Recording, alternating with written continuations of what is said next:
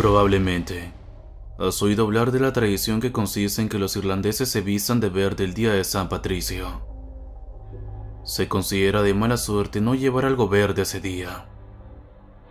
Yo soy totalmente irlandés, y hace un par de años lo olvidé por error.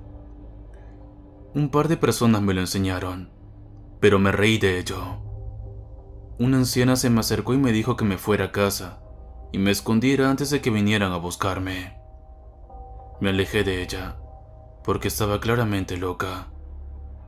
Acabé pasando una gran noche, excepto por el hecho de que la anciana no dejaba de mirarme.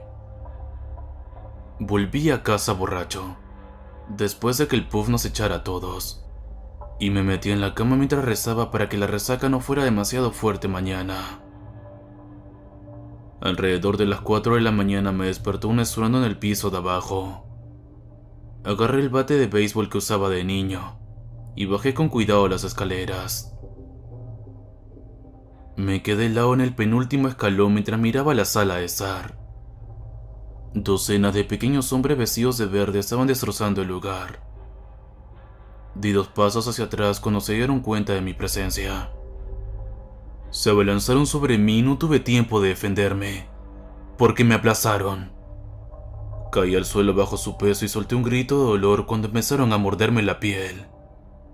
Sus dientes eran increíblemente afilados y me desgarraron la carne con facilidad. Conseguí liberar uno de mis brazos y, con el bate, me quité de encima algunos de ellos. El resto retrocedió y comenzó a rodearme esperando que cometiera un error. De sus bocas goteaba sangre y podía ver el odio puro en sus ojos. Intenté ponerme de pie, pero mi pierna derecha apenas podía sostenerme, debido a todos los mordiscos que había recibido. Empezaba a marearme, ya que probablemente había perdido mucha sangre por culpa de esos pequeños monstruos. Intentaba decidir qué hacer cuando volvieron a acercarse a mí. Habían conseguido armas improvisadas en los alrededores de mi casa, y las estaban utilizando para intentar incapacitarme. Mi pierna derecha cedió, cuando uno de ellos me cortó la parte posterior del talón con un cuchillo. Estaba de rodillas y apenas podía moverme, debido a todas mis heridas. Retrocedieron, y uno de los duendes se adelantó, y me dirigió una mirada de desprecio incontenible. Me miró de arriba a abajo. Se giró hacia uno de sus compañeros, y murmuró algo en un idioma extraño. Su compañero salió corriendo y volvió con un traje verde en la mano. El traje fue arrojado delante de mí. El duende principal no dejaba de señalar el traje y luego a mí, y era evidente que quería que me lo pusiera. Me quité rápidamente lo poco que llevaba puesto y me apresuré a ponérmelo. Casi grité al intentar ponerme el pantalón, ya que un dolor agonizante me recorrió la pierna. Miré dentro del pantalón y vi docenas de cuchillas afiladas escondidas en su interior. Les rogué a los duendes que me dejaran ir, pero no dejaban de señalar el traje.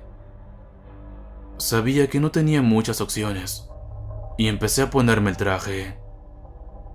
Había cuchillas ocultas en cada prenda, y no podía moverme sin que me atravesara una u otra cuchilla. Sentí que todo mi cuerpo ardía, mientras el traje me agarraba la carne en numerosos lugares.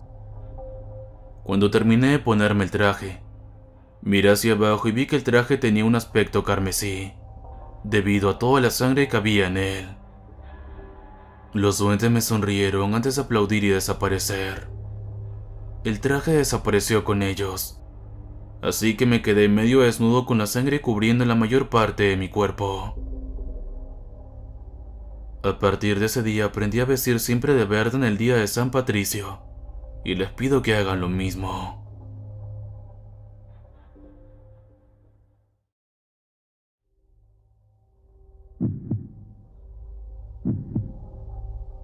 Hace 3 semanas compré lo que parecía ser un auto bonito, algo viejo y en buen estado. Un Volkswagen Sedán escarabajo blanco producido en 1969. Después de hacer una prueba de manejo, Incluso dejé que lo revisara otro taller de reparación. Lo compré. Fue el mejor trato que hice en mi vida. Estaba feliz, muy entusiasmado. A cualquier lugar que pudiera, llevaría mi auto, incluso si tuviera que caminar solo 5 minutos. Después de una semana conduciendo descuidadamente, un oficial de policía me detuvo. Solo un control de rutina, dijo. La licencia de conducir y los documentos del automóvil, por favor. Saqué mi billetera de mis jeans y le entregué mi licencia de conducir. Luego, me incliné hacia la guantera para obtener los documentos del auto. Abrí la guantera y vi que estaba vacía. Pensé, puse los documentos de mi auto allí, pero en ese mismo momento ya no estaba seguro. Le di lástima al oficial de policía y me dejó ir. Fui a casa a buscar los documentos. Fue entonces cuando el auto me dio un primer susto. Rodé sobre un parachoques de la calle y la cobertura sobre mi cabeza cayó. Deslizándome, me detuve y miré el agujero encima de mí. Agarré el trozo de cobertura y justo cuando intentaba volver a colocarlo en su lugar, vislumbré un trozo de papel detrás. Tomé el papel. Mostraba a un joven, de unos 25 años, sonriendo a la cámara mientras descansaba la mano en la luz delantera de este automóvil. Confundido, guardé la foto en mi bolsillo y coloqué la cobertura donde pertenecía. De vuelta en mi casa, examiné las imágenes. No había palabras escritas en la parte de atrás, ni señales de cuándo o dónde fue llevada. Pensando que solo una foto de un propietario de mi automóvil que alguien escondió allí hace algún tiempo, la puse en el cajón de mi escritorio y fui a buscar los documentos de mi automóvil. Al día siguiente, estaba de camino al departamento, que me mostraba los documentos del auto nuevo. Eché un vistazo a la guantera nuevamente, esperando que aún estuviera vacía. Sorprendentemente, encontré un cuaderno allí. Supuse que lo supervisé la última vez, pero ahora lo sé. No estaba allí cuando abrí la guantera por última vez. Cubierta de cuero negro, de aproximadamente media pulgada de grosor. Probablemente una de la marca Moleskine. Decidí echar un vistazo más de cerca después de recibir los documentos y mi automóvil. Cuando regresé, me senté en mi escritorio y lo abrí. Parecía un diario. El título de la primera página decía: Mi primer auto. Empecé a leer. La primera entrada era del 11 de agosto de 1969. El escritor dijo cuándo, dónde y cómo había conseguido su nuevo auto. Simplemente eufórico escribió lo que había planeado con él, a dónde quería ir. Las siguientes entradas eran todas iguales. ¿Dónde había estado con el automóvil? ¿Qué había hecho con él? ¿Cómo lo había limpiado? Etcétera. Hasta la fecha de octubre 5. En este punto, los registros comenzaron a volverse locos. Todavía se escribían en intervalos regulares, pero parecía que el escritor se volvía loco. Las frases se volvieron más raras, simplemente incomprensibles. La última frase, fechada el 22 de noviembre, decía: Me rindo, tómame. Temblando, dejé el cuaderno a un lado y me fui a dormir. Yo soñé. Conducí en mi auto. Aceleró. Traté de presionar los frenos, pero no se movieron. El volante dio vueltas sin que yo hiciera nada. Conduje directamente hacia un acantilado. Presa del pánico, traté de abrir las puertas, pero no se movieron. Justo cuando el auto se dobló por el borde, me desperté, cubierto de sudor. La semana siguiente fue desconcertante. Las cosas empezaron a desaparecer cuando las dejé entrar en el auto. A cambio, aparecieron más fotografías del aparente antiguo propietario. Parecía que el auto tenía vida propia. A veces no arrancaba. Otras veces parecía arrancar incluso antes de que girara la llave. Finalmente decidí ir a un taller de reparaciones para que revisaran ese auto. Pero cada vez que intentaba dar la vuelta a la calle donde se encontraba el taller de reparaciones, el volante parecía bloquearse, por lo que solo podía conducir en línea recta. Ni siquiera podía conducir hacia un punto de venta de automóviles. El auto no me dejaba. A veces no podía salir. Las puertas se cerraban herméticamente. Una vez me desmayé y cuando me desperté, las 4 puertas estaban abiertas y había fotos del antiguo propietario en cada puerta. En cada una de ellas, aparecía dormido en el asiento del conductor del automóvil.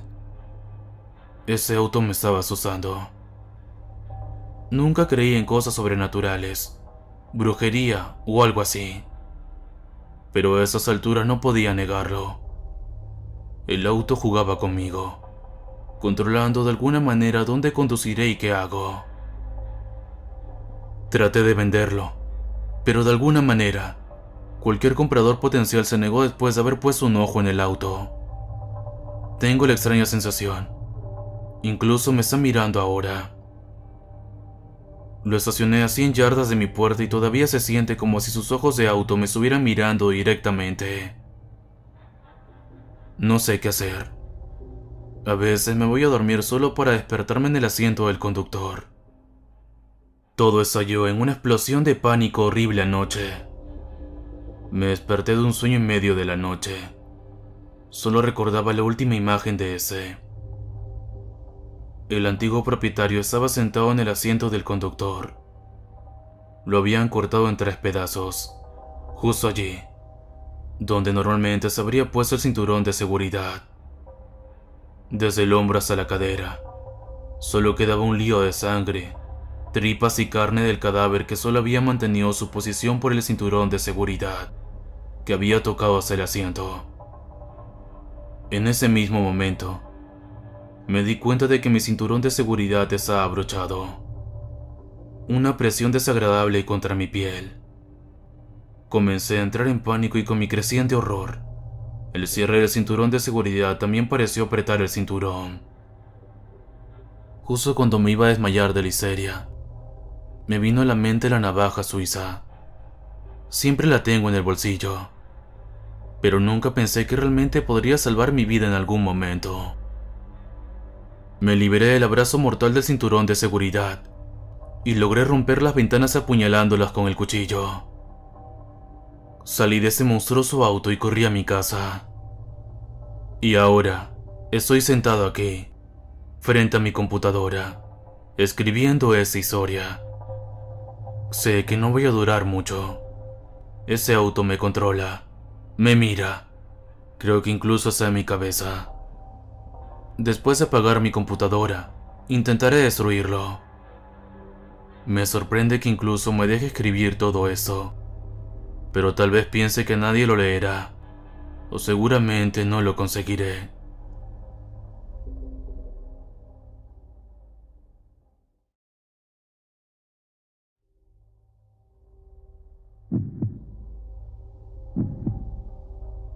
Me han dicho que estoy exagerando, pero tengo un vecino que me hace sentir súper incómoda, supongo.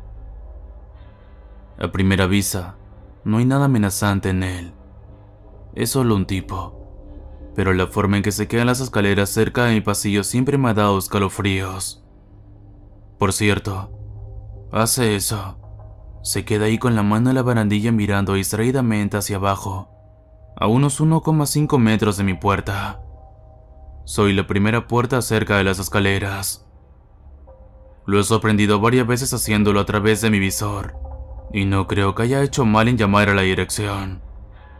Pero no hicieron nada al respecto. Aparte de eso, no hay mucho de este tipo. Solo se queda de pie, mirando, y luego se va después de unos minutos. así que supongo que entiendo por qué nadie se preocupa. Técnicamente no están molestando a nadie. He estado obsesionada con ese tipo desde que me mudé en enero. Lo admito. No me di cuenta de él al principio. No hasta el día que tuve que usar una escalera diferente. La que estaba junto a mi puerta estaba siendo arreglada y pintada, después de que un imbécil atravesara la pared al salir de una fiesta de la fraternidad. Así que ese día tuve que utilizar el lado opuesto del edificio para llegar a mi coche. Una vez que doblé la esquina, lo vi de lejos en lo que sería su lugar habitual. Llevaba un par de zapatos llenos de barro, que estaban arruinando la capa de pintura fresca de las escaleras de abajo, ignorando por completo la señal húmeda que había a su derecha. Llevaba una camiseta hecha trizas y el pelo largo y castaño recogido en una coleta desordenada. No me asusté, no inmediatamente, pero lo haría después de decirle «Hola» al entrar y no obtener respuesta, solo su expresión de ojos muertos apuntando al suelo. Cerré la puerta detrás de mí muy rápido, antes de que mi curiosidad me venciera y me asomara. Seguí allí, todavía con la mirada fija. Desde aquel encuentro, empecé a asomarme todos los días para ver si lo sorprendía con las manos en la masa. Y, efectivamente, lo hice. Sin embargo, los tiempos nunca fueron consistentes. Parecía eventual, pero de alguna manera siempre me llamaba la atención. A veces tenía la sensación de que estaría por ahí como si me estuviera observando, y siempre tenía razón.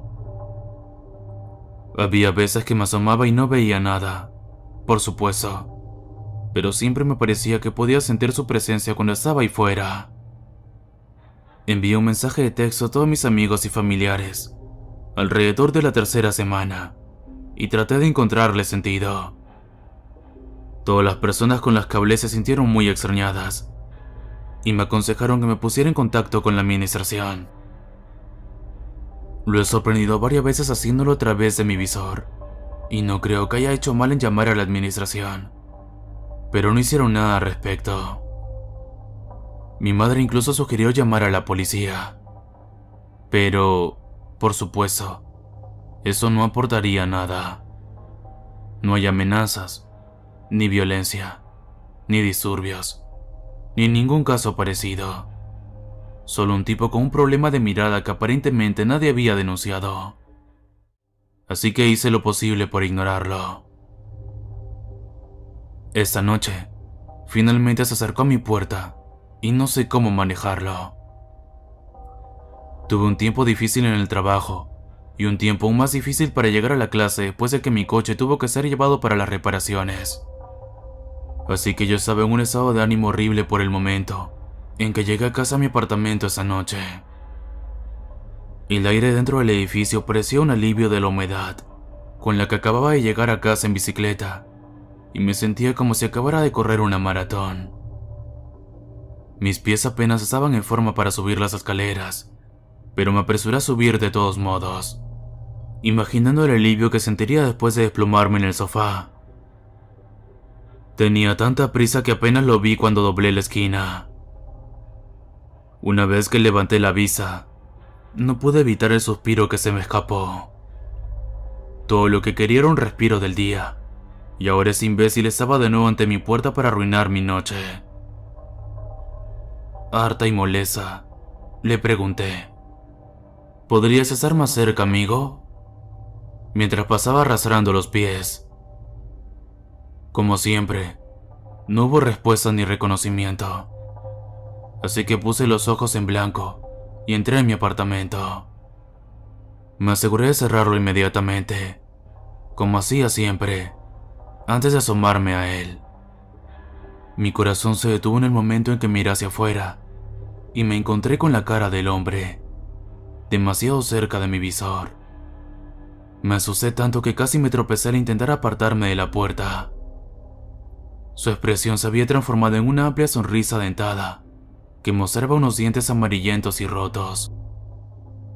Se quedó completamente quieto mientras miraba. En eso estoy ahora.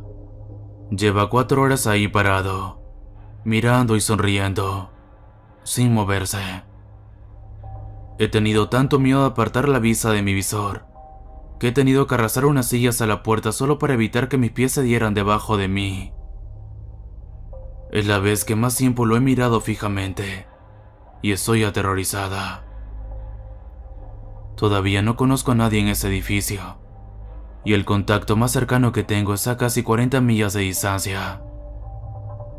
He llamado a la policía en vano. Siguen sin hacer nada, a no ser que me hayan amenazado, y nadie más ha presentado su propia denuncia en mi edificio. No creo que vaya a dormir esta noche ni a trabajar por la mañana. Solo quiero que se acaben las miradas.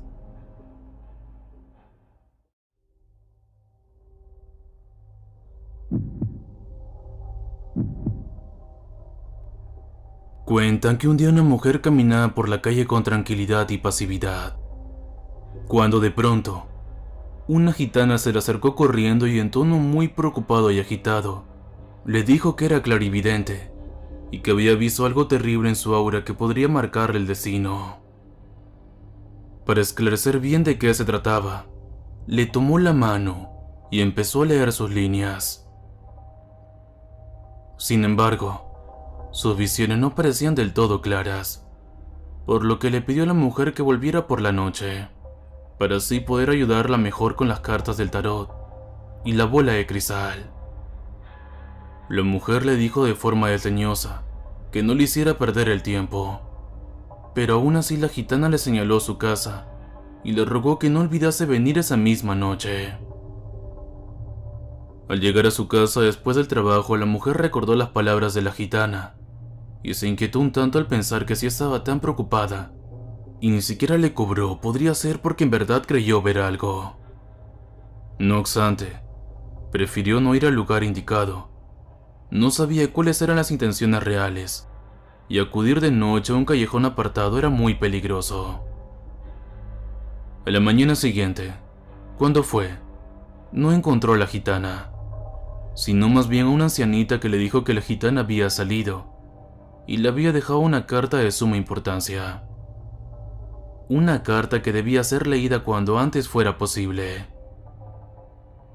Nuevamente la mujer no dio mucha importancia a la gitana y optó por leer la carta cuando estuviese en la comodidad de su hogar. Una manzana antes de llegar a su casa, la mujer tropezó y cayó en mitad de la carretera, justo cuando un camión se venía a toda velocidad. El camión le hizo puré casi toda la mitad superior del cuerpo. Fue algo verdaderamente escalofriante. Cuando la policía llegó al lugar del accidente, un detalle perturbador fue hallado en uno de los bolsillos del pantalón de la mujer. Allí, doblada, había una pequeña carta que decía: Estimada señora, esta carta es para advertirle que el día de mañana no salga usted de su casa para nada, ya que ese día usted morirá atropellada. Ante su ausencia, decidí tirar las cartas del tarot por mi cuenta, ya que realmente estaba preocupada por la mancha que vi en su aura. Espero que cuando lea eso no sea demasiado tarde.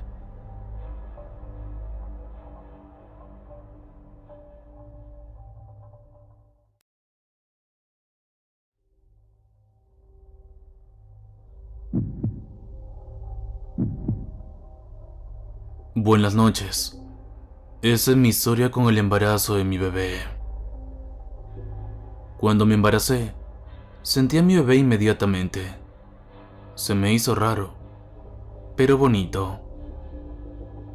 Seguí mi embarazo bien hasta los 3 meses. Comenzando el 4.º mes, comenzaron a suceder cosas extrañas en mi casa.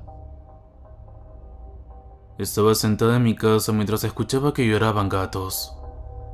Me asomé y no era un gato, eran como 10 gatos afuera de mi patio.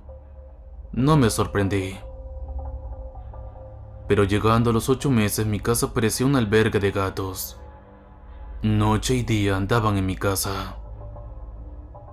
Una vez llegando ya a los 9 meses, era de noche y comenzaron a maullar, a llorar, a arañar todo. Sentía raro, pero como a los 10 minutos se escuchó algo que cayó en mi techo. Los gatos aullaban de miedo. Yo sentía mucho miedo. No sabía qué o quién andaba en mi casa. Me encerré en mi cuarto y escuchaba muchos aullidos, y lo que cayó en mi techo no se movía. Fue una noche horrible. Mi marido llega a veces y a veces no. Los dos somos médicos. Esa noche no llegó. No dormí nada. Cuando salí a tirar mi basura, se me acercó una vecina y me dijo: "Oye, anoche alguien estaba en tu techo y se veía rara la persona, como que traía una capa", pero no le tomé importancia a su comentario. Nació mi nena y ya saben la historia, pero ahora ella dice que la sigue una sombra oscura. No creo en cosas como esas, pero ustedes qué consejo o comentario me pueden dar. Mi madre me aconseja que le ponga pulseras rojas, estampas de santos, limpias, pero no sé.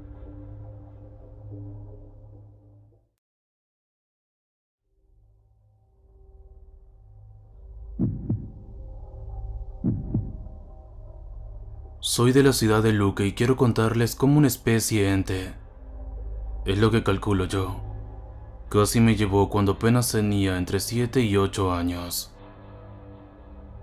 Una noche me levanté de madrugada y salí a tomar agua en el patio de la casa de mi abuela.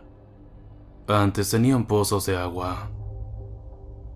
Cuando volteé para entrar de nuevo a la casa, pude divisar en la misma calle un gatito blanco, pero súper blanco, que lloraba muy fuerte. Y yo, como toda niña pequeña en ese entonces, no tuve miedo, así que decidí seguirlo. No me di cuenta de que cada vez que iba a agarrar al pequeño gato, ese corría de mí, y cuando me quedaba quieta, él también se quedaba quieto. Justo cuando ya estábamos llegando cerca de un arroyito, veo que el gatito se queda mirando fijamente, y cuando iba a atraparlo de nuevo me entró un escalofrío terrible, y sentí que algo o alguien me hizo correr. Pero al revés, yo corría, pero no miraba al frente. No sé si me entienden, no sé cómo llegué a mi casa, pero cuando estaba por entrar en el dormitorio, que no tenía puerta, algo o alguien me tiró una fruta de pomelo que me golpeó la cabeza. Mi abuela me pegó mucho al día siguiente cuando se lo conté.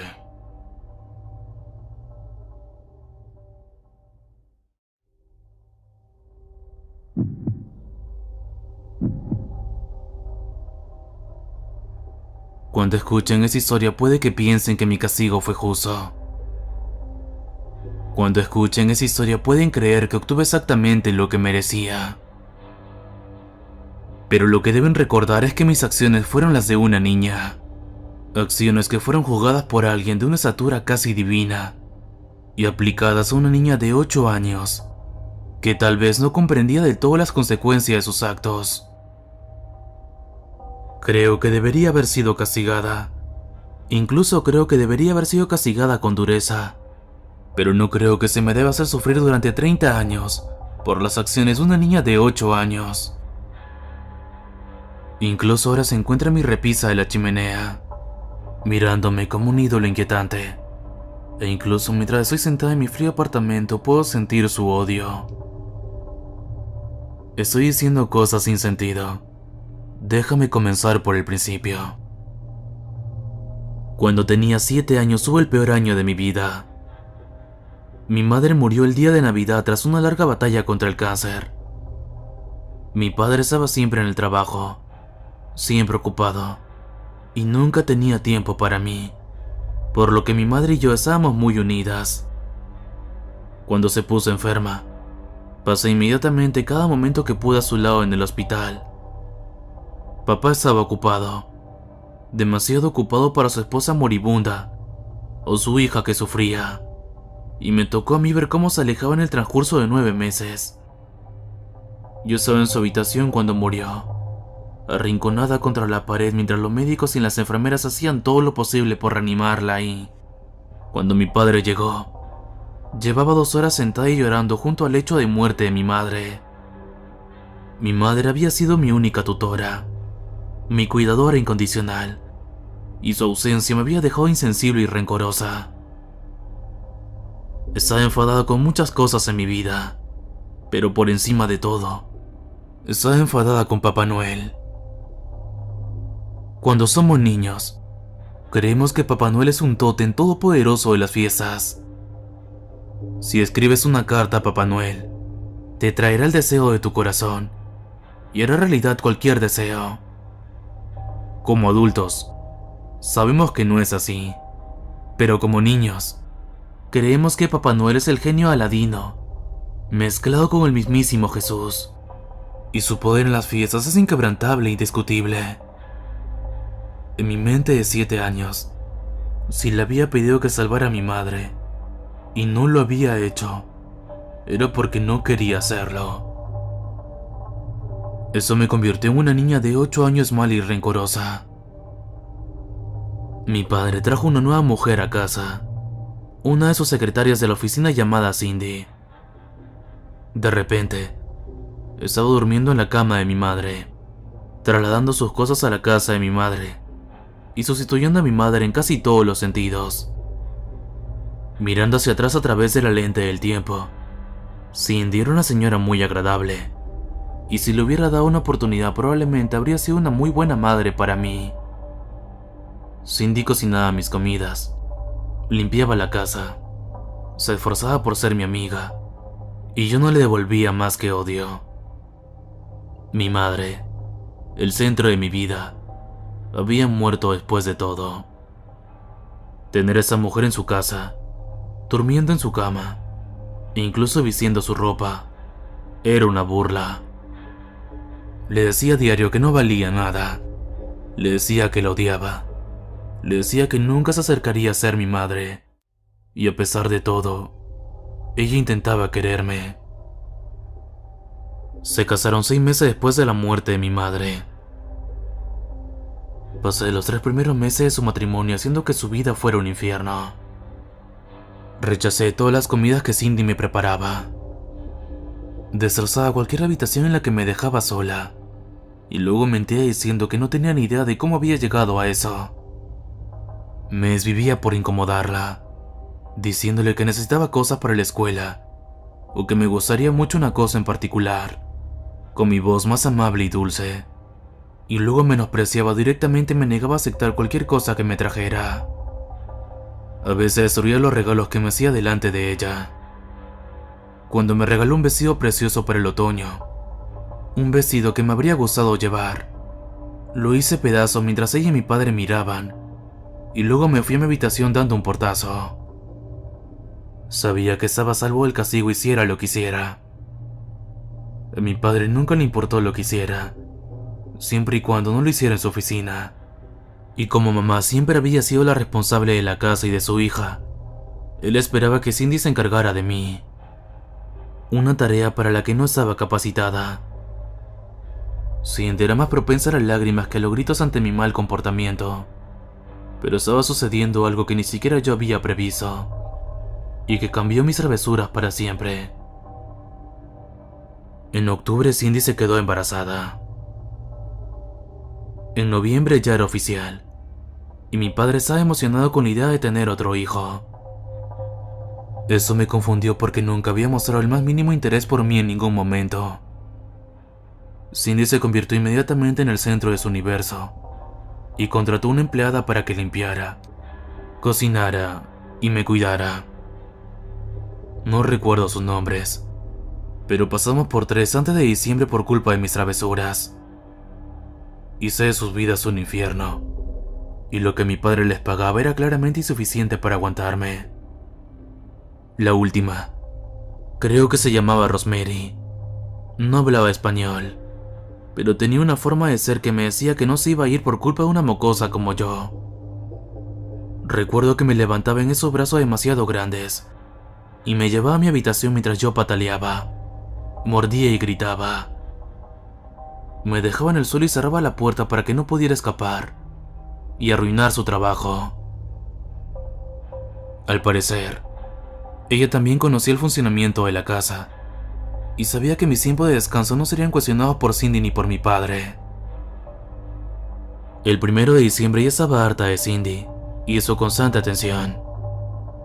El bebé solo hizo que la odiara más, y a medida que la gente seguía llenándola de atenciones, mi odio aumentaba cada vez más. Rosemary había empezado a vigilarme más de cerca a medida que el embarazo de Cindy continuaba, pero no tenía por qué molestarse. No era lo que dice una planificadora, y cuando llegó mi oportunidad casi la perdí. Al recordarlo como adulta, me doy cuenta de lo cruel que fui en ese momento. Cindy no quería otra cosa que un hijo que la amara, algo que yo nunca iba a hacer, y el bebé era su forma de convertir la casa de mi madre en su hogar también. Yo no podía permitir eso. Estaba en lo alto de la escalera jugando con la muñeca cuando Cindy empezó a subir un cesto de ropa sucia. Normalmente ese sería el trabajo de Rosemary, pero la empleada se había resfriado y mi padre le había dado la semana libre para que no enfermara a Cindy. Cindy no debía hacer las tareas. Tenía órdenes de tomárselo con calma y no esforzarse, pero intentaba recoger un poco para que Rosemary no tuviera una carga de trabajo tan grande cuando volviera. Subió las escaleras tambaleándose, con la cesta tapándole la vista, y de repente tuve un plan para que todo eso desapareciera para siempre. Agarré mi auto de ensueño de Barbie y lo coloqué peligrosamente en el último escalón, donde sabía que ella lo pisaría. Era pequeña, pero no crea ni por un segundo que era ingenua. Sabía que una caída por las escaleras probablemente la mataría y, si no lo hacía, probablemente se desharía del bebé para siempre. Estaba a mitad de camino cuando una voz en mi cabeza trató de convencerme de que no lo hiciera. No deberías hacerle daño. No está bien hacer daño a la gente. Mi conciencia siempre me hablaba con la voz de mi madre, pero yo estaba haciendo eso por ella. ¿No podía verlo? ¿Vas a arriesgarte a matarla a ella y a su bebé por algo que hizo tu padre? No me importaba. La odiaba demasiado. Te vas a meter en muchos problemas por hacerlo. Eso me hizo pensar por un momento, pero para entonces ya era demasiado tarde. El zapato de su casa resbaló sobre el auto y la vi caer de espalda por las escaleras con un fuerte grito. La ropa salió volando por todas partes, y mientras caía la vi rodar su vientre con los brazos para protegerlo. Se hizo un ovillo al caer y, cuando llegó al primer escalón, supe que se había roto algo. Se golpeó con 3 escalones más antes de caer en el último escalón. Todavía abrazaba su vientre mientras lloraba, y el cesto de la ropa sucia la cubrió al caer sobre su cabeza y su torso. Allí yacía un charco de ropa y alfombra, y desde mi punto de vista pude ver los primeros y finos hilos de sangre que salían de debajo. La ambulancia llegó a tiempo para salvarla. Papá estaba en la oficina cuando Rosemary lo llamó. Había llegado corriendo unos 5 minutos después de la caída de Cindy, y había llamado a la ambulancia tras asegurarse de que yo estaba bien. Se sentó con Cindy al pie de la escalera, acunando su cabeza y hablándole en ese inglés demasiado rápido que siempre utilizaba cuando estaban los dos solos. Yo me senté en lo alto de la escalera, inspeccionando mi trabajo manual, pero Rosemary no me dejó bajar el par de veces que lo intenté. Rosemary nunca se engañó sobre lo que había sucedido, y siempre me miró con conocimiento de causa las pocas veces que tuvimos motivos para estar juntas. Papá se adelantó a la ambulancia de vuelta a casa, pero por poco. Subí a la ambulancia con Cindy, agradeciendo a Rosemary por haber venido tan repentinamente, y me dejó con la ama de llaves mientras él iba a ver a su nueva esposa y a su nuevo hijo. Rosemary empezó a cenar y yo jugué en mi habitación y... Un rato después, mi padre llegó a casa. Nos llamó a las 2 al salón, dándole a Rosemary el honor de unirse a las noticias, y nos puso al corriente de lo de Cindy y el bebé. Nos dijo que Cindy iba a quedarse en el hospital durante un tiempo. Se había roto varios huesos, se había raspado bastante la espalda, y posiblemente se había lesionado la columna vertebral. Los médicos no estaban seguros de la gravedad de sus heridas, pero sí dijeron que había perdido al bebé. Rosemary lloró un poco, pero yo no. Había querido que eso sucediera, pero ahora que había sucedido, lo único que sentía era adormecimiento. Había matado algo, no un bicho ni nada, sino una persona real, y ya no estaba segura de cómo me sentía al respecto. Me fui antes de que terminara de hablar, pero no pareció importarle. Qué rápido cambiarían las cosas. Papá fue al hospital a primera hora de la mañana siguiente. Iba a salir por la puerta cuando le recordé que había prometido llevarme a ver a Papá Noel. Era una promesa que había hecho hacía días. Una promesa que yo creía que había olvidado. Pero cuando se lo recordé le puse la suficiente insistencia para que pareciera que era algo que había estado esperando. Sabía que no había ningún Papá Noel, por supuesto. En aquel entonces quería saber mucho, pero sabía que el centro comercial estaría repleto, y eso le obligaría a pasar tiempo conmigo. Al fin y al cabo, supongo que lo único que quería era que mi padre me demostrara que le importaba. Le pidió a Rosemary que me llevara en su lugar, y luego se fue a ver a Cindy al hospital. Nos dirigimos al centro comercial en el auto de la empresa mientras un silencio palpable nos rodeaba. ¿Qué le vas a pedir a Papá Noel?, preguntó ella, conversando. No hay ningún Papá Noel, tonta. Soy demasiado mayor para creer en esas cosas. Se quedó callada unos segundos antes de casi susurrar. Estás muy equivocada. ¿Qué?, pregunté, sorprendida de mi enfado. Ningún adulto me había contradicho, ni siquiera mi madre, y que me contradijera la empleada era simplemente impensable. He dicho que te equivocas. Que no creas en algo no significa que no sea así. No importa si crees o no en una cosa, solo si ella cree o no en ti. Habló sin rodeos con su marcado acento inglés. Me di la vuelta, ignorándola y haciendo como si no existiera. Era una niña mimada. Una niña traviesa que necesitaba una lección sobre cómo funcionaba el mundo. No lo sabía entonces, pero esa lección empezaría más pronto que tarde. Esa lección sería la única que valdría la pena aprender. Esperamos en la cola durante 1 hora y media. Rosemary me había acompañado hasta el centro del centro comercial repleto de gente, con compradores moviéndose de un lado a otro, y familias riendo mientras iban de tienda en tienda. Todo ello mientras la música navideña sonaba de fondo.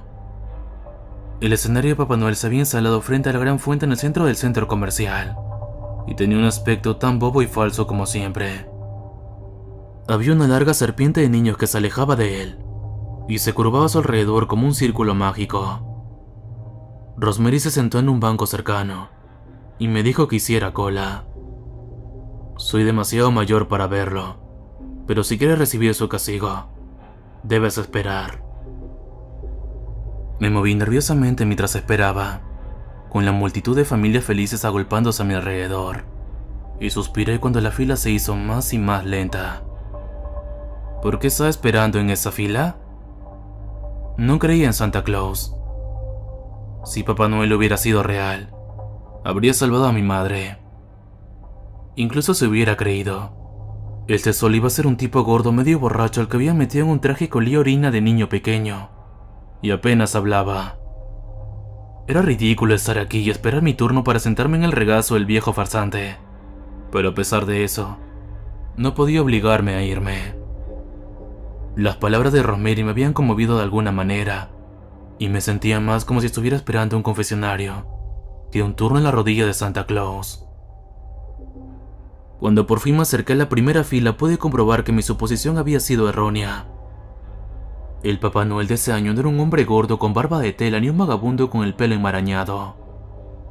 Iba vestido de rojo y su traje parecía casero y no comprado en una tienda. Su barba era una suave masa de pelo blanco, y en su pequeña y redonda nariz había un par de pequeñas gafas. Sus botas parecían viejas y maltrechas. Su cara era un mosaico de líneas de expresión y prácticamente resumaba alegría y espíritu navideño. Los elfos, adolescentes normalmente vestidos con batas verdes y zapatos puntiagudos, habían sido sustituidos por personitas de verdad, y sus trajes eran perfectos hasta el último detalle, desde sus zapatos puntiagudos hasta sus orejas puntiagudas. Todo el equipo formaba una escena alegre y feliz, y no había ningún niño asustado o inseguro ante el risueño desconocido. Sin embargo, cuando llegó mi turno, el ambiente pareció cambiar. El elfo que vino a buscarme echó una mirada a mi cara y casi se burló. Su cara alegre y risueña se convirtió en algo casi despectivo, y cuando me llevó hasta el alegre anciano, me clavó los ojos risueños y me saludó con la voz sonora, pero su rostro cambió como lo había hecho el del elfo. No estaba enfadado. No vi ira en su rostro, pero se volvió casi triste, decepcionado. Me dejó subir a su regazo y me rodeó el olor de las viejas cenizas, del pan de jengibre, de un olor a animales del bosque y de la nieve recién caída, pero sus ojos seguían siendo los de un padre decepcionado. Era como si se avergonzara de verme en mi estado actual. Hola, Abigail. ¿Cómo sabes mi nombre? Me sobresalté por un momento. Él esbozó esa sonrisa ligeramente preocupada y respondió: porque soy Papá Noel. Mi trabajo es conocer a todos los niños. Por supuesto, dije, suspirando un poco. Si ese tipo quería hacer su papel, entonces le seguiría el juego, supongo. Bueno, entonces, probablemente ya sabes lo que quiero para Navidad. Sí, lo sé, pero sé que este año solo vas a recibir una cosa por Navidad. Me reí. No pude evitarlo. Estaba tan lleno de estupideces. Mi árbol en casa estaba amontonado de regalos, y sabía lo suficiente como para saber que todo lo que le había pedido a Papá Noel estaba allí. Ese hombre no me conocía, después de todo. Si quería algo, lo tenía. Y eso era todo. Me pregunté brevemente si Rosemary le había dicho que me asusara un poco. Me puso un pequeño paquete en la mano. Tengo un regalo para ti. Algo muy especial. Es algo que solo damos a ciertos niños. Era una pequeña caja roja en un sencillo lazo en la parte superior. Era del tamaño de una pequeña caja de anillos, y cuando la toqué, pude sentir una pequeña carga eléctrica que me recorría. Estuve a punto de dejarla caer, pero conseguí sujetarla mientras la sorpresa se convertía en malestar. Un regalo simbólico sin significado real de un Santa Claus de centro comercial sin poder real. Sí, seguro que es maravilloso y único, y que no veré una docena de ellos en el aparcamiento a la salida. Dije mientras saltaba de su regazo. ¡Feliz Navidad, Santa! Dije mientras caminaba hacia la salida. Feliz Navidad, Abigail, dijo él, casi demasiado bajo para que yo lo oyera, y luego estaba saludando al siguiente niño, y yo me fui. Ese día no abrí la caja. Me olvidé de ella hasta la víspera de Navidad y, aunque debí de verla bajo el árbol, no recordé haberla sacado del coche. Rosemary se mantuvo en silencio durante el viaje de vuelta a casa, pero no dejaba de echar miradas a mi regalo y de apartar la vista rápidamente antes de pensar que me había dado cuenta. Probablemente esperaba que yo la abriera y viera lo que me había regalado Papá Noel, pero no me importaba lo que era. No dejaba de pensar en toda la experiencia y no podía evitar sentirme desconcertada. Al fin y al cabo, Solo había sido un Papá Noel de centro comercial, pero algo en él me había parecido más que eso. Casi me había parecido real. Los días fueron pasando. Papá pasaba cada vez más tiempo en el hospital con Lizzie, algo que nunca había hecho con mamá, y Rosemary y yo pasábamos cada vez más tiempo juntas en casa. No nos hicimos amigas de repente ni nada parecido, pero muchas tardes las pasábamos yo en el sofá viendo la tele, y ella en la cocina cocinando, o limpiando la casa y cantando para sí misma. Era una mujer paciente, y después de unos días de hacerle la vida imposible, dejé de hacerlo por completo. Me sentaba desganada en el sofá, o me tumbaba en la cama a leer, y ahora casi parecía que estaba esperando que pasara algo. En la víspera de Navidad algo sucedió. Rosemary se quedó a pasar la noche.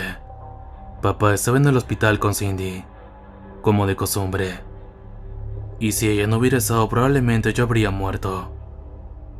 El informe del jefe de bomberos dice que a la 1:35 la toma de corriente enchufada al árbol hizo cortocircuito y prendió fuego a la gran montaña de regalos que había debajo del árbol. Rosemary estaba durmiendo en el dormitorio de invitados cuando comenzó el fuego, y al oler el humo me despertó, y las dos salimos de la casa mientras la sala ardía. Llamamos al 911 desde la casa de un vecino, pero cuando llegaron los camiones de bomberos, ya era demasiado tarde. Rosemary y yo vimos cómo se incendiaba la casa, cómo se derrumbaba sobre sí misma, y vimos en silencio cómo se consumía todo lo que había conocido. Esa noche lo perdí todo. Toda mi ropa, todas las fotos que tenía de mi madre, todos los vestidos que me había hecho, todas las tarjetas que me había escrito, y todos los libros que me había leído mientras me dormía. Todo ello era ceniza en el viento de diciembre, y cuando mi Rosemary me envolvió en un abrazo no me sentí capaz de devolverlo. Estuve en estado de shock durante bastante tiempo, y cuando me llevaron al hospital mi padre finalmente vino a verme. No se quedó mucho tiempo una vez que los médicos le dijeron que estaba sana y salva, lo que nos dejó a Rosemary y a mí a solas en la sala de urgencias. La policía y los bomberos vinieron entonces a hablar conmigo. El incendio se consideró un accidente, y todo lo que había en la casa era una pérdida total. Estas no fueron las palabras que utilizaron conmigo, por supuesto. Se mostraron comprensivos y me dijeron que las organizaciones benéficas locales estaban recogiendo ropa, comida y juguetes para mi familia en esos momentos de necesidad. Uno de los bomberos también me dijo, con una sonrisa, que no todo se había perdido en el incendio. Metió la mano en su abrigo y me entregó un pequeño paquete que llevaba casi una semana bajo mi árbol. El pequeño paquete rojo con el sencillo lazo que el Papá Noel del centro comercial había puesto en mis manos. Sostuve la caja durante un rato. Estaba completamente intacta por el fuego. Ni siquiera la cinta brillante con la que se hacía el lazo se había dañado. Pero cuando la miré ya sabía que no era un regalo normal. Rosemary me miraba mientras la sostenía, y parecía saber también lo que encontraría al abrir la caja. Será mejor que la abras, niña. Retrasarlo no servirá de nada. Dentro de la caja había un solo trozo de carbón. Lo he probado varias veces a lo largo de los años. Es un trozo de carbón puro, sin refinar y sin producir, hecho con lo que ahora creo que debe ser magia pura. No dejó ninguna mancha dentro de la caja, no dejó ningún residuo en mis manos, y a lo largo de los años comprobé que era indestructible. Fue lo único que recibí aquella Navidad y, para ser sincera, fue suficiente. Mi vida nunca volvió a ser la misma después de ese día. Cindy llegó a nuestra nueva casa el 10 de enero. No era tan grande como nuestra antigua casa, ni siquiera cerca, pero era nuestra. La estancia de papá en el hospital había hecho que su negocio se resintiera, y también sus finanzas. La estancia médica de Cindy le estaba costando una fortuna, y por eso tuvo que volver a casa. Mis gastos médicos le estaban costando bastante, y yo tampoco había permanecido mucho tiempo en el hospital. Rosemary seguía cocinando y limpiando, pero papá parecía estar siempre a punto de despedirla. No quería. Sentía que ella había cambiado a su hija de alguna manera, pero simplemente no teníamos el dinero para pagarle. Sin embargo, Cindy necesitaba a Rosemary. Cindy seguía casi catatónica, incluso después de semanas en el hospital. Algo se había roto en ella después de perder al bebé, y ahora no hacía más que mirar a la pared o ensuciarse. Tomaba la comida si se la daban, y bebía agua si se le echaban a la boca, pero no se movía ni hablaba. Rosemary le cantaba a menudo, algo suave en inglés, mientras la peinaba o la bañaba, y a Cindy parecía gozarle que Rosemary estuviera allí. Sin embargo, no importaba. Rosemary también tenía facturas y, en última instancia, necesitaba un trabajo tanto como cualquiera. 2 semanas después de que Cindy volviera a casa, papá tuvo que dejar marchar a Rosemary. La recibí en la puerta y le rogué que se quedara. Había llegado a gustarme en el tiempo posterior al incendio. Habíamos llegado a un punto casi amistoso. Mi rabia y mi ira parecían no tener sentido ahora, y no quería que se fuera. A menudo era la única persona de la casa que me parecía real, viva, y sin ella, la casa parecía muy vacía. Se inclinó sobre su vieja rodilla y me favoreció con una sonrisa. Sé que las cosas parecen difíciles ahora, pero debes ser fuerte, querida. No tienes idea de cuánto empeorarán las cosas. ¿Cómo lo sabes?, susurré, y no había ira en mis palabras, solo la curiosidad aterrorizada de una niña. Cerró los ojos. Cuando era niña, tenía una hermana menor llamada María. Era muy guapa y todo el mundo la quería. Yo tenía un aspecto muy sencillo, muy común, y me enfadaba que mi hermana pequeña recibiera mucha más atención que yo. Así que un día la empujé a un pozo de nuestra propiedad. Se ahogó en ese pozo. Se ahogó mientras yo me quedaba mirando, y cuando la encontraron me preguntaron qué sabía. Le dije a mi padre que no sabía nada, y que se creía que había sido un accidente. Aquella Navidad recibí mi propia caja roja y metió la mano en su delantal y sacó una gran roca negra igual que la que tenía arriba en mi habitación. Recibí mi castigo de él. Mi padre se ganaba la vida con su granja y su rancho, y al año siguiente vi cómo sus vacas morían de enfermedad, cómo una inundación mataba a mi madre y a mis hermanos, cómo sus cosechas disminuían y cómo su dinero se secaba. Al final de su vida, era un jornalero de un ranchero que había sido su mayor rival, y después de que un caballo lo tirara y lo matara, me fui a América sin más que la ropa que llevaba puesta. Ahora, en mi vejez, hago lo que puedo para reparar los pecados de mi juventud. Tú debes hacer lo mismo. No volví a verla después de aquello, pero había tenido razón. Mi padre no pudo dar un giro a su negocio, y se vio obligado a vender sus bienes. Sin nadie que se ocupara de ella, me vi obligada a ser la cuidadora de Cindy, y me esforcé por utilizarlo como una oportunidad para enmendar lo que había hecho. Mi padre se hundió en la depresión y empezó a beber.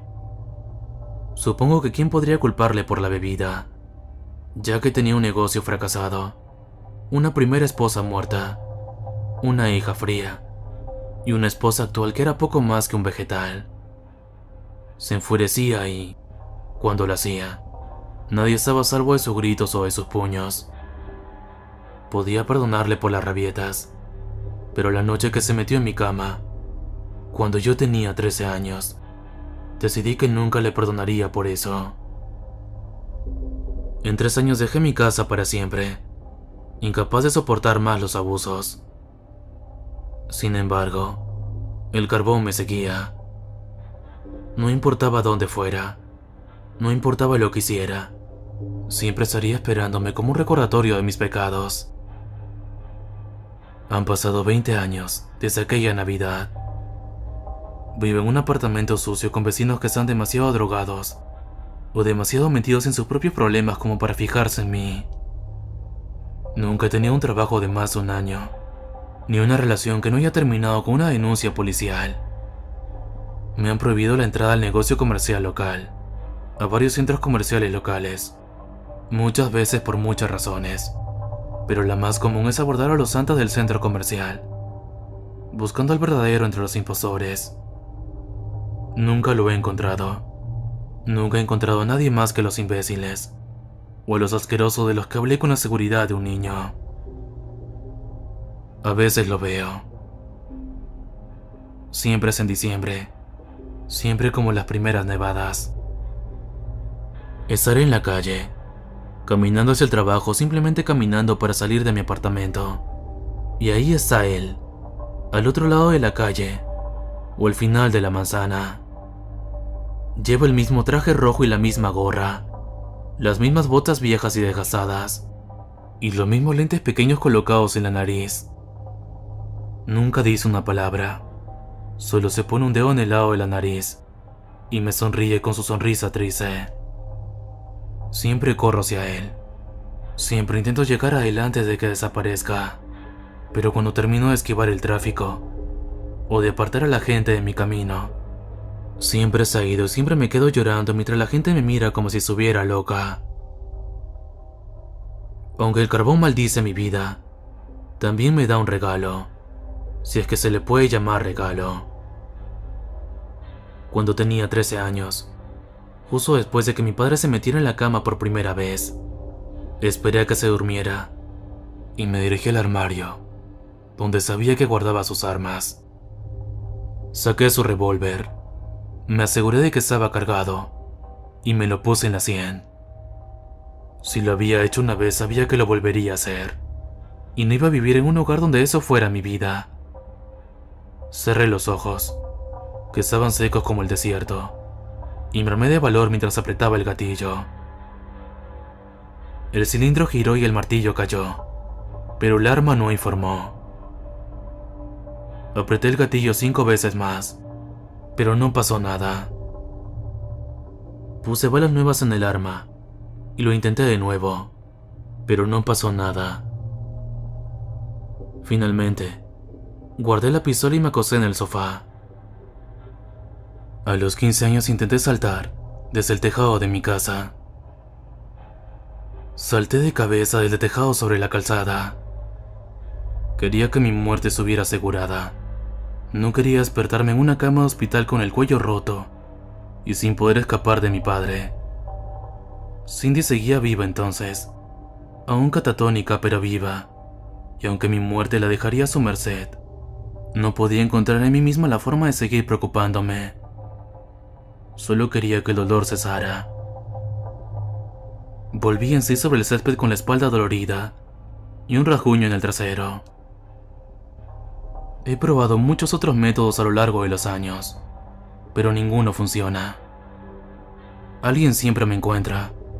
Algo siempre falla. La ambulancia siempre llega a tiempo, y mi vida siempre se salva.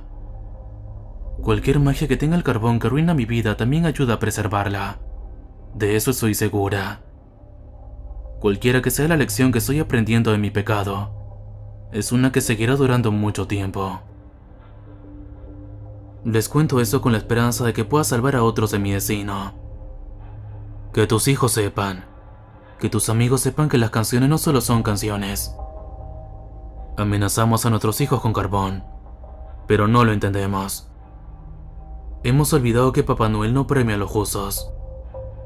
Cantamos canciones sobre cómo te ve cuando duermes y sabe cuando estás despierto, pero hemos olvidado que esas cosas son un hecho.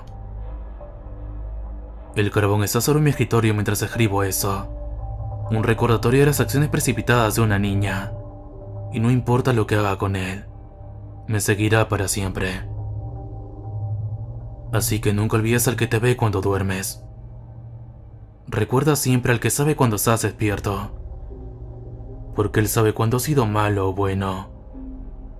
Así que sé bueno por amor a la bondad. Como el carbón arde, como el carbón da calor, Así también el calor destruye. El carbón puede sostener un fuego, y el fuego puede ser una herramienta de destrucción. Así como actúas apresuradamente, también lo hace el fuego, y nunca dudes de que su fuego arrasará con todo lo que aprecias. Así que cuando te acuestes a dormir, reza solo por las alegrías de Navidad. Reza por la paz y la buena voluntad hacia los hombres. Y reza para que nunca sienta los bordes dentados del carbón en tu calcetín.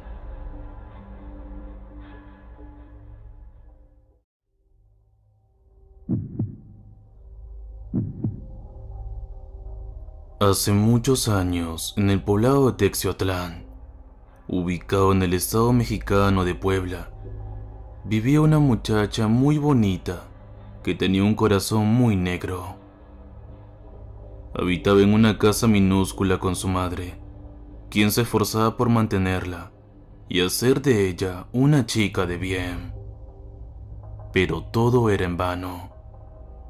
La joven se ponía muy malcriada y se vivía todo el tiempo insultándola, robándole y escapándose por ahí.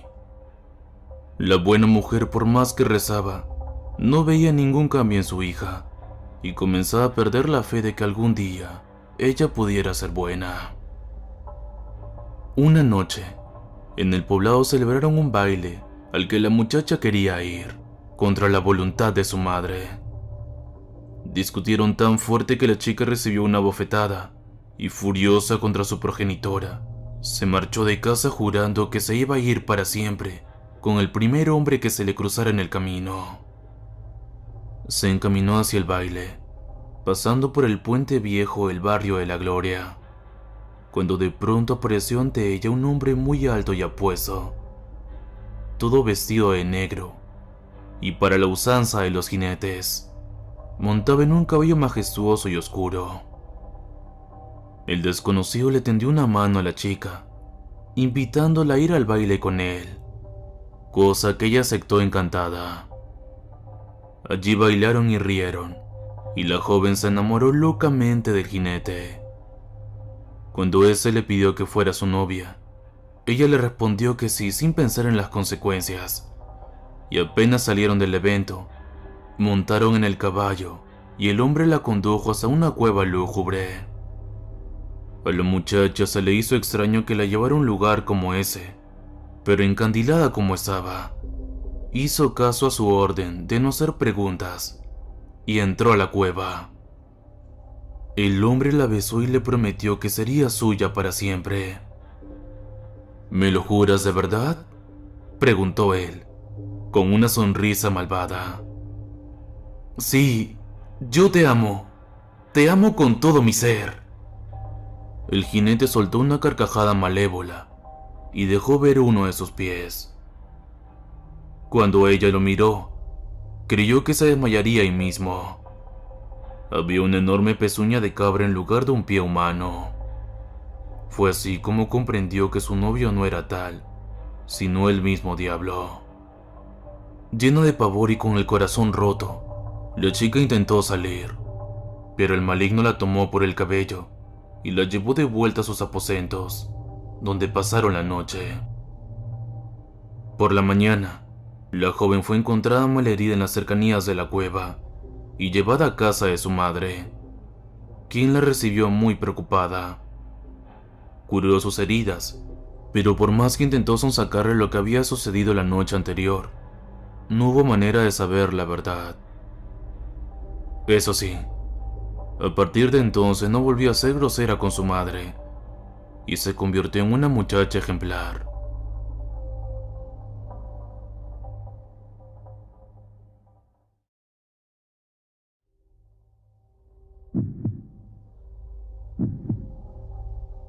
Hace unos años, en un campamento, hubo un grupo de jóvenes que, durante una excursión, se perdieron. Tras varias horas perdidos, encontraron a un hombre solitario. Llevaba un hacha a la espalda y no les daba buena espina, pero desesperados, le preguntaron cómo se llegaba al pueblo. A pesar de la primera impresión, el hombre resultó ser súper amable. Les dijo que se llamaba Gabriel y los acompañó hasta el pueblo, donde se despidió. Pero antes, se hizo una foto junto a los jóvenes. El grupo de jóvenes contó en el pueblo que el hombre que los había llevado hasta allí se llamaba Gabriel, pero los vecinos de la localidad dijeron que aquello era imposible. El único Gabriel que había vivido en el pueblo falleció hace más de 100 años y murió de una forma horrible.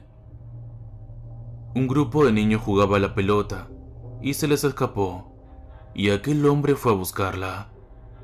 Llevaba un hacha en la mano y tuvo la mala suerte de tropezar y cortarse su propia pierna. Murió desangrado. Los jóvenes escucharon incrédulos y pensaron que, a pesar de las coincidencias del nombre y de que aquel señor también llevaba un hacha, era imposible que se tratara de la misma persona. Sin embargo, cuando revelaron aquella foto que se habían hecho al llegar al pueblo, se percataron de que algo los hizo cambiar de parecer. Gabriel había desaparecido de la fotografía.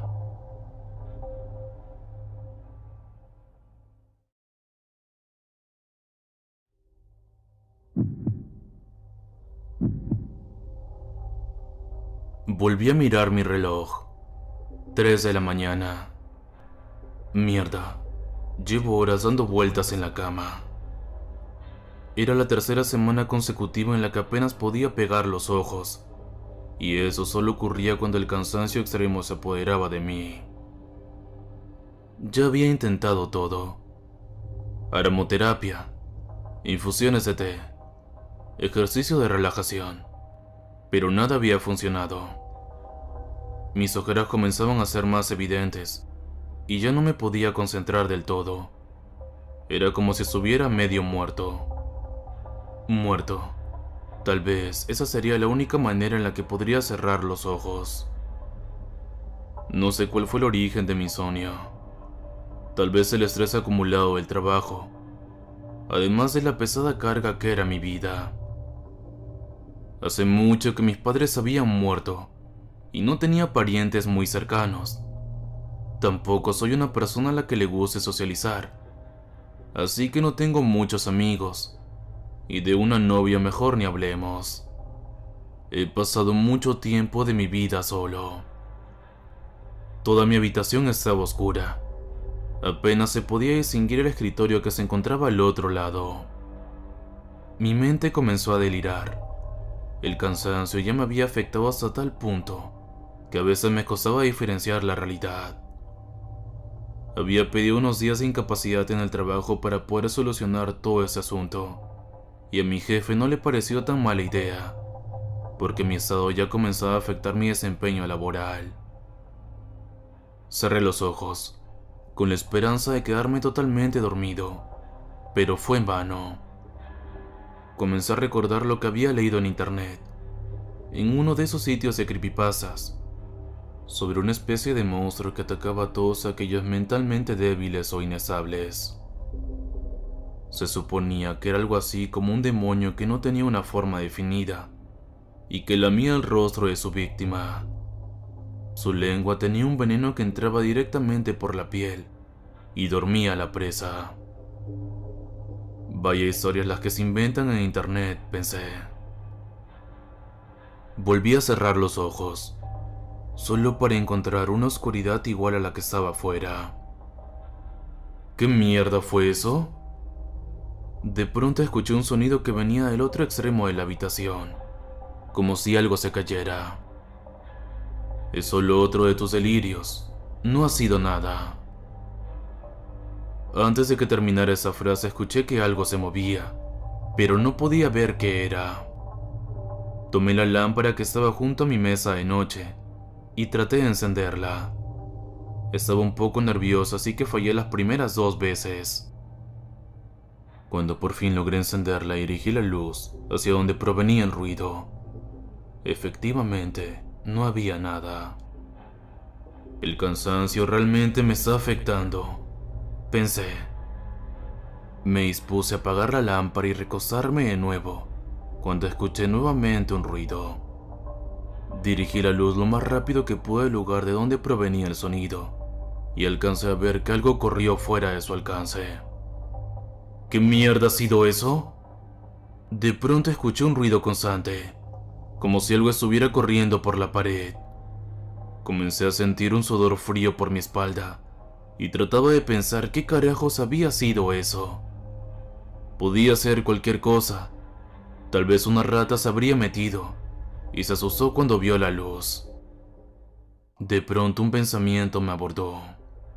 Podría ser el demonio del que leí. Me sorprendí a mí mismo pensando eso. No seas estúpido, me dije. Solo son cuentos de niños. Traté de reír, pero aún así seguía un poco asustado, así que solo pude esbozar una ligera sonrisa. Ya comenzaba a acosarme de nuevo, con mi lámpara aún en la mano, cuando sentí que algo estaba en mi rostro. Se sentía frío y un poco húmedo. No me dio tiempo de ver qué era, porque un sueño bastante repentino se apoderó de mí. Sentí como caí sobre un costado y mis ojos comenzaron a cerrarse. Traté de apuntar mi lámpara con las fuerzas que me quedaban, y pude ver una silueta negra, como una sombra, que estaba parada junto a mi cama. Tenía una forma un tanto humana. Era bastante larga y ni siquiera se le veían los ojos. Lo que, si noté bien, fue esa gran boca llena de afilados colmillos que se abrían cada vez más, como una especie de sonrisa a medida que mis ojos se iban cerrando. Bueno, por lo menos ahora podré dormir.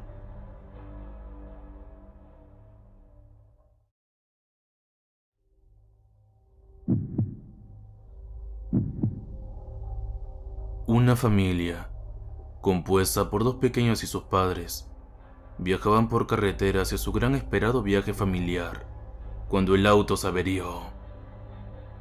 Los padres salieron a buscar ayuda y, para que los niños no se aburrieran, los dejaron con la radio encendida. Cayó la noche y los padres seguían sin volver cuando los pequeños escucharon una inquietante noticia en la radio. Un asesino muy peligroso se había escapado a un centro penitenciario cercano al lugar a donde se dirigían, y pedían que se extremaran las precauciones. Las horas pasaban y los padres de los niños no regresaban. De pronto, empezaron a escuchar golpes sobre sus cabezas. Poc, poc, poc. Los golpes, que parecían provenir de algo que golpeaba la parte de arriba del auto, eran cada vez más rápidos y más fuertes. Poc, poc, poc. Los niños, aterrados, no pudieron resistir más y abrieron la puerta y huyeron a toda prisa. Solo el mayor de los niños se atrevió a girar la cabeza para mirar qué provocaba los golpes. No debería haberlo hecho. Sobre el auto había un hombre de gran tamaño, que golpeaba la parte superior del vehículo con algo que tenía en las manos. Eran las cabezas de sus padres.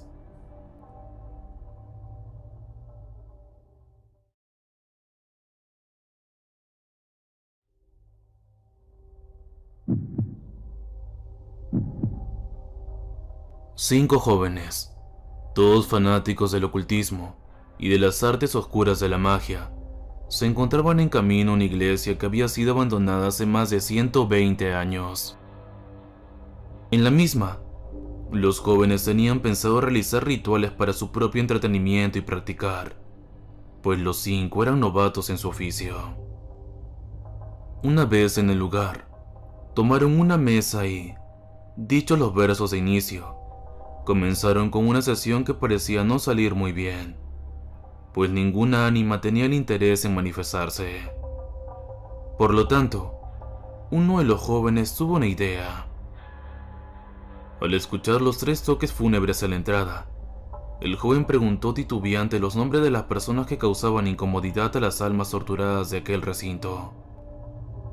En eso, las sillas de 2 de los jóvenes se dieron al mismo tiempo, solo para dar a entender que ellos eran los destinados a irse. Con esmero y terror, los jóvenes salieron disparados por la puerta. Corrieron hasta que la iglesia se volvió diminuta en la distancia, pero cuando estaban a punto de tranquilizarse, escucharon el estruendo de la iglesia derrumbándose a sus espaldas.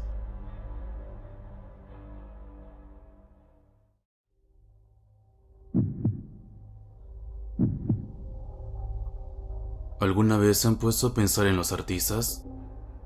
No necesariamente en los dibujantes, escultores, compositores o cantantes, sino más bien en los escritores.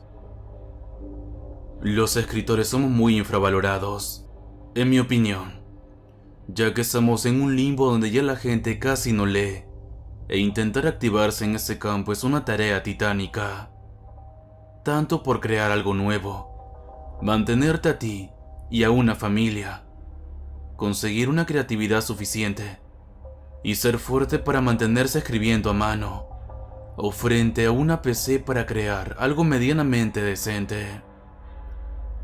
Es lo que pienso que nos pasa, pero ¿por qué me meto en cosas que no tienen que ver con la historia? El caso es que todos conocemos algo llamado cuarta pared. Es una línea imaginaria que nos separa a nosotros del mundo de la ficción, sea en literatura, películas u obras de teatro. Una pared que hace que los personajes y situaciones de ese mundo ficticio no pasen ni interactúen en el nuestro. Pues esa barrera no está del todo en nuestro control. Y realmente, las cosas que uno crea te pueden hacer aprender cosas de la vida. Los pongo en contexto. Yo crecí desde pequeño en una vida difícil. Mis padres me maltrataban y, gracias a unos amigos que conocí por redes, pude escapar y crecer junto a 2 amigos y una esposa que amaba con todo mi corazón. Como se habrán dado cuenta, mi pasión era escribir.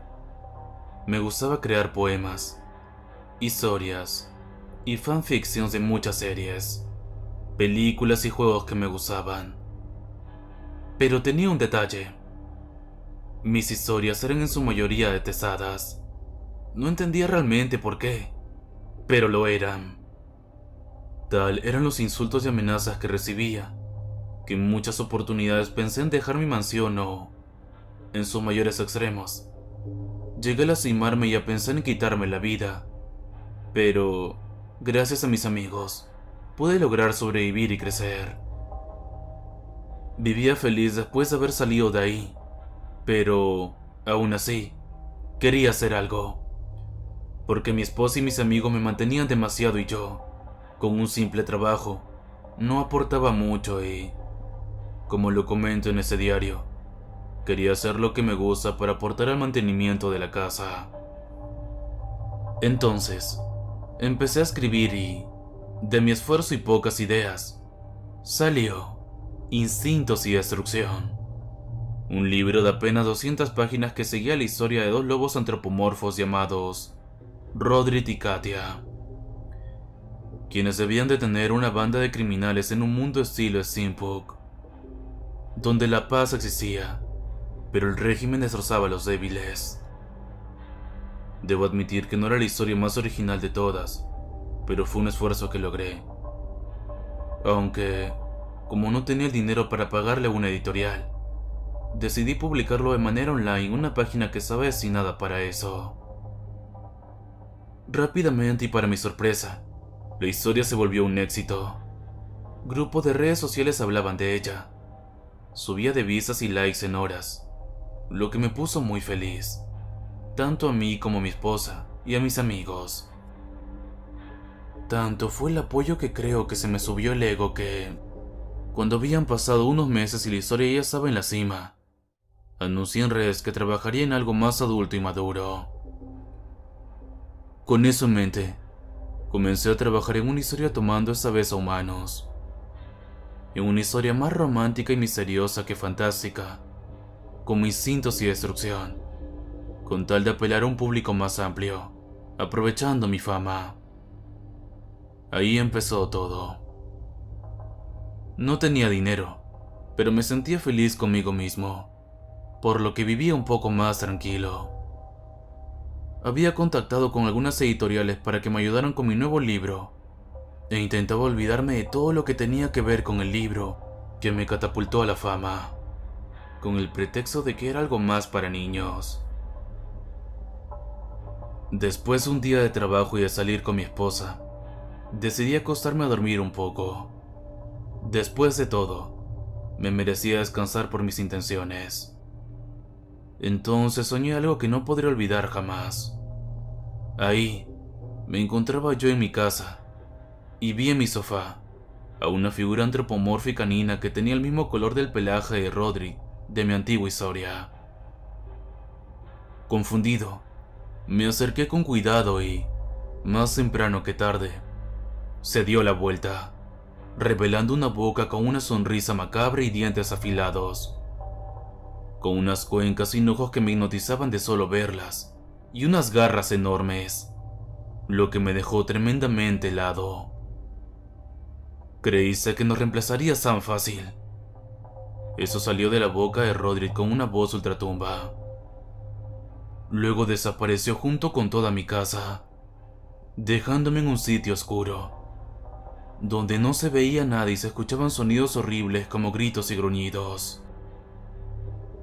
Me quedé confundido y algo aterrado, pero detrás de mí comencé a sentir una respiración, a lo que me volteé y vi una loba antropomorfa igual a Katia, con los mismos rasgos aterradores de Roderick, quien me atravesó el pecho con sus garras, sintiendo yo un enorme pesar en la vida real.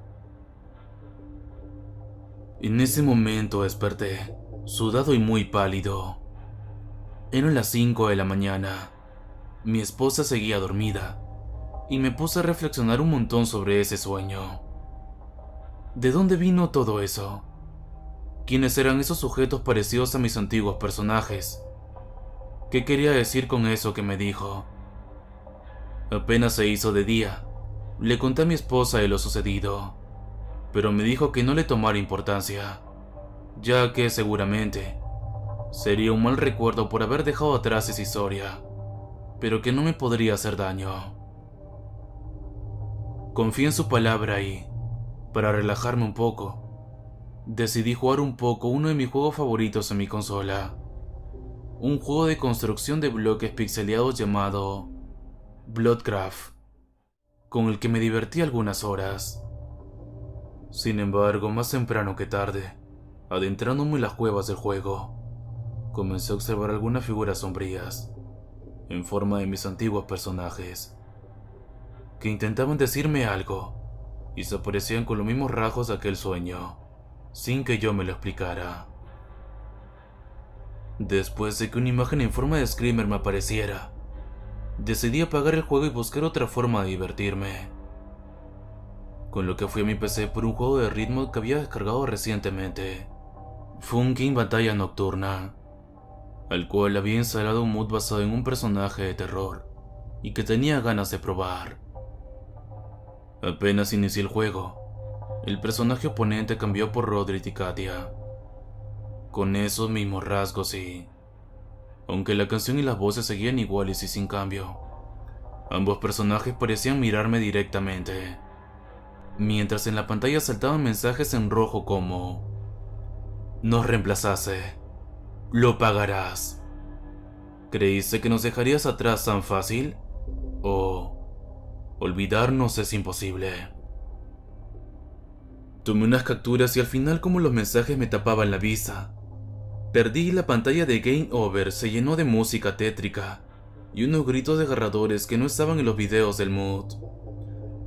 Perturbado a más no poder, decidí apagar la computadora e irme a comprar algo de comer, mientras esperaba a mi esposa.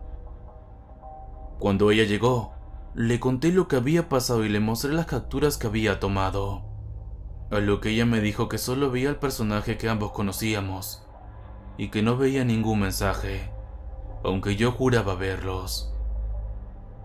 Al final me dijo que, si me sentía algo mal, tomar unas pastillas para el dolor, antes de ir a darse un baño.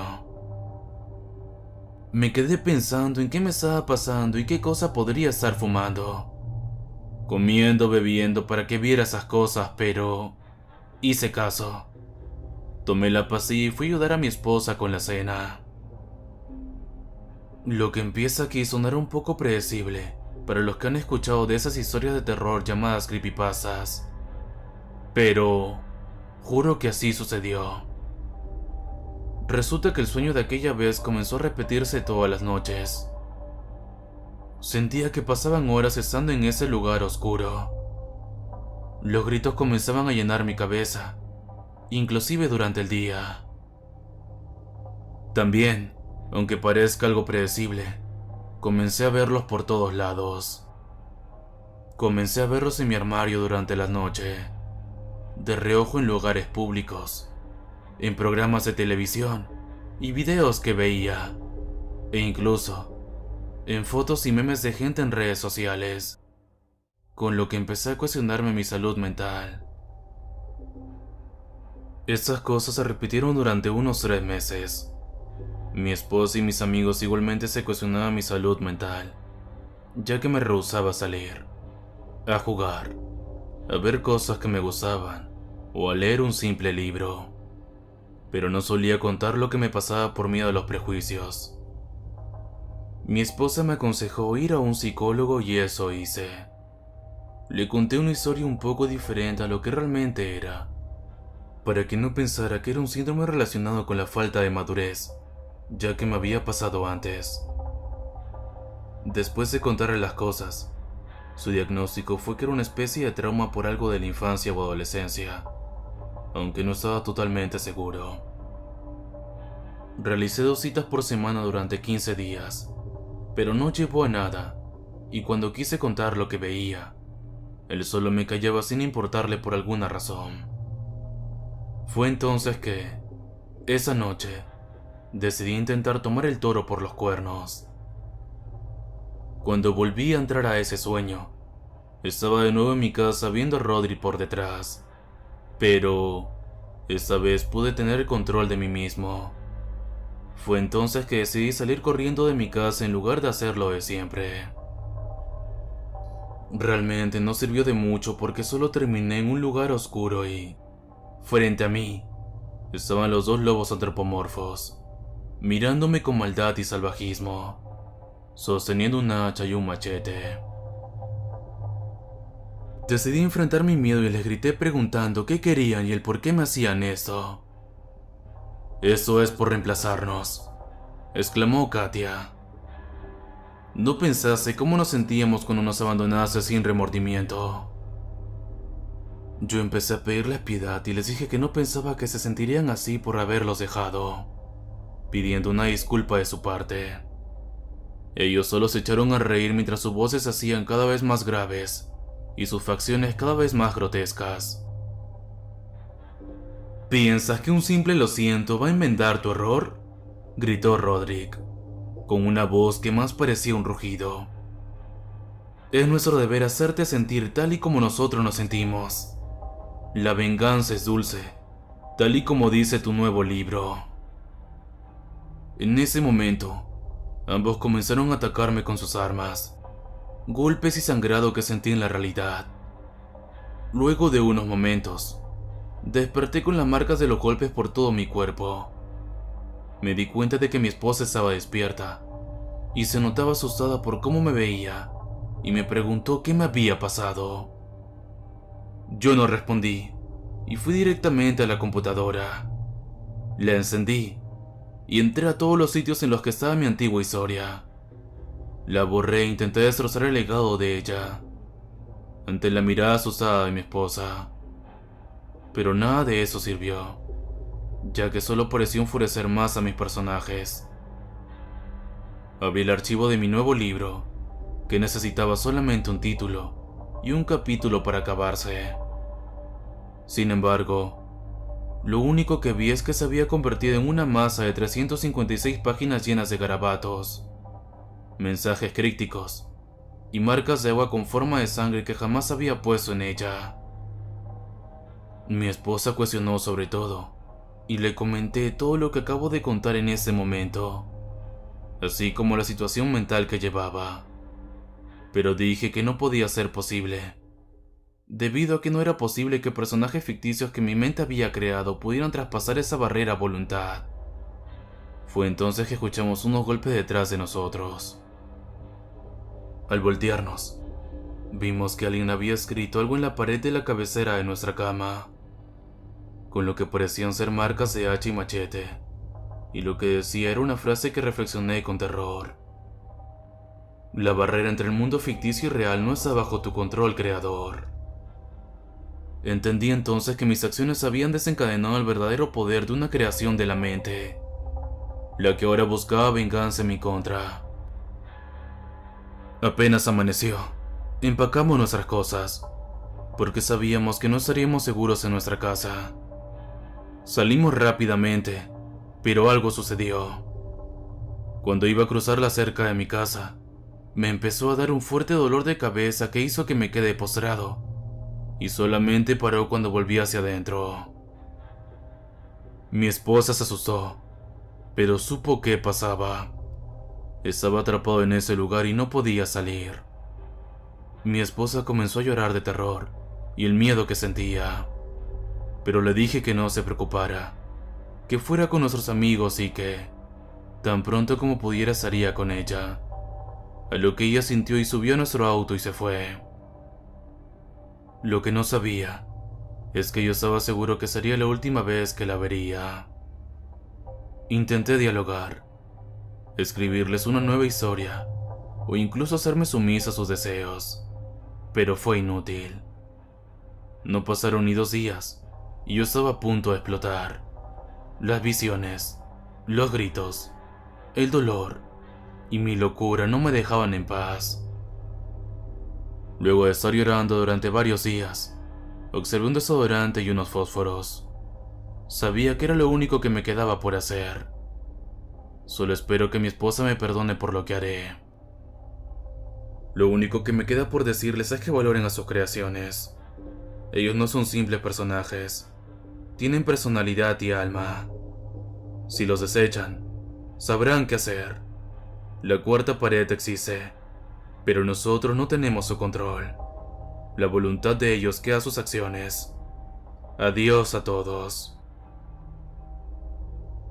Esas son las últimas notas recuperadas del diario de Marty Rivas, un joven escritor de 26 años de edad, habiendo publicado la obra Instintos y Destrucción en Internet, y su nunca terminada obra sin título, quien vivía en Canadá tranquilamente, pero corrían rumores de que estaba empezando a tener problemas mentales.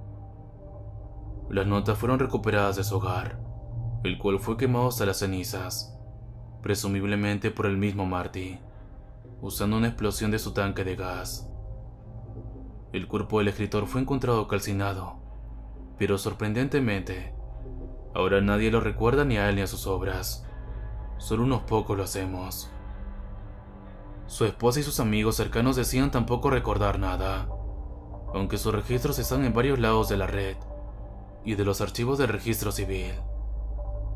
Además del diario, en la casa quedó intacta una PC con el juego de Funkin' Batalla Nocturna, abierto con un mod de unas figuras de lobos antropomorfos grotescos y una pared de la habitación que tenía grabado el mensaje: la barrera entre el mundo ficticio y real no está bajo tu control, creador. Presumiblemente hechos por el escritor.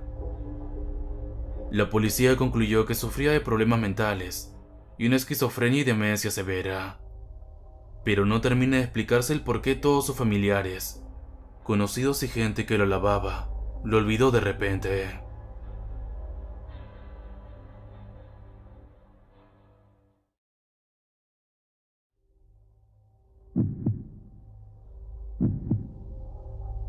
Es oficial, soy una anciana. Durante los últimos 2 años, me he consolado diciendo que tengo casi 70 años, pero las matemáticas son simples e implacables. Hoy cumplo 75, y Dios, los años vuelan. No estoy aquí para recibir buenos deseos. No es un hito que me entusiasme. Me alegro de seguir aquí, por supuesto, pero me parece que cada año que pasa tengo menos motivos para vivir. Me duelen los huesos, mis hijos viven lejos, y el otro lado de mi cama está vacío, desde hace algo más de 8 meses. De hecho, una vez que emita mi voto contra ese maldito Trump, este noviembre, puede que no tenga nada por lo que vivir. Así que ahórrense sus feliz cumpleaños y sus felicitaciones, por favor. Estoy aquí porque tengo una historia para ustedes, y es una que nunca he contado antes. Solía pensar que me la guardaba porque era una tontería, o tal vez porque nadie la creería. Sin embargo, he descubierto que cuanto más viejo te haces, más agotador resulta mentirte a ti mismo. Para ser sincero, nunca le he contado a nadie esa historia porque me da miedo, casi hasta la muerte. Pero la muerte parece más amigable que antes, así que escucha con atención. El año era 1950. El escenario, un pequeño pueblo en Maine.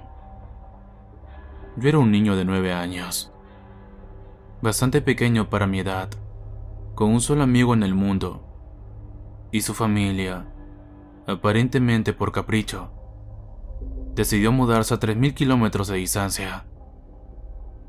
Se perfilaba como el peor verano de mi vida. Mi padre no estaba y mi madre era una bruja. Me sentí orgulloso de mí mismo cuando se me ocurrió eso, así que no era apto para andar por la casa. Con algunas dudas, decidí que la biblioteca pública era el lugar donde debía estar ese verano. La colección de libros de la biblioteca, sobre todo de libros para niños, era, como mínimo, escasa. Pero entre las paredes de esa mísera estructura no encontraría tareas sin hacer, ni una madre regañona. Que en paz descanse. Y quizás lo más importante, ningún otro niño con el que esperara que me relacionara. Yo era el único niño con un estatus social lo suficientemente bajo como para pasar sus preciosos días de libertad enfurruñado entre las estanterías, y eso me parecía bien. La primera mitad de mi verano fue más terrible de lo que había imaginado. Dormía hasta las 10, hacía mis tareas y luego iba en bicicleta a la biblioteca. Y por bicicleta me refiero a un tronco de basura oxidado unido a un par de ruedas. Una vez allí, dividía mi tiempo entre molestar involuntariamente a los visitantes mayores y hacerlo deliberadamente. Una agradable señora interrumpió mi incesante chasquido de lengua para ciciarme un «¡Cállate la boca!». La primera vez que escuché a un adulto mayor gritar a un niño. No es la gran cosa, lo sé, pero en aquellos días era algo inaudito. Los días trechos se convirtieron en semanas lamentables. De hecho, había empezado a rezar para que el colegio volviera a empezar, hasta que descubrí el sótano. Podría jurar que había recorrido cada centímetro de esa biblioteca, pero un día, en el rincón más alejado, detrás de la colección de lenguas extranjeras, tropecé con una pequeña puerta de madera que nunca había visto antes. Ahí empezó todo. La puerta no tenía ventanas y estaba hecha de un roble que parecía mucho más antiguo que la pared en la que se apoyaba. Tenía un pomo de metal negro que, literalmente, parecía ser muy antiguo. No me había sorprendido saber que había sido fabricado en el siglo XVII. En el pomo estaba grabado lo que parecía ser una sola huella. Tuve la sensación de que lo que había más allá de esa puerta estaba prohibido para mí, y, por lo tanto, probablemente sería lo más interesante que encontraría en todo el verano. Miré rápidamente a mi alrededor para asegurarme de que nadie me observaba. Luego giré el pesado pomo, me deslicé detrás de la puerta y la cerré. No había nada, solo oscuridad. Di un par de pasos y me detuve, desconcertado por la totalidad de la sombra que me rodeaba. Agité las manos delante de mí en un intento de encontrar una pared, o una estantería, o cualquier cosa a la que agarrarme. Lo que encontré fue mucho más sutil. Una pequeña cuerda que colgaba de lo alto, pero mucho más útil. La agarré con fuerza y tiré de ella hacia abajo. Antiguamente, muchas bombillas funcionaban con cuerdas, y esa era una de ellas. Mi entorno se iluminó al instante. Me encontraba en una pequeña y polvorienta plataforma que parecía no haber visto la vida en mucho tiempo. A mi izquierda había una escalera de caracol con forma de grillo, hecha de madera y que parecía dispuesta a derrumbarse en cualquier momento. La bombilla era la única fuente de luz en la habitación, y era débil, así que cuando me asomé por la barandilla para ver lo que había debajo, el fondo de la escalera se disolvió en la oscuridad. Empezaba a tener miedo. Ese lugar, donde quiera que subiera, parecía no tener nada que ver con la biblioteca municipal. Era como si estuviera en un edificio completamente diferente. Pero a ningún niño de 9 años le gusta dejar un misterio sin resolver.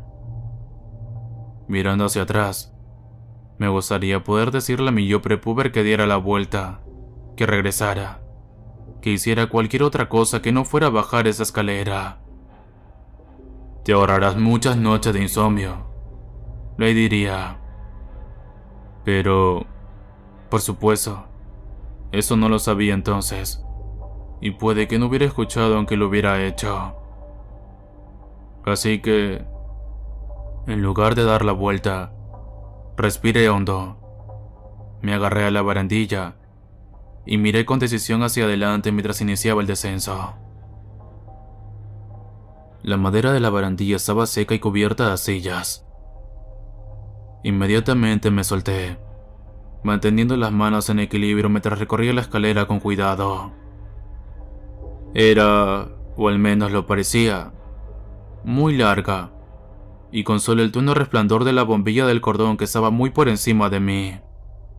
Mi corazón palpitaba sin piedad en la oscuridad. Creo que hasta los niños pueden sentir cuando algo no está bien, pero no siempre les importa. Cuando mis pies llegaron al suelo de cemento del fondo, la luz de la bombilla de arriba era casi un recuerdo. Pero había una nueva fuente de luz, y Dios, nunca lo olvidaré. Justo delante de mí había una puerta, enorme y de un tono rojo intenso. La luz provenía de detrás de la puerta y brillaba en finas líneas desde los 4 lados. Un rectángulo siniestro que brillaba tenuemente. Por segunda vez, respiré hondo y atravesé una puerta que no debía. En contraste con la húmeda habitación por la que entré, lo que había detrás de la puerta era cegadora. Cuando mis ojos se aguzaron, lo que vi casi me dejó sin aliento. Era una biblioteca. La biblioteca más perfecta que se puede imaginar.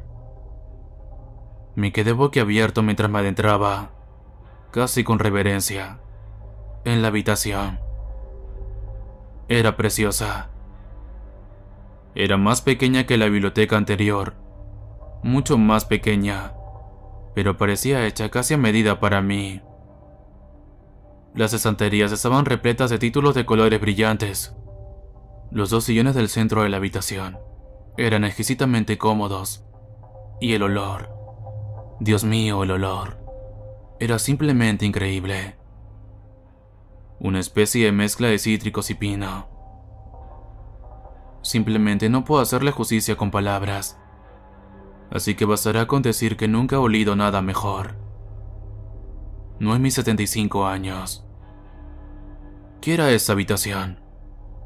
¿Por qué nunca había oído hablar de ella? ¿Por qué no había nadie más aquí? Esas eran las preguntas que debería haberme hecho. Pero estaba impresionado.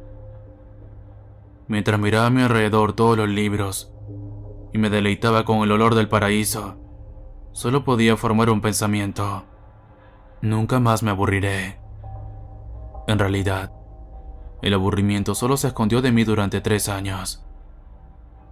Fue mi 12º cumpleaños, hace hoy 63 años, cuando todo cambió. Antes de ese día, visitaba mi santuario del sótano tan a menudo como podía, normalmente varias veces a la semana. Pero nunca vi otra alma allí abajo, pero extrañamente seguía sin sospechar nada. Nunca sacaba un libro de esa habitación, sino que retomaba un volumen concreto allí, donde había dejado de leer durante mi anterior visita. Me sentaba, siempre en el mismo sillón de color púrpura intenso, y dejando siempre su gemelo despojado, y directamente enfrente de mí. Ese sillón era mío, el otro era, bueno, supongo que no podría haberlo articulado entonces mucho mejor de lo que puedo hacerlo ahora. Pero no era mío, eso es seguro. En mi 12º cumpleaños, llegué más tarde de lo habitual. Mi madre había invitado a un par de compañeros de clase y algunos primos a nuestra casa para celebrarlo. Un gesto que me pareció más sedioso que conmovedor.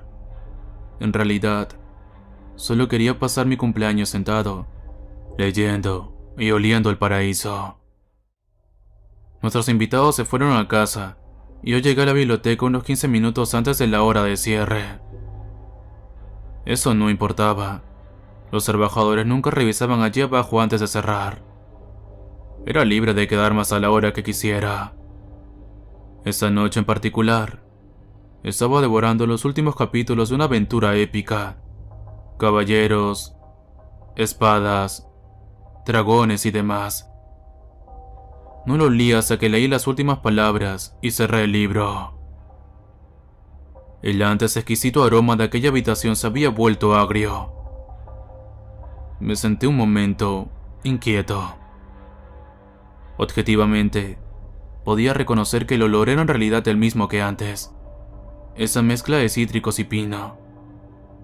Simplemente lo percibía de forma diferente, y ya no me gustaba.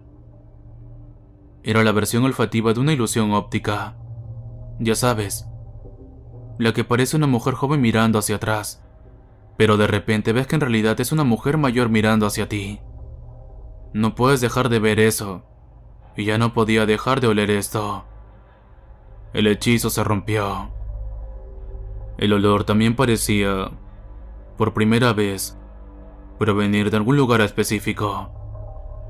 Con bastante inquietud, recorrí la sala olfateando el aire como un canino enloquecido hasta que llegó a una estantería cercana al fondo. La estantería era perfectamente normal, con la excepción de un título, una tapa grande, encuadernada en cuero, de color granate sólido y descolorido, con una llamativa huella negra en la parte superior del libro. Ese era el origen del olor. Abrí la portada y vi una frase garabateada con tinta roja como la sangre en la primera página. Descansa tus penas, amigo, y déjalas donde están. Me quedé mirando esa frase, hipnotizado, mientras empezaba a retirarme a mi silla. Pasé una página, en blanco. El olor se hizo más fuerte. Otra página, en blanco, y el olor se hizo aún más fuerte. Me detuve un momento, reprimí una arcada y seguí caminando. Entonces, al acercarme a los sillones, pasé una última página y allí, en la misma letra siniestra, estaba lo último que esperaba ver: mi propio nombre. Dejé caer el libro. Empecé a correr hacia la puerta, pero cuando desvié la mirada hacia adelante, el corazón se me subió a la garganta y me detuve en seco. La silla vacía ya no lo estaba. Un hombre mayor con traje estaba sentado ante mí, con una pierna cruzada sobre la otra, contemplándome con ojos grises penetrantes y una ligera sonrisa. Todo esto era demasiado. Caí de rodillas y expulsé el contenido de mi estómago sobre la alfombra. Me limpié la boca, mirando mi vómito, cuando vi al hombre soltar una risita. Lo miré con incredulidad. ¿Quién eres tú?, pregunté, con pánico en la voz. El hombre se levantó de un salto, me agarró suavemente por los hombros y me ayudó a sentarme. Me sentó una vez más en su silla. Me temo que hemos empezado como al pie, dijo, mirando el montón de vómitos que había en la alfombra. El olor... cuesta acostumbrarse. ¿Quién eres tú?, repetí. Esa noche conocerás las penurias como nunca antes las has conocido, dijo. Vengo como amigo, ofreciéndote refugio de ella y de todas las demás tormentas que te esperan. Lo único que quería era irme en ese momento, pero me quedé sentado. Le pregunté de qué estaba hablando. Tu madre ha muerto, hijo mío, por su propia mano, en su cocina. La escena es espantosa, debo admitirlo, dijo en tono apenado, pero... ¿había un brillo juguetón en sus ojos? Seguro que quieres evitar ese camino. Puedo mostrarte uno más seguro. Se me heló la sangre ante los horrores de los que hablaba ese hombre, pero no le creí. ¿Qué quieres de mí?, exigí, tratando de parecer más valiente de lo que me sentía. Se rió, un viejo y áspero grito que pareció sacudirle hasta los huesos. Nada más que tu amistad, querido muchacho, dijo. Luego, sintiendo que su respuesta me parecía inadecuada, se explayó. Quiero que vengas de viaje conmigo. Mi trabajo es noble y tú serás un buen aprendiz. Y tal vez, cuando termine, suspiró cansado, pasándose los dedos huesudos por su fino pelo blanco. Tal vez entonces, mi trabajo pueda ser tuyo. Me levanté, caminando hacia la puerta pero sin romper su mirada. Estás loco, le dije. Mi madre no está muerta. No lo está. Compruébalo tú mismo si es necesario, dijo, señalando hacia la puerta. Le lancé una mirada despectiva y salí corriendo hacia la salida. Cuando mi mano se cerró alrededor del pomo, dijo mi nombre en voz baja. A pesar de todo, me di la vuelta. Tu camino no será fácil, amigo. Si alguna vez es demasiado para ti, y me refiero con ello a siempre, dijo, haciendo una pausa para pasar la mano por la habitación. Ya sabes dónde encontrarme. Cerré la puerta atrás de mí y subí las viejas escaleras de 2 en 2.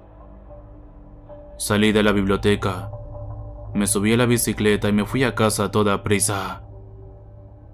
La puerta principal estaba abierta de par en par.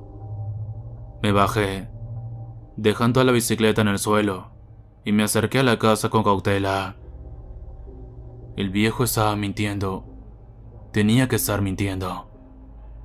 Sin embargo, las lágrimas empezaron a escozerme los ojos. Con el corazón en vilo, entré y llamé a mi madre. No obtuve respuesta, así que me dirigí a la cocina. A día de hoy, no sé por qué lo hizo.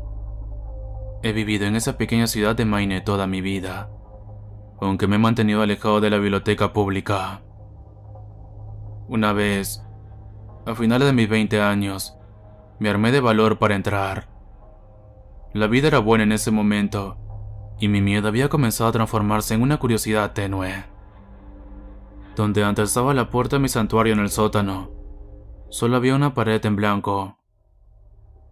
Le pregunté a la bibliotecaria qué había sido de ese sótano, aunque mi corazón sabía la respuesta. No había ningún sótano, dijo. Nunca hubo un sótano. De hecho, si sus datos eran correctos, las ordenanzas municipales prohibían los sótanos en la zona. Desde aquel lejano cumpleaños me ha perseguido ese olor dulzón, esa mezcla asquerosa de cítricos y pino.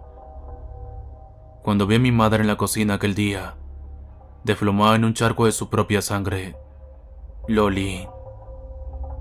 Cuando un hombre que decía ser mi padre llamó a la puerta de mi apartamento de la universidad, me pidió dinero y me golpeó hasta casi matarme cuando me negué, lo olí. Cuando mi esposa abortó a nuestro segundo hijo, lo olí. Y de nuevo cuando abortó al cuarto.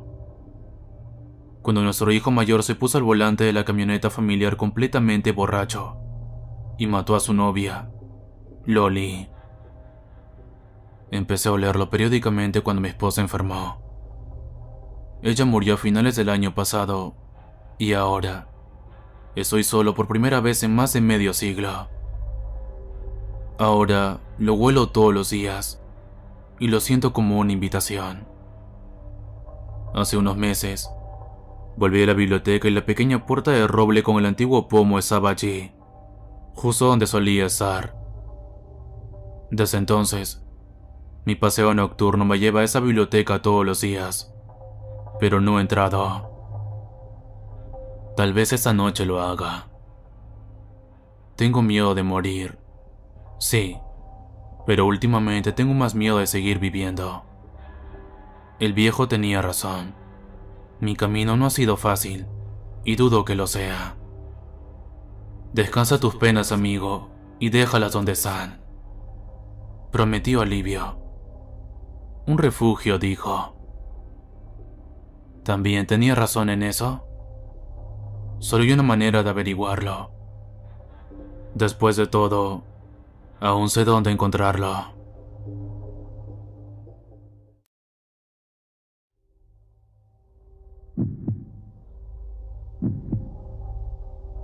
Nunca supe por qué, pero el río que había cerca de mi casa me daba tranquilidad y era lo que más me gustaba.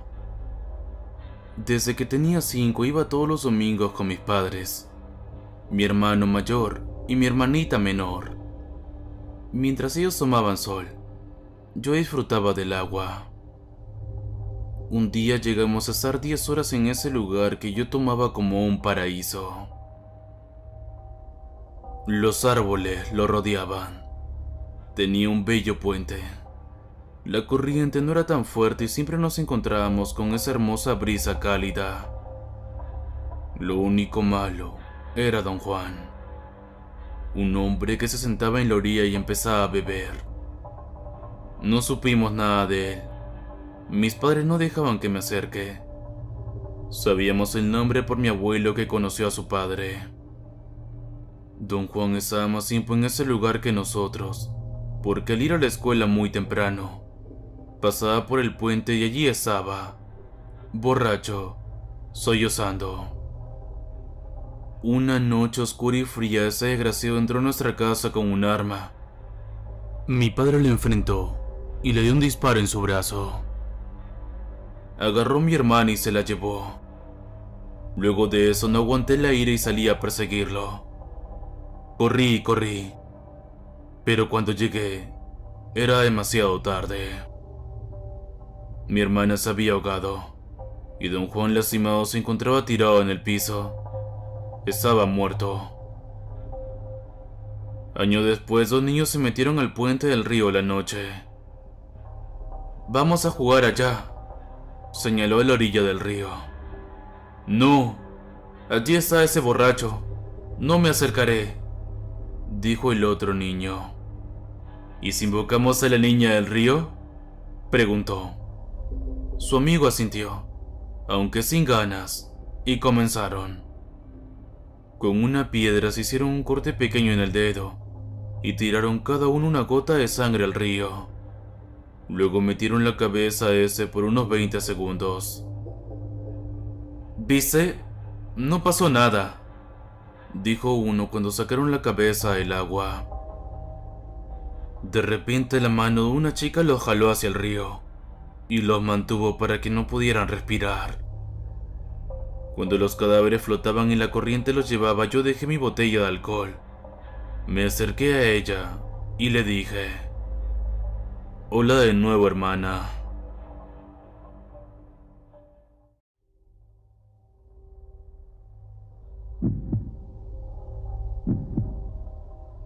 Una hermosa chica pelinegra llamada Sara estaba buscando pistas sobre la desaparición de su mejor amiga Alice. Una chica pelicafé muy amigable que amaba las cosas de miedo.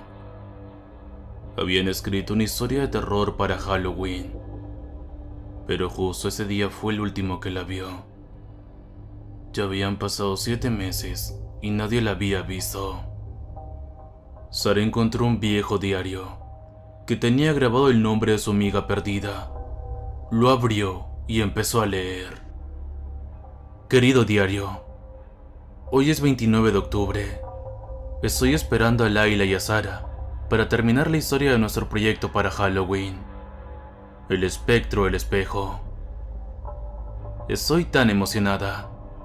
Es una historia sobre un ser que almacena su alma en los espejos de su víctima y quienes son más cercanos a ella, haciendo que queden a su merced, poniendo en contra a todo ser querido. Hay casos que la víctima llega hasta matar. En otras su víctima es lo suficientemente fuerte mentalmente como para no caer en los juegos del espectro, y él mismo tenía que matar a su víctima. Aunque la mayoría de veces ellos mismos se quitan la vida por arrepentimiento de sus actos, o porque se dan cuenta de lo solos que están, y el ser del espejo solo disfruta ver cómo poco a poco la vida abandona el cuerpo de sus víctimas, cómo decaen y mueren. Algo que el habitante del espejo conoce tan bien, pero realmente nunca podrá conocer al ser inmortal. Querido diario, hoy es 30 de octubre. ¡Qué ilusión! Ya mañana es Halloween. Mi historia ya será publicada mañana. Querido diario, hoy es por fin 31 de octubre. Acabamos de publicar la historia. Es increíble. Es el mejor día de mi vida. Y lo mejor de todo es que nos invitaron a una fiesta de disfraces. Asistirá toda nuestra clase. Querido diario, hoy es 3 de febrero. El estar del espejo es mi peor condena. Mi propia historia de terror se convirtió en mi peor pesadilla. Después de la fiesta fui a mi casa. Era uno de los pocos días que puedo dormir con tranquilidad. Estaba muy cansada, pero no sabía que ese día sería el último que podría tener una vida normal. Me convertí en mi creación. Me volví una prisionera de los espejos. Intenté hablar a la gente, pero conociendo la historia que creé, pensaron que yo era como el ser de mi historia.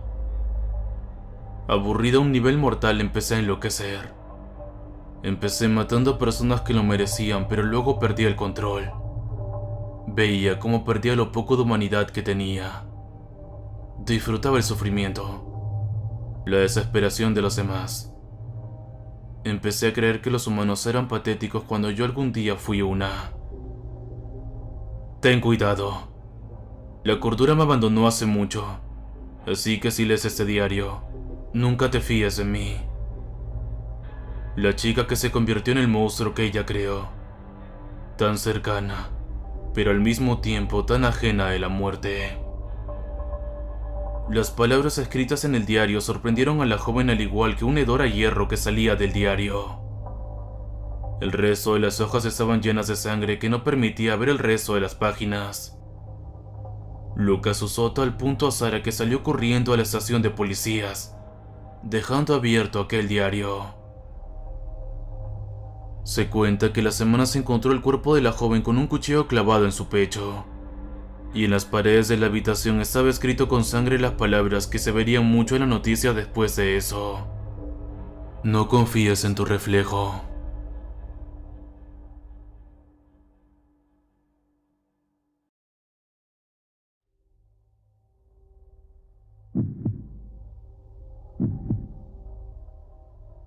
Eran las 9 de la noche. Estábamos a mitad del verano. El escaparate de aquel telepix en el que nos encontrábamos dejaba ver un trozo de calle urbanizada bañada por los últimos rayos de luz solar. No sé si mi acompañante se fijó en ese detalle, pero lo cierto es que poco después, el anochecer se hizo infinitamente largo. Discutíamos qué ingrediente sería más adecuado para afrontar después la película que íbamos a ver, y comparábamos los precios y ofertas existentes en un descolorido e insulso tríptico. Lo lamento, pero recientemente hemos eliminado los champiñones de nuestro menú. Le puedo sugerir que pruebe el nuevo ingrediente, las setas. Acepté de buena gana. Los champiñones eran mi ingrediente favorito para las pizzas, pero a decir verdad no había probado muchas especies micológicas más allá de los míscalos y los boletos.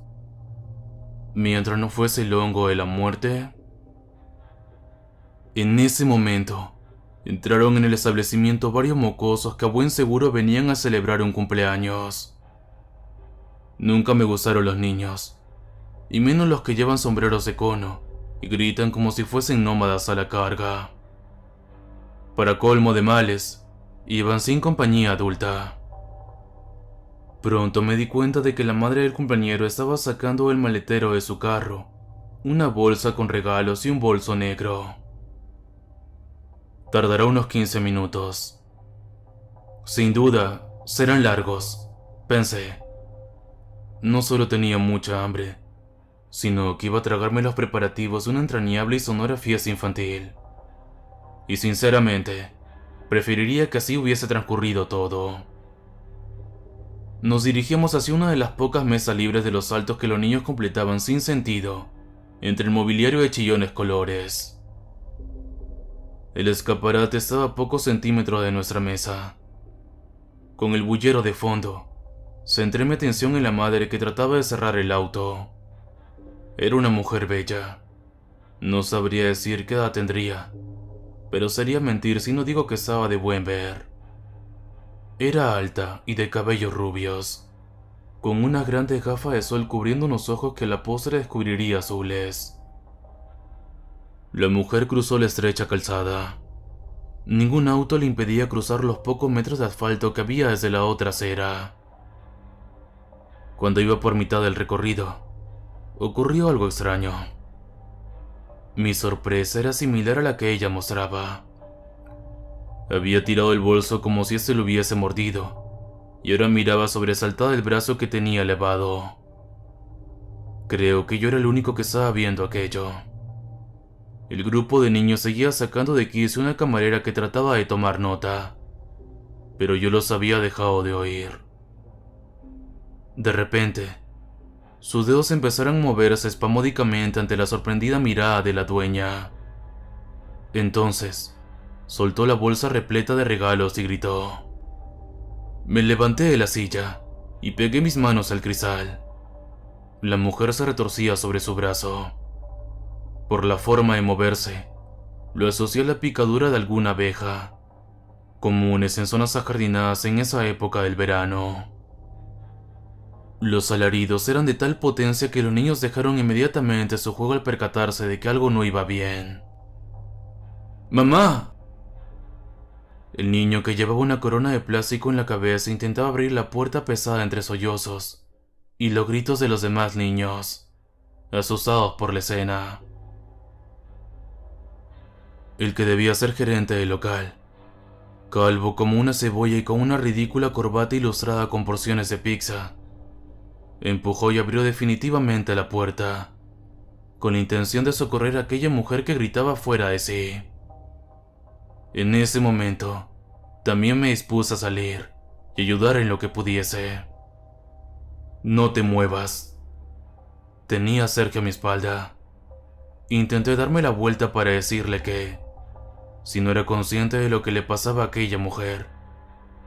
Pero cuando vi lo que él estaba observando, las palabras definitivamente no solo no salieron, sino que además se me olvidaron por completo. Sergio estaba a 5 centímetros de cristal, observando por encima de sus gafas. Tenía la mirada clavada en algo que había pegado al vidrio por la parte exterior. Sin duda era una avispa. Las avispas no me asustan, salvo que sean tan grandes como el dedo índice, claro. Dios, ¿qué carajos es eso?, pregunté sin esperar tener respuesta. El aguijón era terrible. Era similar al punzón de un dardo, pero con un color blanquecino que parecía palpitar. Es un avispón japonés, dijo Sergio con voz calmada, aunque en su rostro se advertía cierto temor. ¿Cómo que un avispón japonés? Pregunté aterrorizado sin quitar el ojo de aquellas patas peludas. Ese insecto vive en Japón y es el causante de más de 40 muertes al año en la isla del Sol Naciente. ¿Y si es de allí? ¿Qué demonios hacen colmenar, viejo? ¿Es venenoso? Pregunté totalmente alterado. No sé qué diablos hace ese insecto aquí. Solo viven allí y no hay constancia de que se ubiquen en otra zona del planeta. Quiero saber si son venenosos. Por desgracia, son bastante más que venenosos. En ese momento se quitó las gafas. Nunca le vi sudar de esa forma. Recuerdo haber estudiado a esa familia en entomología de cuarto. Su glándula segrega 7 toxinas muy potentes. Una de ellas facilita una rápida necrosis del tejido afectado. ¿Necrosis? La mujer seguía retorciéndose mientras su hijo lloraba a su lado, y varias personas trataban de ayudarla. El brazo desnudo comenzaba a coger una tonalidad negra muy desagradable. La necrosis consiste en la muerte del tejido afectado. Esa mujer de ahí ha perdido el brazo, y si no le inyectan los antídotos adecuados, morirá en pocos minutos. ¡Rápido! ¡Vayamos a ayudar! Me levanté y fui corriendo hacia la puerta. Al mirar atrás, me sorprendí de ver a Sergio aún sentado. No hagas locuras. Cierra esa puerta y vuelve aquí. Hice caso omiso y salí. Me acerqué mirando con cuidado hacia el alboroto. Varios vehículos estaban parados delante, y sus conductores habían bajado a ver qué sucedía. Entonces pude ver los bonitos ojos que tenía aquella mujer, pues los lentes descansaban en el asfalto. Eran de un azul intenso, pero solo reflejaban un dolor infernal. La mujer expectoró sangre a borbotones, manchando a su propio hijo que lloraba histérico. Entonces dejó de moverse, y sus ojos quedaron eternamente abiertos, ya vacíos de todo sufrimiento. Fue entonces cuando se empezaron a oír aullidos de dolor en todas las direcciones.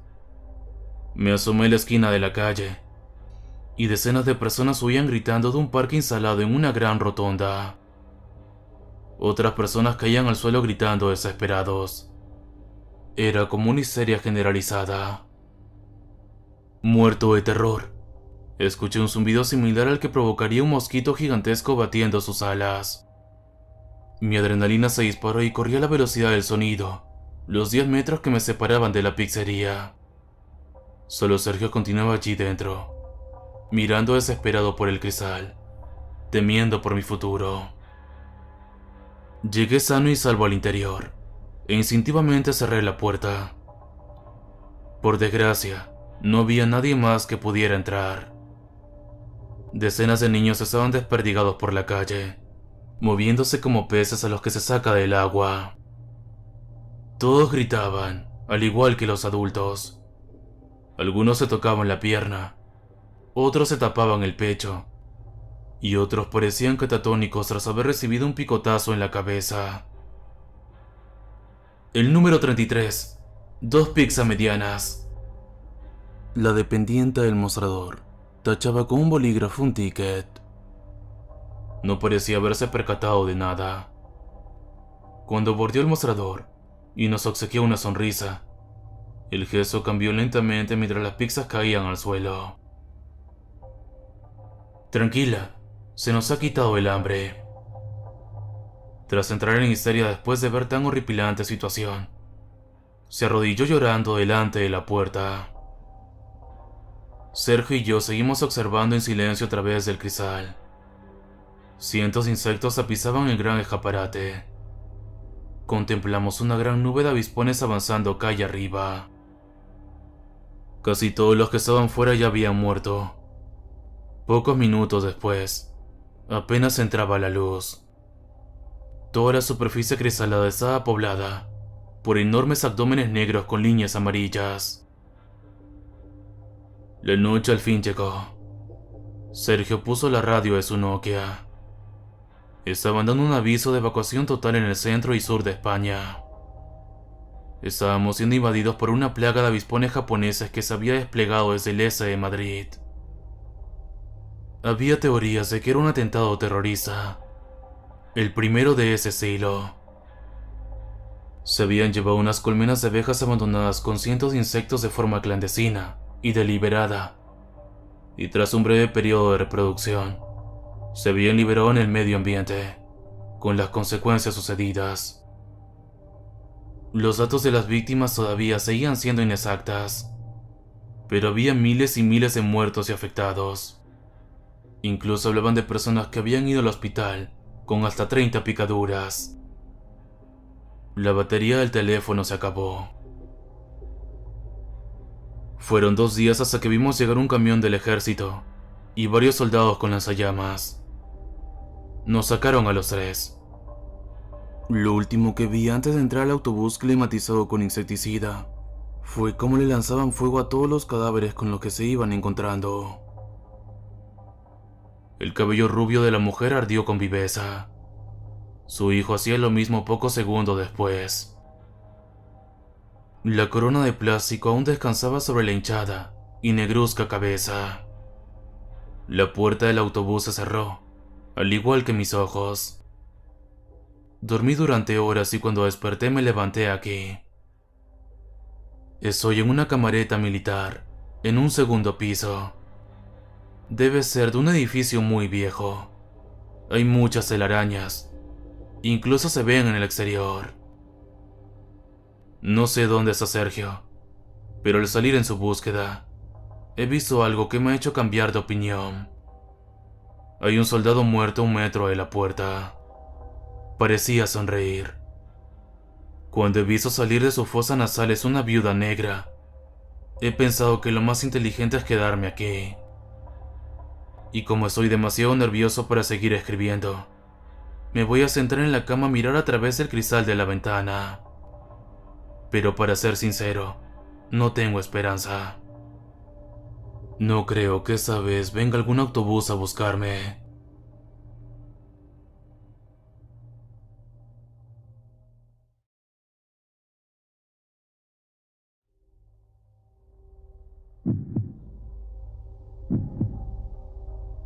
Era 17 de julio de 2008, un día muy importante para la familia Martínez.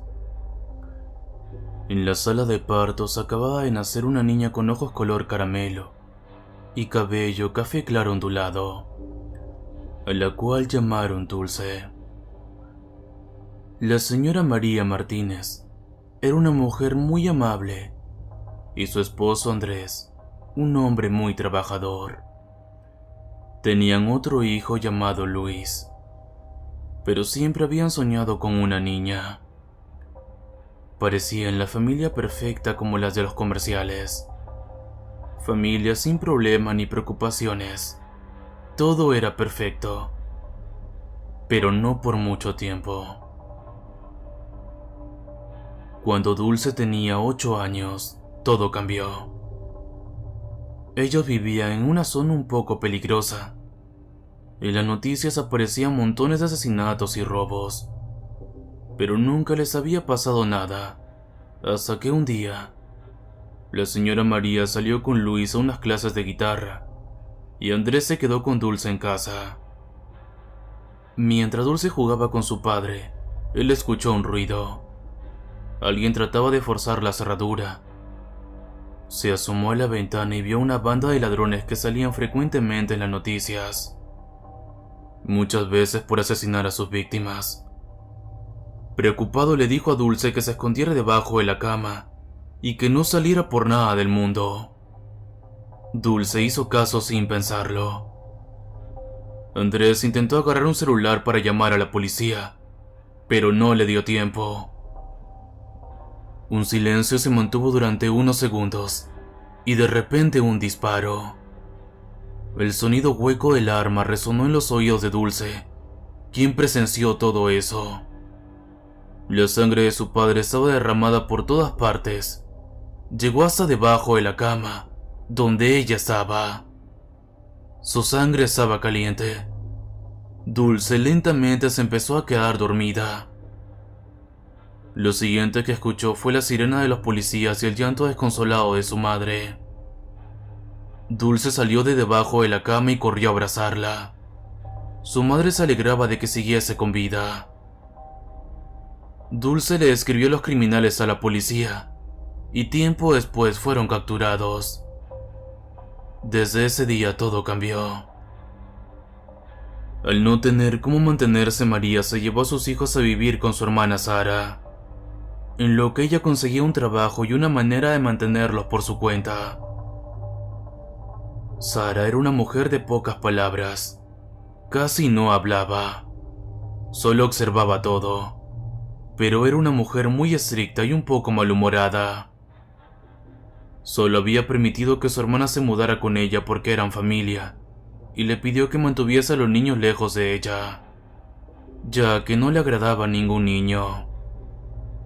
Así que Dulce tuvo que alejarse de su tía. Luis no tuvo problemas en hacer esto, ya que él era un poco enojón y prefería estar solo. Dulce se encerraba en su cuarto a leer. Sus libros eran su mayor tesoro. Pasaron los años y Dulce se encariñó con la soledad.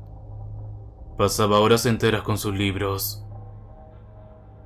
Cuando tenía 12 años, en una festividad, como siempre, estaban haciendo mucho ruido con la pólvora, la música y todos los gritos eufóricos. No la dejaban concentrarse en sus libros, así que pensó que sería buena idea cocinar algo. Fue a la cocina y empezó a preparar sus recetas. Mientras cortaba una manzana para su pastel, se cortó la palma de la mano. El ruido de la pólvora y la sensación de sangre en sus manos le recordó el día en que su padre murió. Recordó lo bien que se sentía la sangre, y en un impulso, chupó su propia sangre. Era Dulce. Una idea pasó por su cabeza. ¿Y si reemplazaba el azúcar de la receta con sangre? Pero ¿de dónde sacaría una taza de sangre? No se iba a cortar de nuevo, por lo que salió al bosque que había cerca de su casa. Estando allí, se puso a cazar animales. Cazó una cría de ciervo. Guardó su sangre en un tarro grande. Volvió a entrar a su casa y siguió con la receta. Cambiando el azúcar por sangre, el pastel quedó de un tono rojizo, y su inquietante sabor era delicioso. Se terminó todo el pastel y luego se acostó a dormir, porque al día siguiente debía ir a clase. En el instituto, Dulce no era muy popular. Era la chica de la que todos se burlaban, y Luis, en lugar de ayudarla, se burlaba también de ella. En casa también la molestaba. Durante todo el día no pudo pensar en nada que no fuese el sabor de la sangre. Al llegar a casa, hizo su nuevo postre con sangre, esa vez un alce. Así fueron pasando los días. Luis le hacía la vida imposible a su hermana, tanto en casa como en el colegio, y ella cocinaba postres de sangre escondidas de su familia. Un día, mientras Dulce cocinaba, Luis rompió en pedazos su libro favorito. Enojada, Dulce se abalanzó sobre su hermano y lo ahorcó hasta que murió. A pesar de saber lo que hacía, no paraba de sonreír. Sabía lo que hizo, e inmediatamente ocultó el cuerpo de su hermano en un closet. Luego preparó un postre con la sangre de su hermano y se comió la mitad. Se acercó a su tía e hizo lo mismo. Orgullosa de su receta, los dejó en la mesa con una nota para su mamá, la cual decía: Querida mamá, te dejo sobre la mesa una receta que hice. Es una receta familiar. Espero que te guste. Con amor, Dulce. Encima de las camas en las habitaciones se encontraba el cuerpo de su hermano y su tía, junto con otra nota que decía: Te dije que era una receta familiar. ¿Disfrutaste el sabor de tu hermana y tu hijo? Era lo último que quedaba de ellos. Dulce se puso una chaqueta y unas botas negras, y en una maleta guardó todos sus cuchillos. y unos cuantos sarros pequeños con sangre. Antes de salir de la casa se miró al espejo y dijo: «Tengo cara de niña pequeña. Me faltan unas cuantas marcas». Acto seguido se hizo un gran corte en su mejilla izquierda, que iba desde bajo el ojo hasta su mandíbula. Salió de la casa y se dirigió al bosque en busca de nuevas víctimas, para seguir probando su dulce sangre, que fue como llamó a sus postres.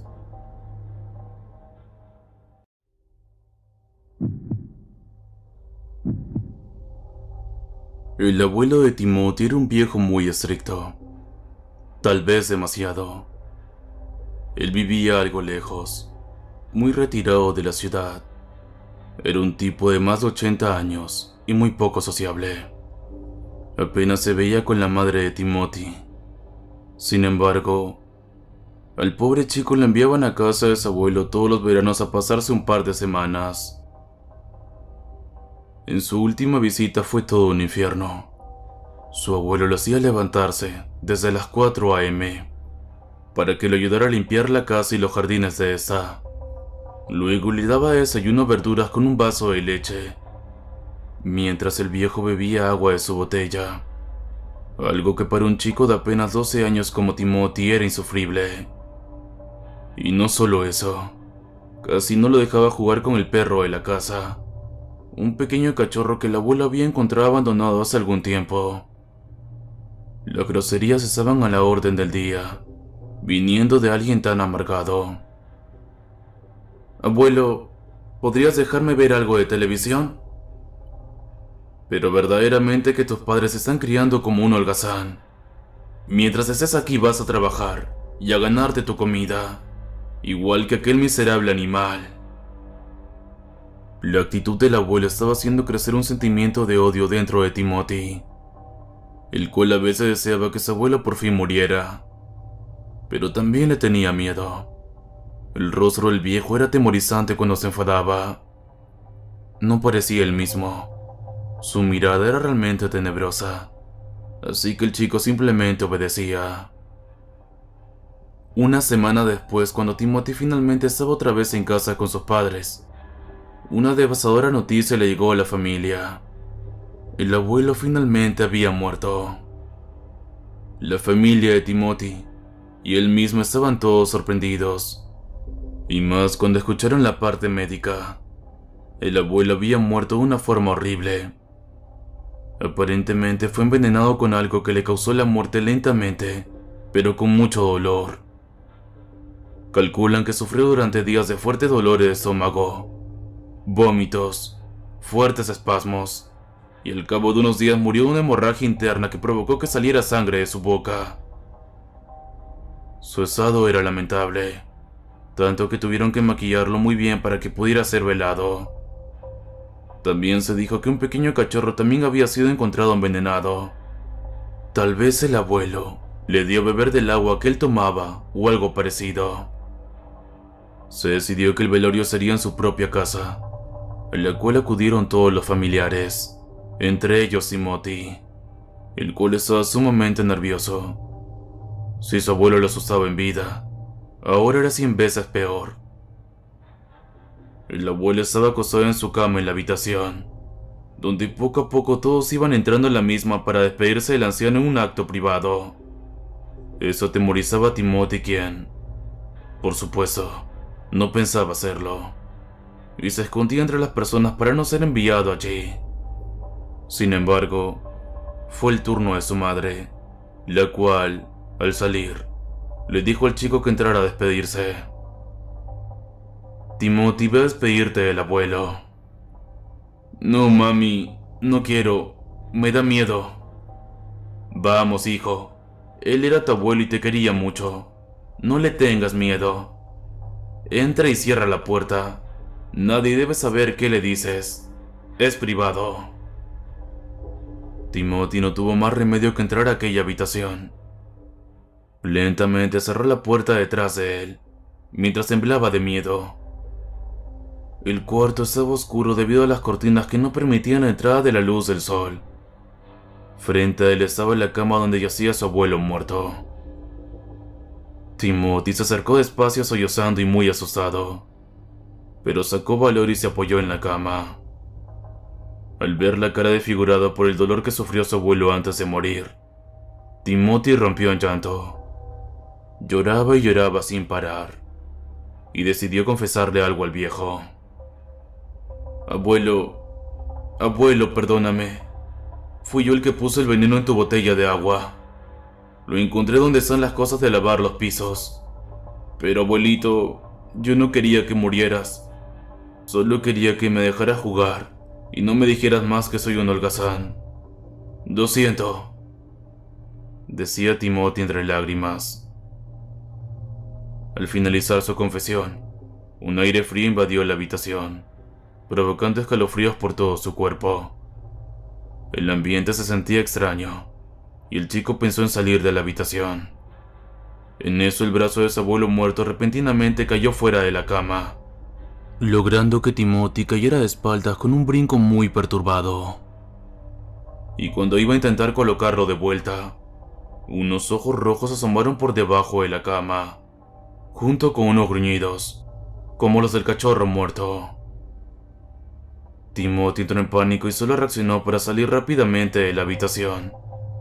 Pero un brazo viejo y demacrado lo sujetó por la espalda evitando que pudiera salir. El pobre chico quedó paralizado de terror. Sus piernas no respondían, y sus ojos se secaban de tanto llorar. Él sintió como su difunto abuelo se agachaba a la altura de su oído para decirle con voz tenebrosa: «No solo eres un holgazán, sino también un asesino». Al cabo de un tiempo, la madre se percató que el chico demoraba en salir, así que fue a buscarlo. El grito de aquella madre al ver a su hijo fue tan fuerte que todos corrieron a ver qué sucedía. Y allí estaba el abuelo acostado en la cama muerto, abrazado a su nieto, el cual tenía el cabello gris, la piel rugosa, sus dientes habían caído, y sus ojos eran blancos ya sin vida.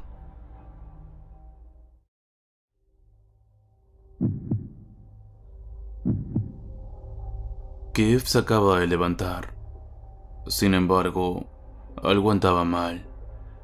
Desde que tiene memoria siempre ha tenido ese tipo de presentimientos, pero ese era un día al cual no podía dejar de lado.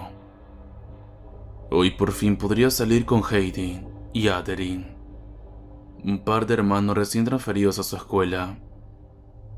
Luego de la pelea diaria de sus padres, este decidió irse al punto de encuentro, la fuente de agua que estaba entre el camino de su casa y su escuela. Ya se está demorando demasiado ese idiota, Kev dijo mientras soltaba un suspiro de estrés. De pronto sintió aquella extraña sensación. Alguien se acercaba.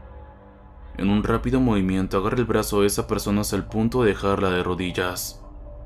«Kev, me duele, maldita sea, suéltame, animal». Era Hayden, que con una actitud de nervios y molestia le seguía replicando a Kev que suelte su brazo. Kev, después de salir de su estado de trance, suelta el brazo de Hayden y ve cómo las personas miraban aquella escena. «¿Cuántas veces te tengo que decir que no te me acerques por detrás?», reclamó Kev. «Estás demasiado paranoico», respondió Hayden. «Digo como si tuvieras algo que valdría la pena robar», agregó un tono burlón y soltando una leve risa. «Bueno, da igual. ¿Ella vino?» «¿Quién vino?» «Ya sabes quién. No hay tiempo para tus bromas». «Tan serio como siempre, Kev». «¿Siempre? Si apenas nos cono...» «Shh, ahí viene», interrumpió Hayden a Kev. Empieza a acercarse una chica con cabello lacio, ojos preciosos, de piel delicada y un uniforme impecable. «Por favor, tenle paciencia. Recuerda que acaba de salir de tratamiento médico», susurró Hayden, antes de que se dé cuenta que aquella chica ya estaba frente a ellos. Bueno, me corresponde presentarlos. Kev, Adeline, Kev, dijo Hayden para a continuación alejarse un poco. «Hola, Kev, ¿cómo estás? Espero que mi hermano no sea tan irritante contigo», dijo esa chica llamada Adeline, soltando una sonrisa angelical.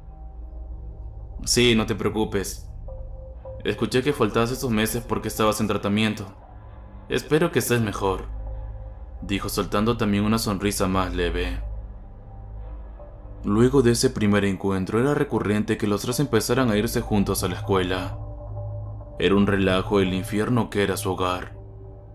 Día a día, se fortalecía esa amistad, especialmente entre Keith y Adeline.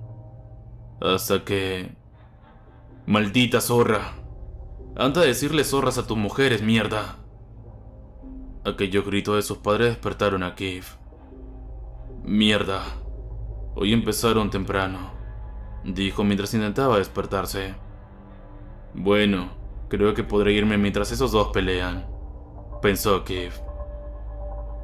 Había quedado con Adeline en verse en la casa de ella, así que Keith tomó una chaqueta gris, un polo cuello V blanco, un pantalón gris oscuro y sus tenis negros. Haciendo el menor ruido posible salió en dirección a la casa de Adeline. Mientras caminaba empezó a cuestionarse sobre si de verdad los problemas de sus padres eran por ellos o por él. No era un secreto que él había sido un accidente inesperado. En muchas oportunidades a sus padres se le escapaban esas palabras. Con la mirada baja y sin darse cuenta, ya había llegado a la casa de Adeline. Ella esperándolo afuera de su casa, y cuando lo vio saludó de una forma avergonzada. Hola, ¿estás bien, Keith? ¿Te ves cansado?, preguntó con una notable preocupación. Sí, todo bien. Solo unos problemas en casa, dijo Keith un poco avergonzado también. Está bien, Keith, sonría Adeline, mientras le invitaba a pasar a su casa. Era una casa con un aire un poco pesado. Mientras caminaban por el extenso pasillo de entrada, Keith le pregunta a Adeline. ¿Hayden no es aquí? Ah, no. Él salió, tenía que hacer unas cosas, dijo ella soltando una pequeña risita. Ven, pasa, siéntate, señaló Adeline en dirección a su sala. Siéntate como en casa, voy a traer algunas cosas para comer los dos. Se la pasaron conversando durante horas, compartiendo anécdotas, chistes y demás cosas. Keith sentía que ya había progresado bastante con Adeline, pero sabía que ya era hora de regresar a su hogar. Gracias, Adeline. Fue muy bueno pasar tiempo entre los dos, dijo mirándola y soltando una risita amigable. Pero ya es muy tarde. Creo que ya debo irme, dijo mientras pensaba en cómo seguirían las cosas en su casa. Oh, ya veo. No te preocupes, respondió Adeline con una cara de ligera pena. Entonces, nos vemos en la escuela, ¿sí? Sí, claro. Ahí nos veremos, agregó Keith. Luego de despedirse completamente de Adeline, se dirigió a aquel largo corredor, aún con esa atmósfera sofocante. Tuvo cierta incertidumbre por una de las puertas que estaba en el centro de todo el trayecto.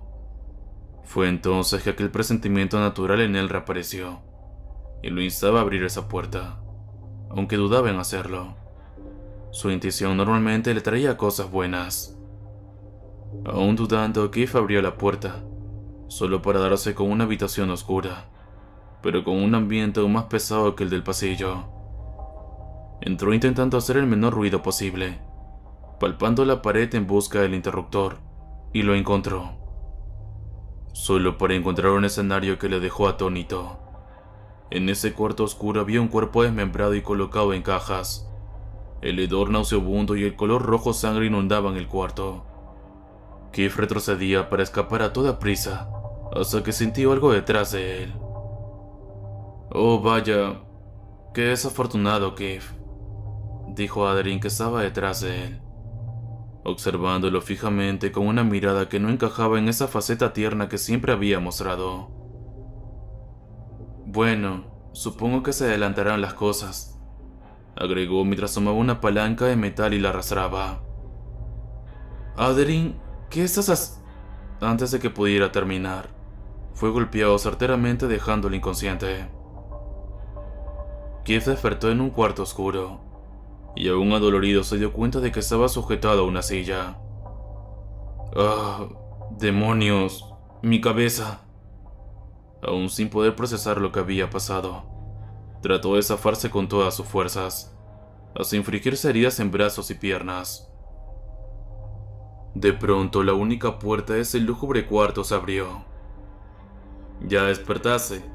Vaya, te tardaste demasiado», dijo una voz que prendió la luz revelando ser Hayden. «¿Qué mierda es eso? ¡Suéltame!», vociferó Keith lleno de ira y rabia. «Oh, mi querido amigo, me temo que no puedo hacer eso», le respondió a Keith mirándolo con una sonrisa burlona. «¿Sabes? Adeline estaba esperando mucho para tenerte donde estás justo ahora», agregó señalando toda la habitación. Keith solo lo observaba intentando poder articular las palabras, pero era inútil. Por más que lo intentaba, no podía siquiera soltar una leve palabra. Sus cuerdas vocales habían dejado de responderle. Todo su cuerpo estaba angustiado y paralizado. Desviando un poco la mirada hacia la puerta, se dio cuenta de que el rostro de Adeline se asomaba para ver en su estado frágil e impotente. «Ya te vio», dijo Hayden un poco irritado. «Tienes que ser un poco más sutil, Ade», poniéndose la mano en la cara. Lo siento», respondió Adeline, sonriente como siempre. «Es que es tan adorable verlo así», agregó, volteando a ver a Keith, para luego ir a donde él. «Bueno, Keith, no iré con más rodeos, ¿sí? Justo lo que piensas que te vamos a hacer es, en efecto, lo que va a pasar contigo», le dijo, aún sonriente sujetándolo de la cabeza. Keith la miró aterrado, y dentro de sí, esperaba que todo fuera una broma de pésimo gusto. Hayden, creo que de verdad ya no puede hablar», dijo Adeline volteando a ver a su hermano. Pero antes de que Hayden le pueda responder, Keith pudo darle un cabezazo aprovechando su distracción. Hayden golpeó furiosamente a Keith mientras Adeline se recomponía del golpe. «Mierda, eso me dolió, Keith. Cálmate un poco», le replicó desinteresadamente mientras ese era golpeado por su hermano. Esa fue la nueva rutina a la que fue sometido Keith. Semanas enteras donde fue constantemente usado como un saco de carne al cual apuñalar, sufriendo torturas físicas severas que le dejarían cicatrices horribles. Pero la tortura psicológica puede que haya sido lo que lo afectó más. La desaparición de Keith fue una noticia durante unas cuantas semanas, pero incluso su familia ya la daban como alguien muerto. «Bueno, hoy también fue divertido. Nos vemos mañana, Keith», vociferó Adeline luego de jugar con su juguete como todos los días. «¡Auxilio!», gritó Keith desesperadamente. «Nadie te va a escuchar. Relaja tu voz», dijo Hayden mientras que Keith se retorcía de dolor. «Calma, el dolor se irá pronto», dijo Adeline. Keith cerró los ojos, y cuando despertó se dio cuenta de que su cuerpo estaba totalmente apuñalado y que estaba perdiendo mucha sangre. Se sentía totalmente impotente, pero estaba decidido a escapar. Moviéndose aún amarrado a la silla, se golpeó con un estante lleno de libros, y en la parte superior había un frasco de cuchillas afiladas, que por el choque terminaron cayendo sobre el rostro de Keith, dejándole cicatrices muy profundas y pronunciadas, pero logrando agarrar una de esas cuchillas para poder liberarse. «Oye, ¿qué estás haciendo ahí tirado?», dijo Hayden, que había venido por el sonido del estante cayéndose. «Si sigues así, te vas a morir antes de que Adeline lo haga», agregó mientras levantaba a Keith. En un acto rápido, Keith, que había cortado las ataduras, le dio una puñalada directa en el cuello a Hayden. Aunque ese consiguió dar una patada que lo dejó en el piso, pero pudo reincorporarse rápidamente. Tomando un cuchillo, estaba decidido a rematarlo. Hayden estaba llorando. Aquel corte ya lo tenía al borde del colapso. Se sujetaba el cuello tratando de detener el sangrado, pero fue en vano. Unos segundos después, él ya había muerto. «Te lo merecías, maldito bastardo», dijo Keith con una voz extrañamente feliz. Salió lo más rápido que pudo de aquel lugar y pudo respirar aire puro después de tantos meses. Sentía una satisfacción inmensa. Realmente había pasado mucho tiempo. Estaban en fechas de festividad. El bullicio y los pirotécnicos eran incesantes, y aunque había sido un retorno a la sociedad, no como el que él quisiera, estaba más que feliz e iría donde sus padres para poder por fin terminar todo eso. Corrió sin importarle las heridas que tenía desapareciendo entre la oscuridad. A lo lejos, Adeline lo observaba irse. Keith llegó a su casa. Nunca había estado tan emocionado de ver su casa, ese que siempre pensaba con repugnancia.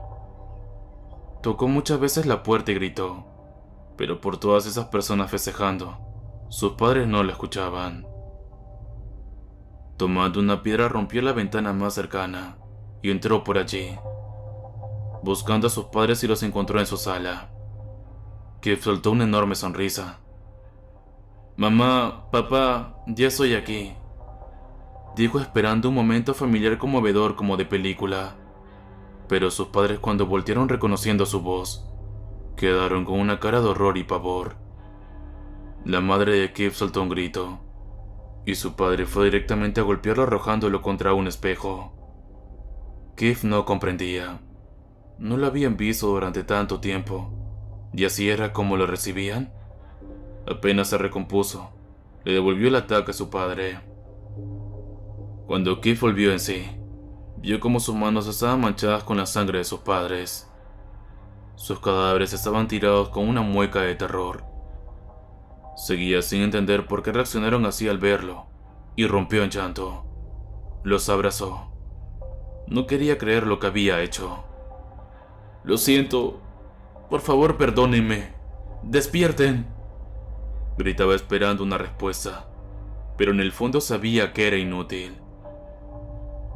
Que fue interrumpido por aquella sensación nuevamente que lo hizo levantar su mirada y ver una sombra que lo apuntaba. En un acto de reflejo saltó hacia un lado esquivando el proyectil que la figura intentó que le cayera. «Oh, mira el desastre que hiciste», dijo la figura que resultó ser Adeline. «Qué linda cena familiar, por cierto». Volteó mirando los cuerpos de los padres de Keith. «Hola, hola. Un placer conocerlos al fin. Keith me ha hablado muy mal de ustedes», dijo mientras le sonreía y se burlaba de él. «Oh, vamos, ¿no vas a decirme nada? Estás ahí callado, con los ojos de animalito triste. ¡Qué tierno!». Keith no encontraba las palabras para expresar todo el odio que sentía ahora por ella. Todas sus apariciones, sueños, metas, ya se habían perdido. Bueno, creo que ya fue suficiente. Hasta siempre, mi querido idiota», dijo Adeline antes de dar un disparo que le impactó, antes de que pudiera reaccionar. Keith se sentía aturdido, pero la bala solo le rozó. Se había movido lo suficiente para hacerlo. Keith fue a abalanzarse sobre ella. Confundida siguió disparándole, pero Keith podía evitarlas, o las que le atinaron no lo hicieron en un punto vital importante. Antes de que se dé cuenta, alguien estaba sobre ella, y empezaron a forcejear por el arma. Adeline pudo dar un par de disparos más, pero solo rozaron el rostro de Keith. «Suéltame, maldito infeliz», le gritó Adeline, notablemente desesperada. Al fin ella perdió el arma y, asustada e indefensa, empezó a correr hacia las calles. Keith le disparó en la pierna, y esa cayó al suelo. Pero el arma se quedó sin balas. Adeline se pudo levantar y echó a correr mientras se desangraba, mientras Keith la seguía con un cuchillo por toda la calle. Ella gritaba, pero eran gritos vacíos, nadie la escuchaba.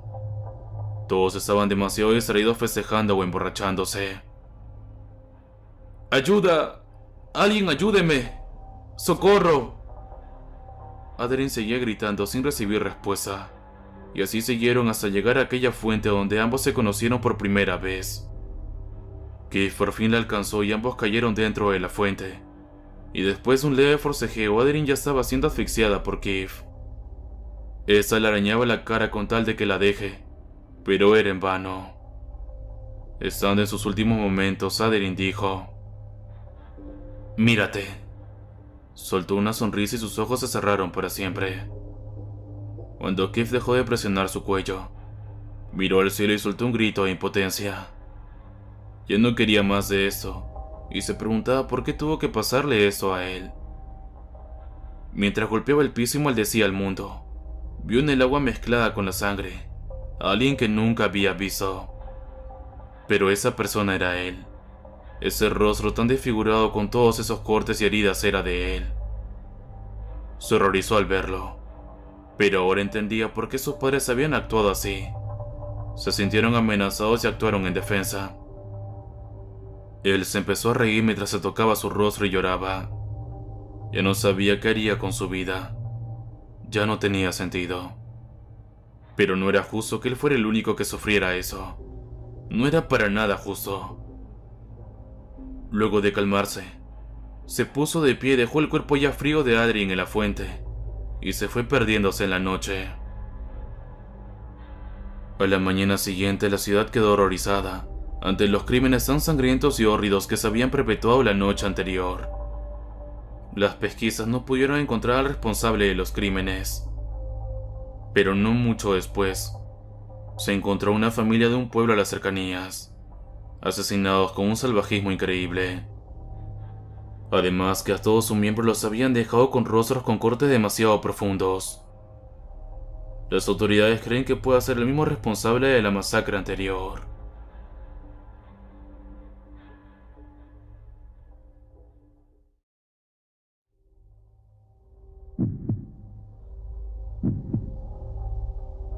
Me encontraba con mis dos hermanas en la habitación jugando mientras mis padres habían decidido salir de fiesta. Claro, yo tenía la responsabilidad de cuidarlas al ser la mayor. Mis padres avisaron que volverían tarde, así que decidí aprovechar el tiempo con ellas. Al ser varios años mayor, me dedicaba completamente a la universidad y al trabajo, así que aprovecharíamos toda la noche para quedarnos despiertas y poder divertirnos. Mi hermana mediana y yo nos encontrábamos platicando del colegio y de nuestras vidas amorosas, mientras la más chica estaba jugando con su muñeca dentro de la habitación, lo cual era bastante molesto debido al escándalo que hacía al creer que la muñeca era su amiga y le hablaba. Claro, según ella. Pero ya saben lo que dicen. Los niños pequeños tienen una gran imaginación. Es por ello que muchas veces le intenté meter miedo diciéndole que las muñecas hablan en las noches y se mueven constantemente, pero no me hizo caso, y su ruido fue mayor. Incluso le advertí que le iba a contar una de mis muchas historias de terror para que de esa manera se calme, pero fue inútil. Jugando con la muñeca se le revoló bajo la cama y me pidió que la sacara pues le tenía miedo a la oscuridad. Me había molestado toda la tarde tanto que decidí no hacerle caso e ignorarla. Luego de pasar un buen tiempo jugando y cenando, nos fuimos a la sala a ver películas.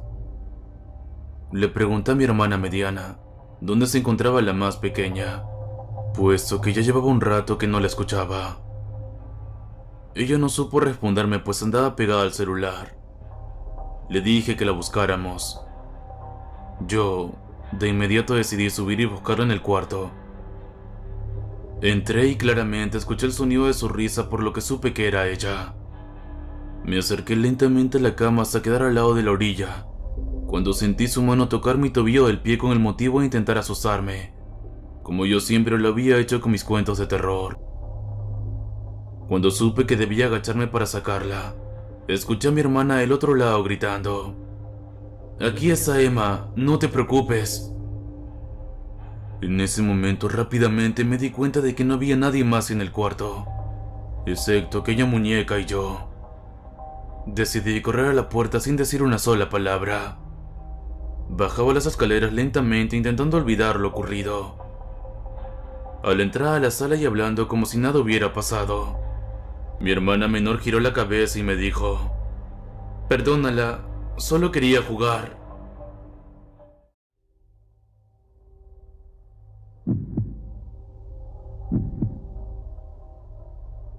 El hombre sobre el Toyota había comenzado a preocuparse. Ya llevaba más de 3 horas en esa interminable carretera y todavía no había llegado al cruce con la Interestatal 9. ¿Cómo era posible? Volví a mirar el cuentakilómetros del tablero. Según las indicaciones, había recorrido unos 60 kilómetros desde que salió de la última estación de servicio, cosa que según el mapa era imposible. ¿Acaso se había perdido? Pero no podía ser. El camino era recto y no tenía desviaciones, ni siquiera rutas secundarias que pudieran confundirlo. Todo era pastizales amarillos, secos, algunos árboles achaparrados, y más allá del haz en forma de cono de los faros, la completa oscuridad. Abrió la ventana y arrojó la colilla del cigarro. Regresó su mirada al tablero, justo en el momento en que el 4 digital daba paso al 5. 65 kilómetros. Era hora de parar y dar la vuelta, aunque el camino era tan estrecho que por el momento era imposible hacerlo. Volvió a encender la radio, con la esperanza de sintonizar alguna emisora local que le diera indicio de su posición. Nada, solo estática. Su celular tampoco tenía señal. Se dijo que debía calmarse. El Toyota y él habían atravesado peores situaciones que esa, como cuando quedó atrapado en una luz de nieve durante 4 interminables horas. Sacó otro cigarrillo del arrugado paquete, pero cuando iba a encenderlo se le cayó al piso. Se agachó para recogerlo, y durante una milésima de segundo desvió la atención del camino. Cuando volvió la vista, vio que una persona se encontraba parada en medio de la ruta, a unos 15 metros de distancia. Presionó los frenos y se golpeó la cabeza con el volante. Vio una luz cegadora delante de sus ojos, y por un segundo pensó que se desmayaría. Pero luego la visión se le aclaró, y Richard se apresuró a mirar por encima del tablero. Allí en el camino no había nadie. ¿Acaso lo habría imaginado? No sería la primera vez que le ocurría. Una vez tenía tanto sueño mientras conducía que comenzó a soñar despierto y a ver toda clase de cosas en su campo de visión. Se cercioró de que no se había lastimado la frente y luego siguió en el camino. Media hora después, ya completamente sudado y con un paquete de cigarrillos vacío por completo, vio que un chico andaba en bicicleta a un costado del camino. Parece que tenía la cabeza agachada, como buscando algo en el suelo.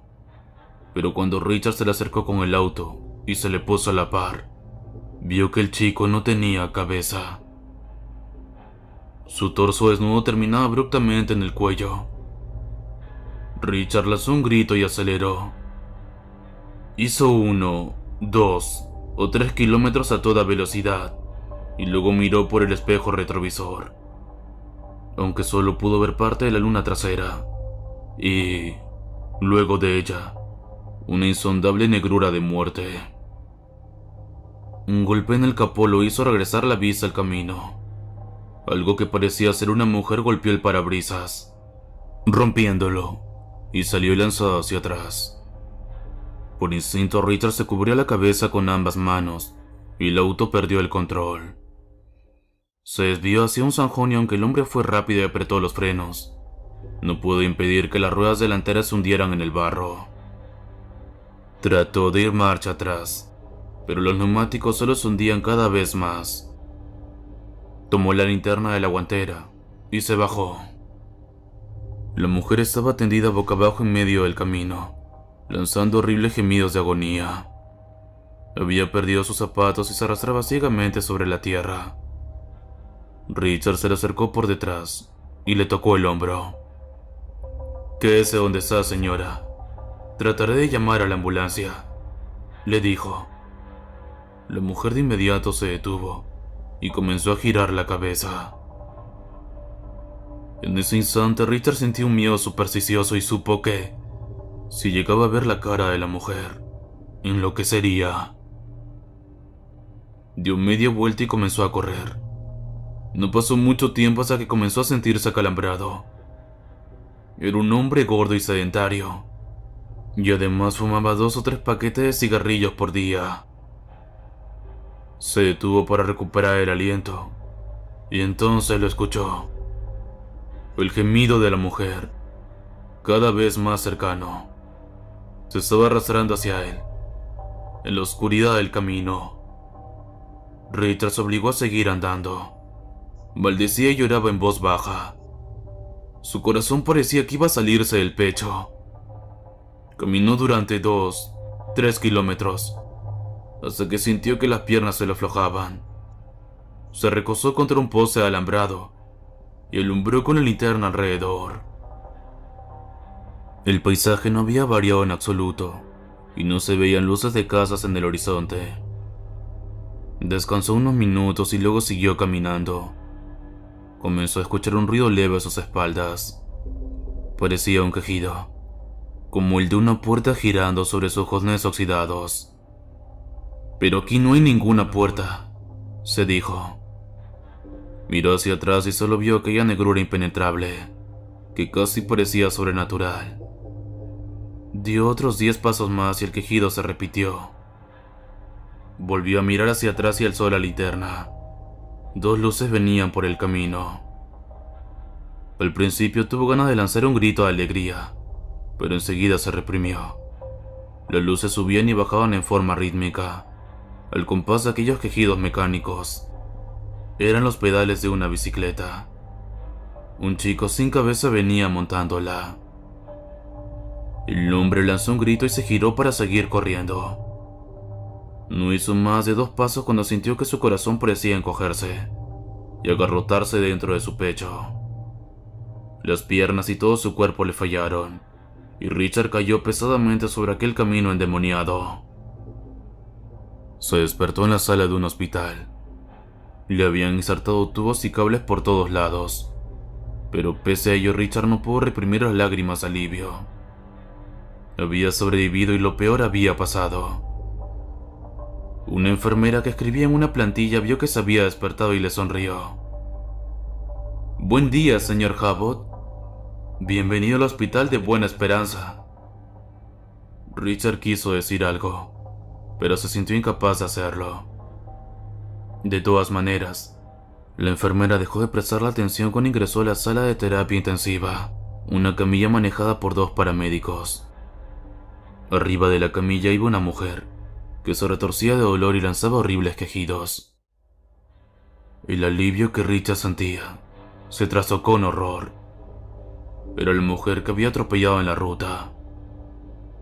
Por palabra de los médicos, comprendió que la mujer acababa de ser atropellada por un camión y tenía nulas posibilidades de sobrevivir, porque la habían reventado por dentro. 2 horas después, ingresó a la sala de urgencias un chico. De su cuello emanaba una impresionante cantidad de sangre. Estaba andando en bicicleta, murmuraron las enfermeras, cuando un ventanal desprendido de una obra en construcción por poco no le cercenó la cabeza. Pusieron al chico en una cama cercana a la de Richard y trataron de reanimarlo, pero fue inútil. Los médicos cubrieron la cabeza del muchacho con una sábana y se marcharon de la sala. Richard se quedó mirando la sábana, sin poder apartar la vista de ella. Al rato la sábana, muy lentamente, comenzó a deslizarse hacia abajo, y el chico giró la cabeza casi desprendida del cuerpo y le dijo: «Tú serás el próximo». A la noche, Richard tuvo el segundo y definitivo ataque cardíaco, y su alma regresó a la carretera, donde aún hoy en día sigue anunciando la muerte y el horror de los ocasionales viajantes.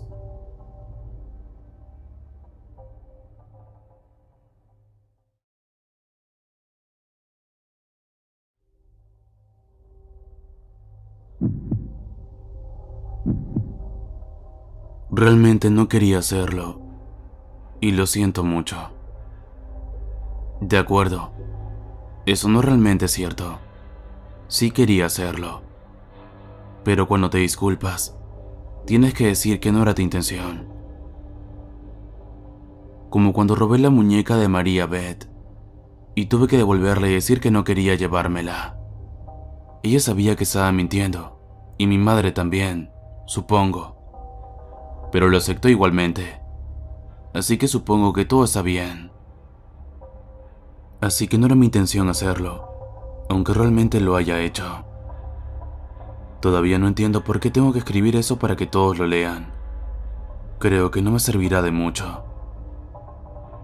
Los padres de Gilbert McCary deben estar muy enojados conmigo por la forma en que gritaron. No tenían que gritar tanto, ¿sabes? Pensé que la señora McCary se iba a reventar la garganta de tanto gritar. Bueno, supongo que, si tengo que escribir lo que hice, podría acabar con eso rápido. Gilbert me tiene algo mal. Siempre me molesta. Y cuando no lo hace, pone flores en mi escritorio y pequeños chocolates y notas. No es muy bueno escribiendo, pero no deja que eso lo detenga. Mamá dice que está mal odiar a la gente y que Dios se enfadaría conmigo por decirlo. Pero no puedo mentir. Así que aquí está. Odio a Gilbert. Me mira de forma extraña y me insulta. Y nos sigue a mí y a María Beth a casa desde la escuela. Y es un chico horrible de pies a cabeza. Pero mamá me dijo que tenía que ser amable con él. Así que lo intenté. O al menos traté de no ser completamente mala. Y eso es lo mismo, ¿no?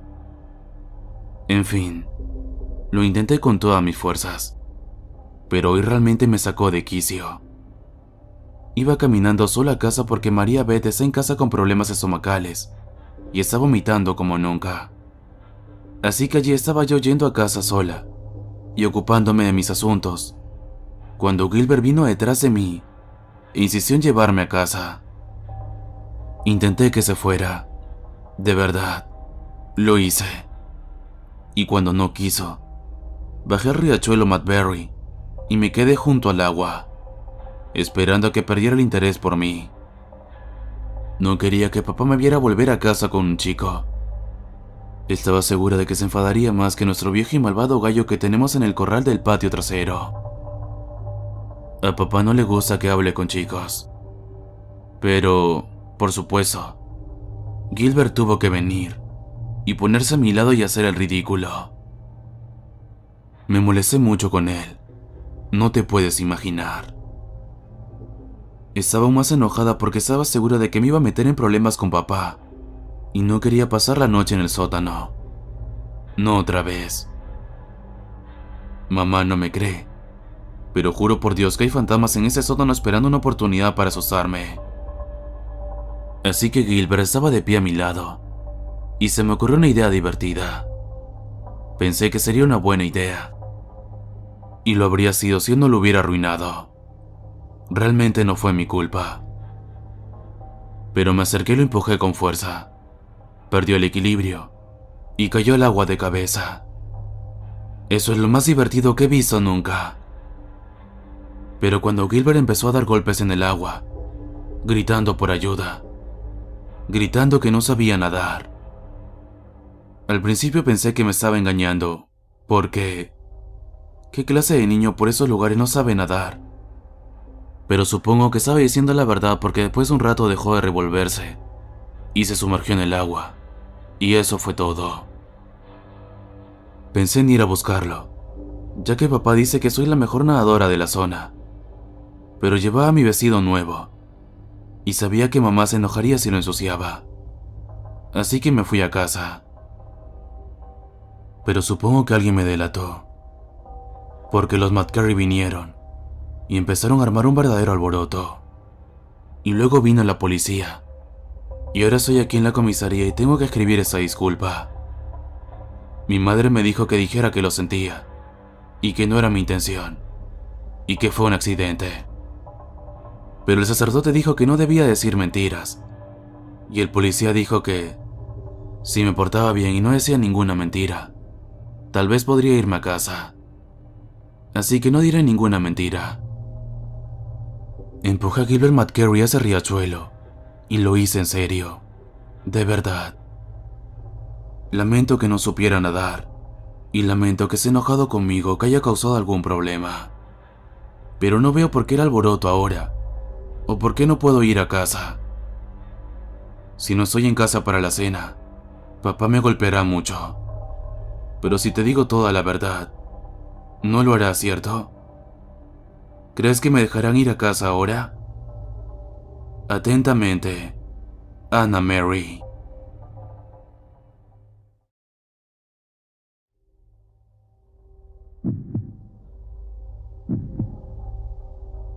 Mi hermana es una leyenda urbana. Nunca me gustó mientras crecía. Probablemente por ella. ¿Te has dado cuenta de que cuando alguien cuenta una leyenda urbana, siempre empieza algo como: el primo de mi hermano tuvo una vez una novia que... Sí, claro que sí. Creo que por eso la gente encuentra divertidas las leyendas urbanas. Nunca le pasa nada malo a alguien que conoces personalmente, por supuesto. Pero sigue siendo alguien conectado a ti. Un amigo de un amigo de un amigo. Eso hace que sea lo suficientemente real como para ser divertido, pero no tan real como para ser horripilante o trágico. La cuestión es que las leyendas urbanas tienen que empezar en algún sitio, y tus tontas historias podrían no ser tan divertidas para la gente que sufrió la verdad. La mayoría de la gente ni siquiera recuerda que yo tenía una hermana mayor, y mucho menos quién era mi hermana. Se llamaba Michelle, pero todo el mundo le decía Missy. Le gustaba mucho la repostería. Solíamos hacer pastelitos juntas. Ese es el recuerdo más fuerte que tengo de ella, y me aferro a él cuando los tiempos son difíciles. Cuando la gente habla y habla sin pensárselo dos veces. Siempre me dejaba elegir el color de las chispas. ¿No es genial? Era muy amable conmigo, para ser una hermana mayor. Missy era 12 años mayor que yo. Yo solo tenía 6 cuando ella murió. Missy tenía una mejor amiga, Eva. Eva también era buena, y cuando venía, ella y Missy me dejaban jugar con ellas, al menos un rato. Nunca me trataron como una molestia. Mis recuerdos de Eva son escasos. En mi mente, veo flashes de cabello negro y puedo oír su risa. Tenía una risa muy marcada, de esas que te hacen feliz con solo escucharlas. En fin, Eva enfermó cuando estaba en el instituto. Leucemia. Estuvo enfermo un tiempo y luego murió. La vi 1 o 2 veces en el hospital cuando aún se sentía bien, aunque no se me permitió verla al final. Pero Missy iba a verla todos los días. El día que Eva murió, Missy prometió seguir viéndola todos los días, pasara lo que pasara. Y cumplió su promesa. Después de la muerte de Eva, Missy iba al cementerio todos los días después de la escuela.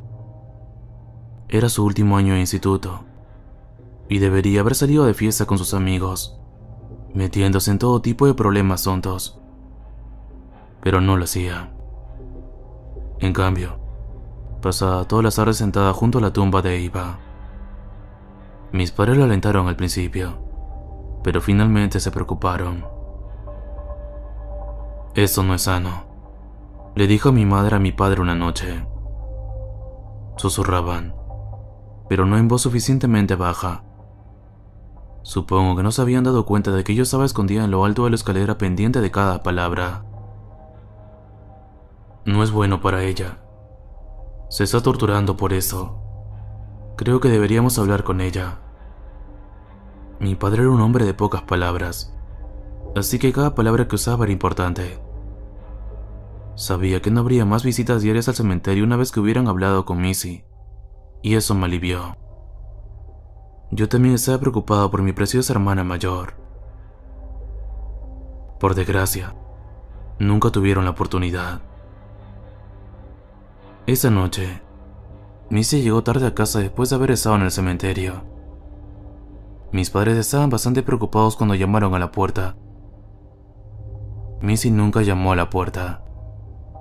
Cuando vimos al oficial de policía de pie, preguntaron por los padres de Michelle Turner. Todos supimos lo que había pasado. Los detalles vinieron después. Estaba oscuro y resbaladizo. Recuerdo que entonces era invierno y empezaba a formarse hielo en las carreteras.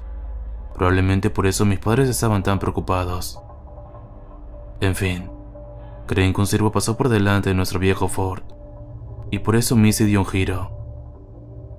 Perdió el control y volcó el auto unas ángeles afuera del cementerio. Nos aseguraron de que fue instantáneo y que no sintió ningún dolor. Mis padres enterraron a Missy junto a Eva. Le rogué que no lo hicieran. En aquel momento, no podía explicar por qué me parecía mal. Ahora lo sé. Es porque debía ser enterrada con nosotros cuando llegara el momento. Pero mis padres sintieron que eso era lo que Missy querría. La familia de Eva estuvo de acuerdo, así que ahí es donde está enterrada mi hermana, junto a su mejor amiga en el cementerio de Sandwood. Tal vez por eso comenzó la leyenda. Unos años después de su muerte, el tiempo suficiente para que el pueblo dejara de estar de luto, mi familia y yo empezamos a escuchar las historias sobre las dos chicas muertas en Sandwood. Como su misteriosa muerte nunca pudieron ser explicadas, la gente se inventó todo tipo de ideas locas. En algunas versiones de la historia, Eva y Missy eran amantes, separadas por la muerte, solo para reunirse en el más allá. En otras, Eva estaba celosa de que Missy siguiera viva y sacó su auto de la carretera para que subieran a mano, lo cual es tan ridículo como estúpido. En todas las versiones, sin embargo, Missy no hizo rodar su auto por un simple accidente o coincidencia. Fue el fantasma de Eva o la propia cara de la muerte quien lo hizo. Oh, y eso es lo que más me duele. Hizo rodar el auto porque quería hacerlo. Porque quería morir. Y esa era la única manera de que pareciera un accidente. Odio esa versión porque, de todas las historias, es la única que podría ser cierta. Cuando empecé el instituto ya era una leyenda urbana. La gente nunca tenía cuidado conmigo porque no se daba cuenta de que Missy y yo éramos hermanas. La gente se había olvidado de incluir el apellido de Missy en las historias. Además, nos separaban 12 años. La mayoría de la gente asumía que Missy era hija única. Pero no lo era. Era mi hermana. Es mi hermana de la que la gente habla. Es una leyenda urbana divertida para la mayoría de la gente. Es un recuerdo terriblemente doloroso y real para mí. Nunca hablé de Missy. No quería que la gente me preguntara sobre las leyendas o me molestara con ellas. Simplemente las evitaba o expresaba mi desinterés si las mencionaban. Funcionaba bastante bien hasta un día, cerca del comienzo de mi último año. Unos de mis amigos, Tom y Gregory, querían salir una noche a Sandwood y me rogaron que me uniera. Dicen que si sales cuando hay luna llena, puedes oír el sonido de las dos chicas riendo juntas, dijo Sara en voz baja. Estábamos matando el tiempo en la sala de estudio, y nada me apetecía más que escapar de aquella estúpida conversación. Recuerdo que puse un poco los ojos en blanco ante ella. De verdad, ¿por qué siempre hay una luna llena? Sinceramente, algunas personas son tan poco originales. Pero entonces volví a pensar en Eva y en su risa. y traté de recordar la risa de Missy, cómo había sonado. Pero la cosa era que no podía. Simplemente no podía recordar. Me quedé atrapada en esa inesperada revelación cuando Greg y Tom aceptaron la propuesta de Sarah. ¿Por qué no? Es una noche bastante agradable para ello. Y no es que vayamos a tener otra oportunidad, dijo Tom. Greg asintió y añadió: me voy a largar de ese pueblo de porquería en cuanto me gradúe. Bien podría sacar una buena historia de ello, ¿no? Greg pensó que era un maldito tipo rudo. Realmente arriesgado. A veces me hacía sentir mal, pero aún así me agradaba. Realmente debería haber dicho que no. Debería haberle dicho que tenía tarea o noche familiar o algo. Había un millón de excusas que podía elegir. Porque no quería hacer una burla de la muerte de mi hermana, de todo el dolor que le habían hecho pasar a mi familia a causa de ella. Pero su risa. No podía dejar de pensar en su risa. Y aunque sabía que no la escucharía, sabía que las historias eran mentira. Sí, me apunto. Tuve que arriesgarme. Greg condujo. Sus padres eran adinerados y le prestaban cualquiera de sus numerosos autos cuando quería. Me recogió por última vez alrededor de las 10. Les dije a mis padres que iba a un grupo de estudio y que volvería tarde. Ellos confiaron en mí. Pensaban que había superado todo lo que pude la muerte de Missy. Realmente me sobreestimaron. Fuimos al cementerio y nos estacionamos al costado de la carretera, con las ventanillas bajas para escuchar mejor las risas fantasmales. Todo el mundo abrió una cerveza, excepto Greg, que en realidad no bebía. Ahora pienso mucho en Greg. Siempre fingía ser otra persona. No es que ahora importe mucho, supongo. Nos sentamos a beber durante un rato, riendo y hablando de la escuela.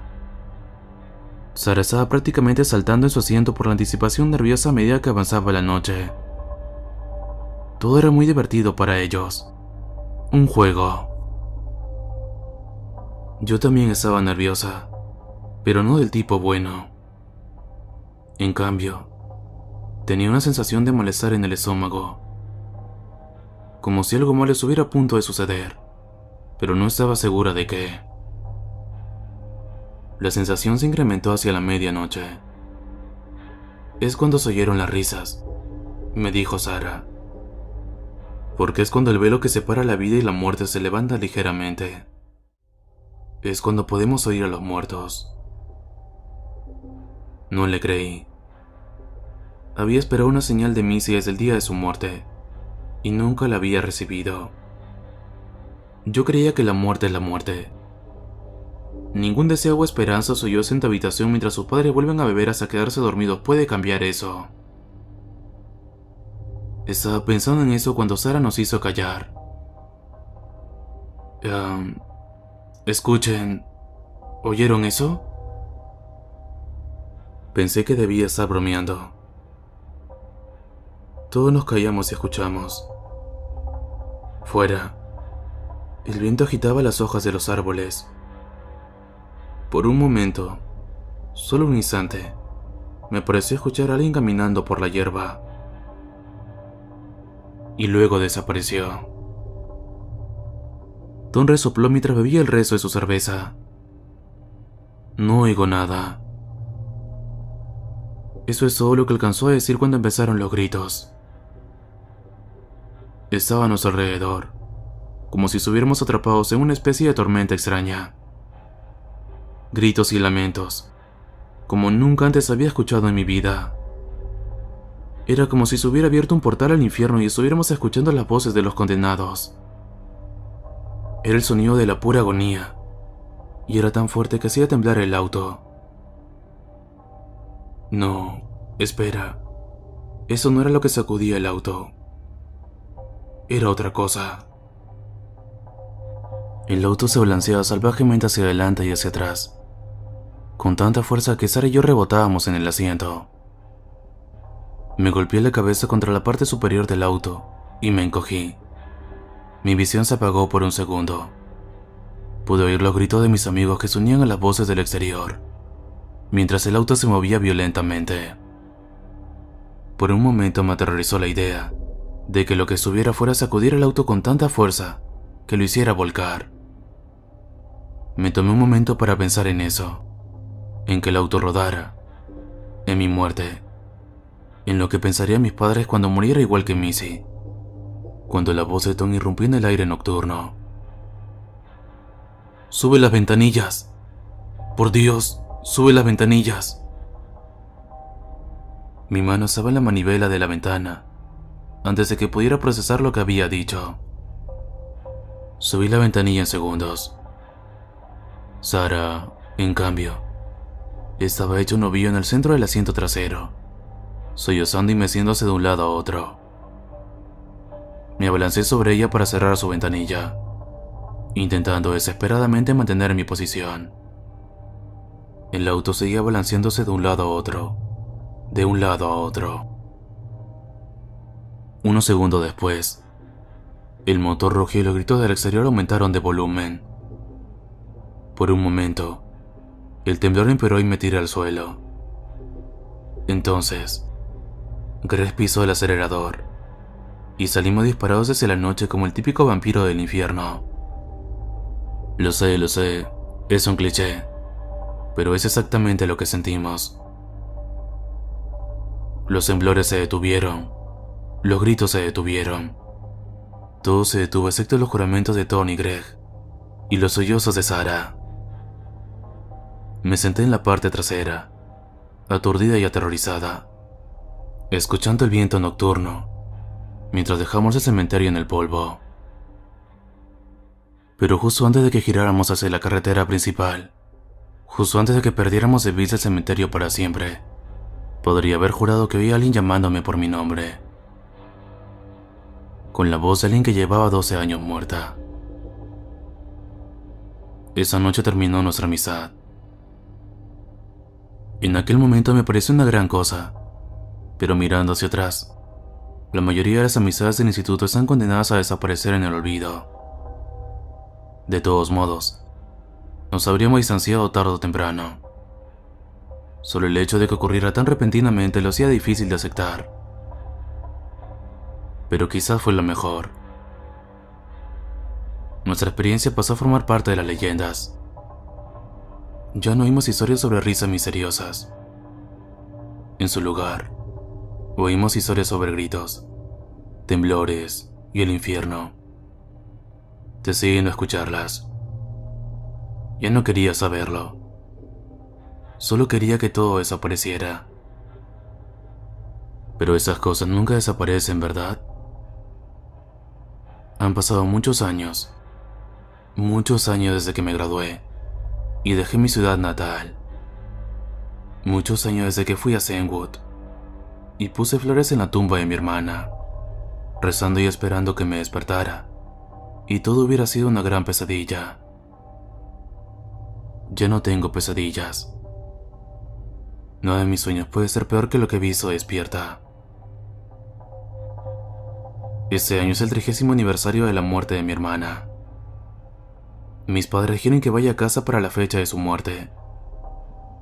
Quieren que visite el cementerio con ellos. Y sé que debo hacerlo. Sé que es importante para ellos. Y que es mi deber como hija. Y, sin embargo, me encuentro dudando a medida que se acerca el final de la estación. Cuando la nieve empieza a caer y el hielo a cubrir las carreteras. Porque me aterra el día en que regrese. Me aterroriza oír mi nombre susurrado una vez más en la fría quietud del cementerio, invitándome a mirar lo que hay al otro lado.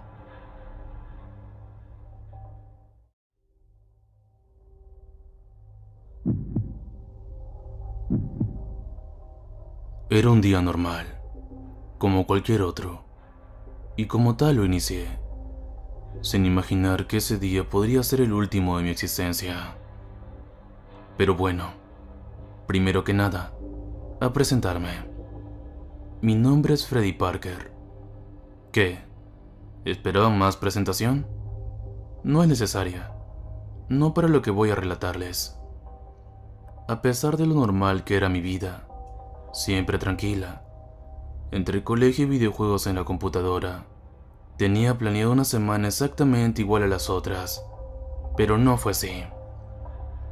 Raros sucesos comenzaron a ocurrir en torno a mi vida o, mejor dicho, en torno a mi habitación. Primero creí que fue una casualidad. Quizás a mi padre se le cayó algo y terminó manchando el suelo de mi habitación de esa forma tan peculiar. Aquel dibujo no me extrañaría tanto. De todos modos, de no haber sido por el detalle de que al siguiente día ya no estaba. O sí estaba, pero no donde debía estar. La mancha se había movido del piso a la pared. Eso ya no era una casualidad. Para nada lo era. Los días siguientes las marcas aumentaron en número. Primero eran 3, luego 8, luego ya no podía contarlas.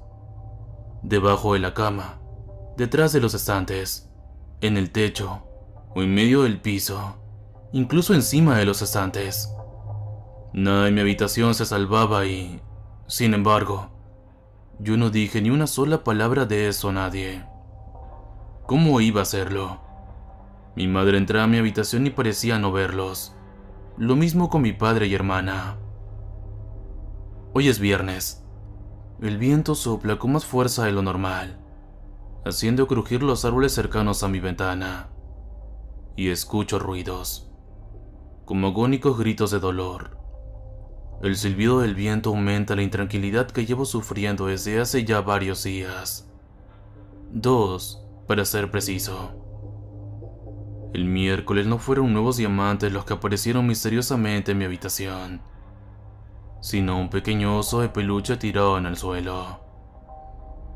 Lo vi pocos segundos, luego de sentarme en mi cama tras despertar con un sobresalto en medio de la noche. El reloj acababa de marcar las 2 a.m. y la luz de la luna apenas iluminaba mi cuarto. El miedo invadió mi cuerpo al notar aquel peluche, bastante maltratado, que para cualquiera sería inofensivo. Realmente un muñeco no puede hacer mucho daño. Sin embargo, es muy distinto si está cubierto de sangre y aparece en tu habitación mientras duermes y, sumado a esto, su rostro está apuntando directamente a ti, con la mirada puesta en tus ojos. Aún no sé qué fue lo que provocó que sintiera que cualquier intento de moverme, de huir, sería mi sentencia de muerte. Pero eso fue lo que sentí, y por ello actué con cautela, quedándome inmóvil y cerrando fuertemente mis ojos. Estuve varios segundos así. Temí encontrar algo horrible al abrir los párpados. Sin embargo, al hacerlo fue bastante grato lo que presencié. Bueno, al menos hasta notar que eso era realmente peor. El oso ya no estaba ahí, y no tenía ni idea dónde pudo haberse metido. Podía estar en cualquier parte. Por unos instantes me invadió la desesperación, pero esta dio paso al cansancio, causado por tantos días de estrés, y al rato estaba completamente dormido. Al despertar revisé cada milímetro de mi cuarto, mas no había rastros del oso, salvo por un nuevo diamante negro, pintado en el mismo lugar donde la noche anterior había aparecido aquel peluche. Aunque esa marca era, sin duda, mucho más grande que las otras. Por culpa de tan exhaustiva búsqueda por mi cuarto casi llego tarde al colegio, lugar en el que aproveché para contarle mi situación a unos amigos. Esos dijeron que se trataba de una simple alucinación producto de estar semidormido, o sea, que estaba soñando despierto. Realmente yo deseaba que eso fuera así, y que solo fuera una simple pesadilla. Sin embargo, Día a día era más notorio que algo o alguien me seguía. Me acechaba. Jamás comprendí, aunque me lo pregunté muchas veces, ¿por qué yo? Y deseaba saber cuándo acabaría esto y cómo. Ella, sí, ella, me torturaba día a día, haciéndome saber que sería la causa inevitable de mi muerte. No sé cuándo supe quién era ella. Bueno, nunca supe quién o qué era, pero al menos tenía una vaga idea acerca de ese ser que me seguía donde fuera. Ella te escoge. No importa quién seas. No importa qué hayas hecho y qué no. Quizás no tiene un criterio. O quizás sí. Uno demasiado complejo para que lo comprenda un humano. Al menos yo lo desconozco. Y por desgracia soy uno de los elegidos por ella. O mejor dicho, fueron mis ojos los escogidos, ya que es el objeto de búsqueda de ese ser. Colecciona ojos. Era de noche. El frío empañaba los vidrios de las ventanas en mi cuarto. Sin embargo, yo no temblaba por el clima que azotaba mi ciudad. No, yo temblaba por otra cosa. Frente a mí, sosteniendo aquel oso de pesadilla bajo el brazo, estaba ella. Bajo uno de los tantos vendajes que cubrían parte de sus brazos, piernas y cuello, se dejaba entrever la marca que ya era bien conocida por mí. Un diamante negro y, sin embargo, en ella el brillante negro que poseían las figuras que me rodeaban se veía más oscuro. Parecía como un pasaje a la nada misma, donde ni la luz más intensa logra penetrar. La tenía frente a mí. No podía creerlo. El miedo se apoderó rápidamente de mi cuerpo en el instante en que su presencia se dejó notar, y su bella figura desapareció ante mis ojos. Era preciosa, pero irradiaba una sensación de dolor, crueldad y maldad que jamás había sentido en mi vida, y ni siquiera era comparable a las peores pesadillas que jamás haya tenido un ser humano. Sin embargo, lo peor eran sus ojos. Sus pupilas brillaban con un rojo intenso, pero eso no fue nada en comparación a la profundidad que adquirió su mirada cuando se quitó los vendajes que ocultaban la marca que llevaba en el brazo izquierdo. Tan penetrante era aquel mirar que parecía ser capaz de, con una simple mirada, conocer cada uno de mis pensamientos. Estaba tan ensimismado que no noté cómo unos delgados hilos comenzaban a deslizarse desde la punta de sus dedos, dirigiéndose hacia mí. Su sonrisa se volvió perturbadora al tiempo que mi miedo crecía. Sus hilos ya me habían rodeado. No tenía salvación. Por un segundo mi mente se puso en blanco.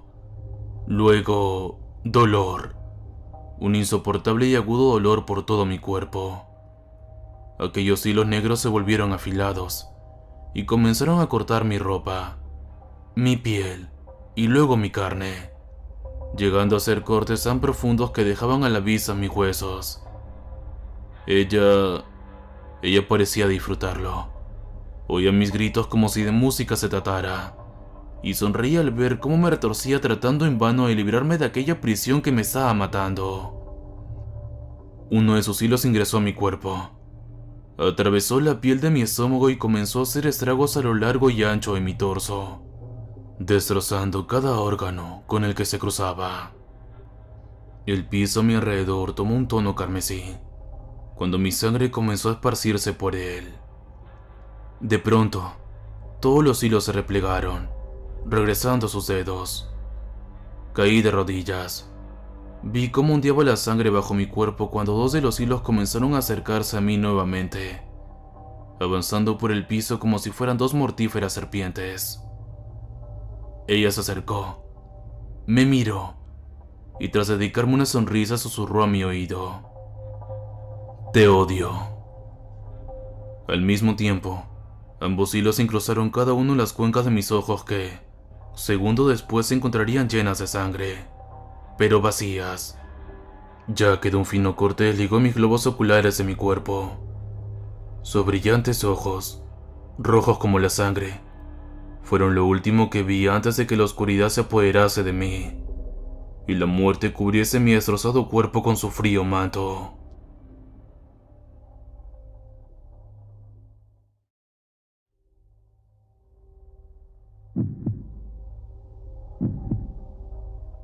Era medianoche. El aire nocturno era fresco y vigorizante, casi curativo. El aroma de pino inundaba la atmósfera del bosque. El muchacho estaba en algún lugar del bosque y presenció todo. ¿Cómo había llegado hasta ahí? Nadie lo sabía. Primero escuchó un grito desgarrador entre los árboles. Un grito que al principio pensó que era de dolor, pero luego se dio cuenta de que era de miedo. De ese esquiciante terror que siente uno al enfrentar sus más horribles pesadillas. Luego de un rato, un hombre con la ropa desgarrada y un revólver en la mano apareció de entre la maleza con la cara blanca de terror y disparando hacia el bosque. Una sombra de unos 2 metros de altura aterrizó frente a él. Se le lanzó encima y pareció como si utilizara su enorme mandíbula para destrozar el cuello del hombre. La sangre brotaba de su cuello como una fuente roja. Luego la gigantesca criatura olfateó el aire. Advirtió la presencia de un testigo y, justo cuando iba a saltar sobre él, el reloj despertador de Santiago repiqueteó en la cómoda al lado de su cama. Esa había sido la pesadilla más horrenda de su vida. Decidió que trataría de olvidarla y se preparó para ir a la preparatoria. Cuando se topó con el espejo del baño, se miró en él y dijo: «Juro que no vuelvo a comprar libros de terror, ni uno más. Me están provocando horribles pesadillas». Al llegar a la preparatoria de su colonia, se encontró con sus amigos más cercanos, Christopher y Villegas, 2 chicos que, al igual que él, eran 2 apasionados de lo paranormal, y les relató su pesadilla. Cuando terminó, sus amigos soltaron una carcajada enorme. «No molestes, amigo. Nada más quieres hacerte el gracioso. Maldito Santiago», dijo Villegas. «Eso no lo soñase. El director de la Timer Court murió anoche. Salió hoy en la mañana, en el periódico», completó Christopher. Santiago se quedó helado y agradeció al cielo que todo hubiese terminado. Pero eso no había hecho más que comenzar. Era solo el principio.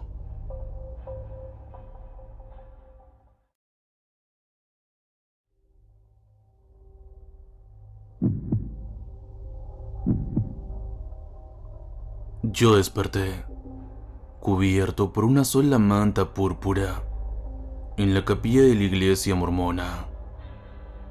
Era el día de Halloween y caía un martes. Corrí hasta la puerta trasera que llevaba a la playa de estacionamiento, pero estaba cerrada. Todas las puertas estaban cerradas, excepto las que conducían a diferentes habitaciones. Corrí por el pasillo, con la manta en la mano, hasta que me encontré con la chica más hermosa del mundo. Ella me dijo que su nombre era Lucille. Ella era simplemente increíble. Dijo que ella también estaba atrapada aquí, así que se escondió en la habitación 22. Me dijo que lo último que recordaba era que alguien había puesto una manta color verde lima en ella. Charlamos hasta las 6:30, cuando me dijo que tenía que ir al baño.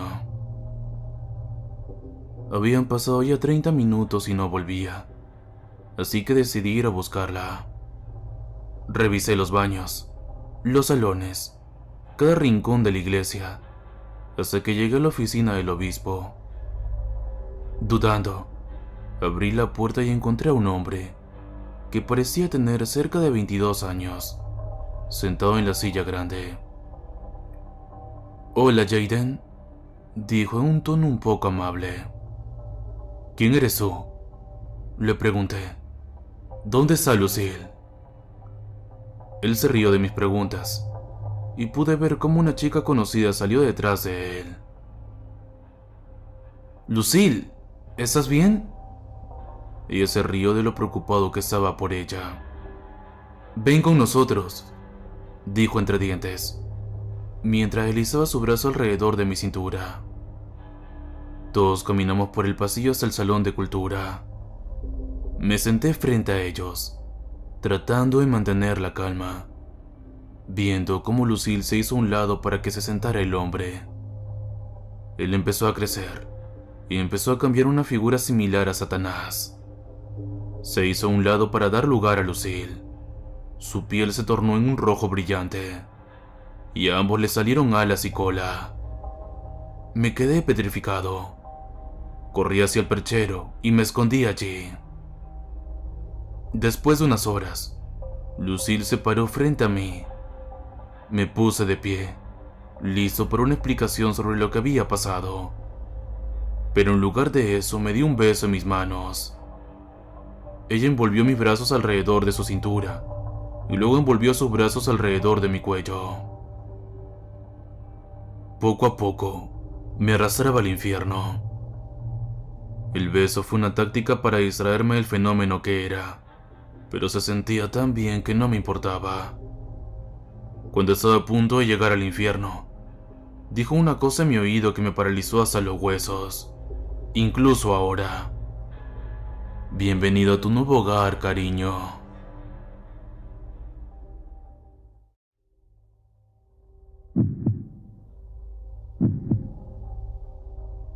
Según cuenta una historia antigua, por las calles de Once, vaga una criatura de casi 3 metros de altura que cuida a los habitantes de ese barrio.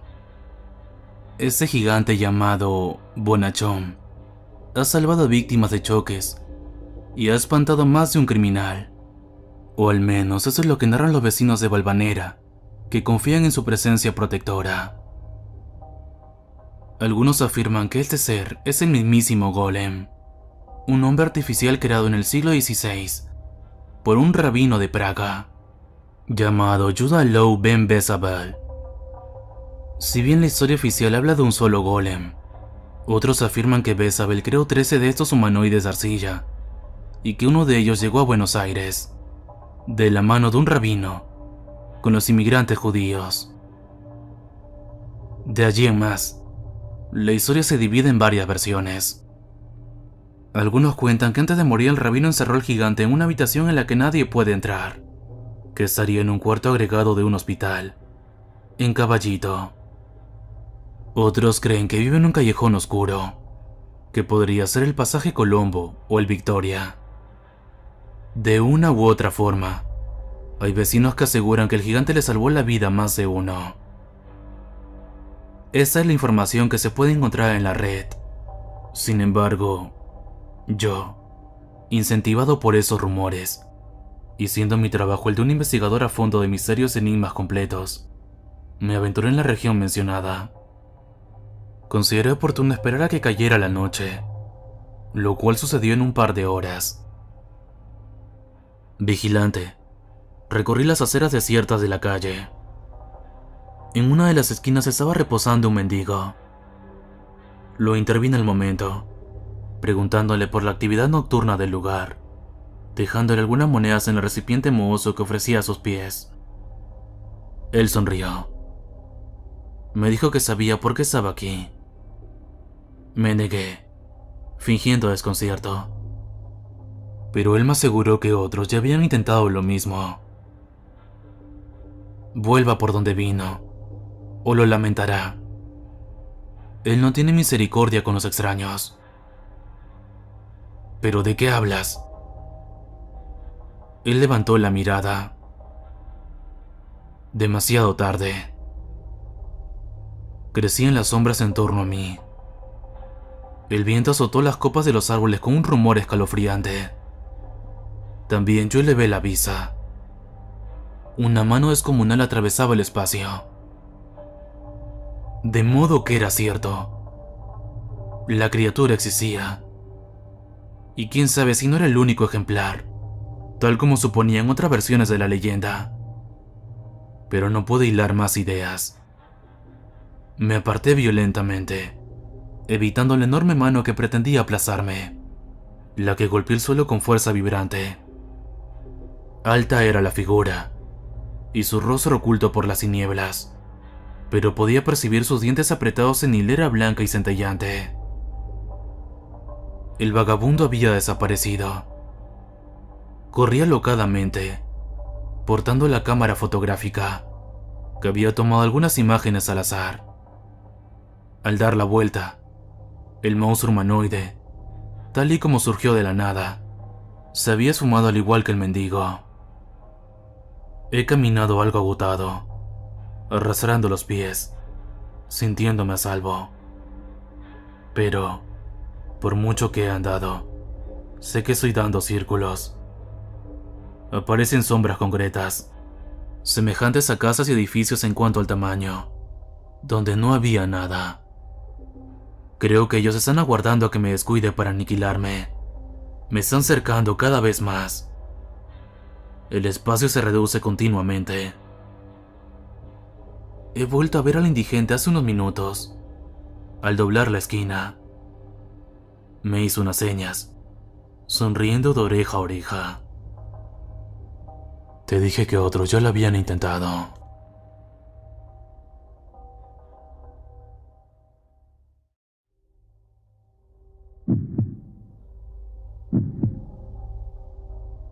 Lo admito, era un suicida. En un día espectacularmente mal, en un mes particularmente solitario durante un invierno bastante sombrío, ya no sentía realmente todo el asunto de la vida. Había sido infeliz antes, e incluso estuve deprimido, pero eso era diferente. Sentía como un cuchillo caliente de dolor que me empujaba a la acción, donde antes los pensamientos de suicidio solo habían sido hipotéticos. Ahora el mundo parecía lleno de la promesa de un dulce alivio a cada paso. Los bordillos de las aceras me suplicaban que tropezara y me aplazara la cabeza. El tráfico me pedía alegremente que saltara a la calle, y las simpáticas barras de acero de la obra de construcción que había junto a mi casa siempre se asomaban y me hacían señas para que me clavara. Lo único que me salvaba era la sensación impotente y horrorizada de que ese impulso venía de fuera de mí. El hombrecillo que rondaba por mi cerebro, el que me miraba a los ojos y se decía a sí mismo mis pensamientos. No intentaba navegar con mi cuerpo contra los arrecifes del tráfico y las barras de acero. Intentaba desafiar la tormenta a pesar de sentirse desesperado. Era otra cosa la que indicaba estrellarnos contra las rocas y destruirnos. Productos químicos. Son sustancias químicas en el cerebro. Lo busqué en internet. Entre 1000 búsquedas diferentes de formas de matarme, también conseguí abrir un foro de prevención del suicidio. Todo lo que logré publicar fue ayuda, pero eso fue suficiente. Las almas bondadosas se pusieron en contacto con los mediadores. Los mediadores preocupados se pusieron en contacto con la policía. La policía cansada se puso en contacto con los médicos. Y unos sombríos hombres con uniformes blancos me llevaron a un hospital especial. Durante mucho tiempo, estuve desconectado del mundo.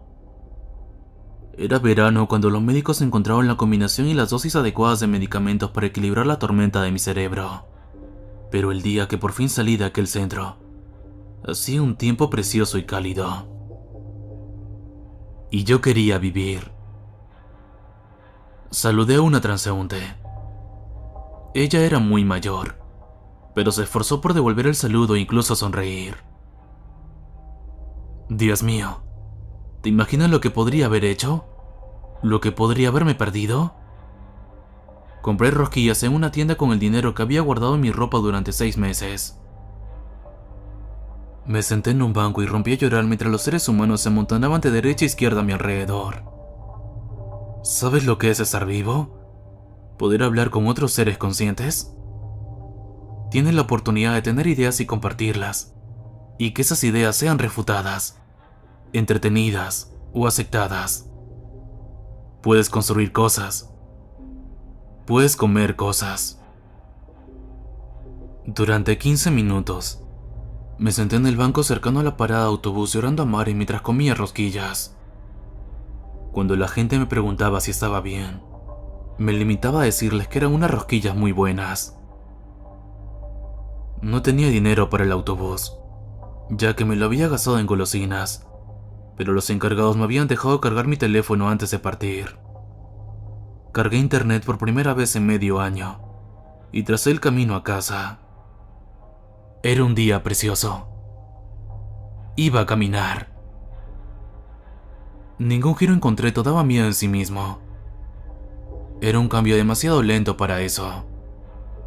Solo después de 2 horas de caminata, cuando miré a mi alrededor, vi vagabundos, drogadictos y pistolas que llevaban abiertamente. Me di cuenta de que estaba en una parte muy mala de la ciudad. Agarré con fuerza mi teléfono y comprobé continuamente el programa de mapas. Insistí en que mi siguiente giro era por un callejón oscuro y lleno de basura, pero no me atreví a hacerlo. El creciente calor de la ciudad hizo que las ondas doradas de la luz del atardecer mojaran la calle. En esa luz de fondo, vi ojos infelices que miraban en mi dirección. Es hora de seguir adelante.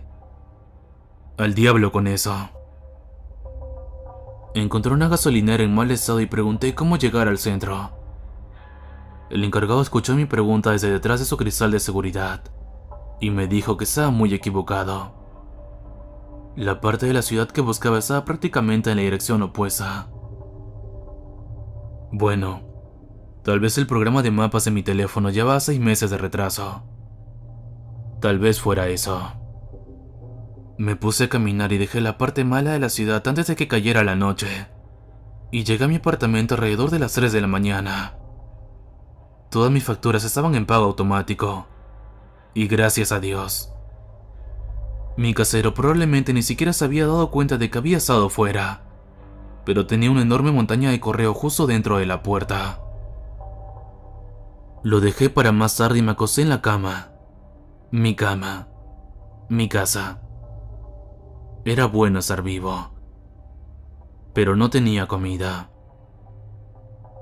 Saqué mi teléfono y busqué pizzeras de 24 horas. Había 2 antes de que me fuera. ¿Cómo se llamaban? Mientras empezaba a teclear mi búsqueda, me quedé paralizado.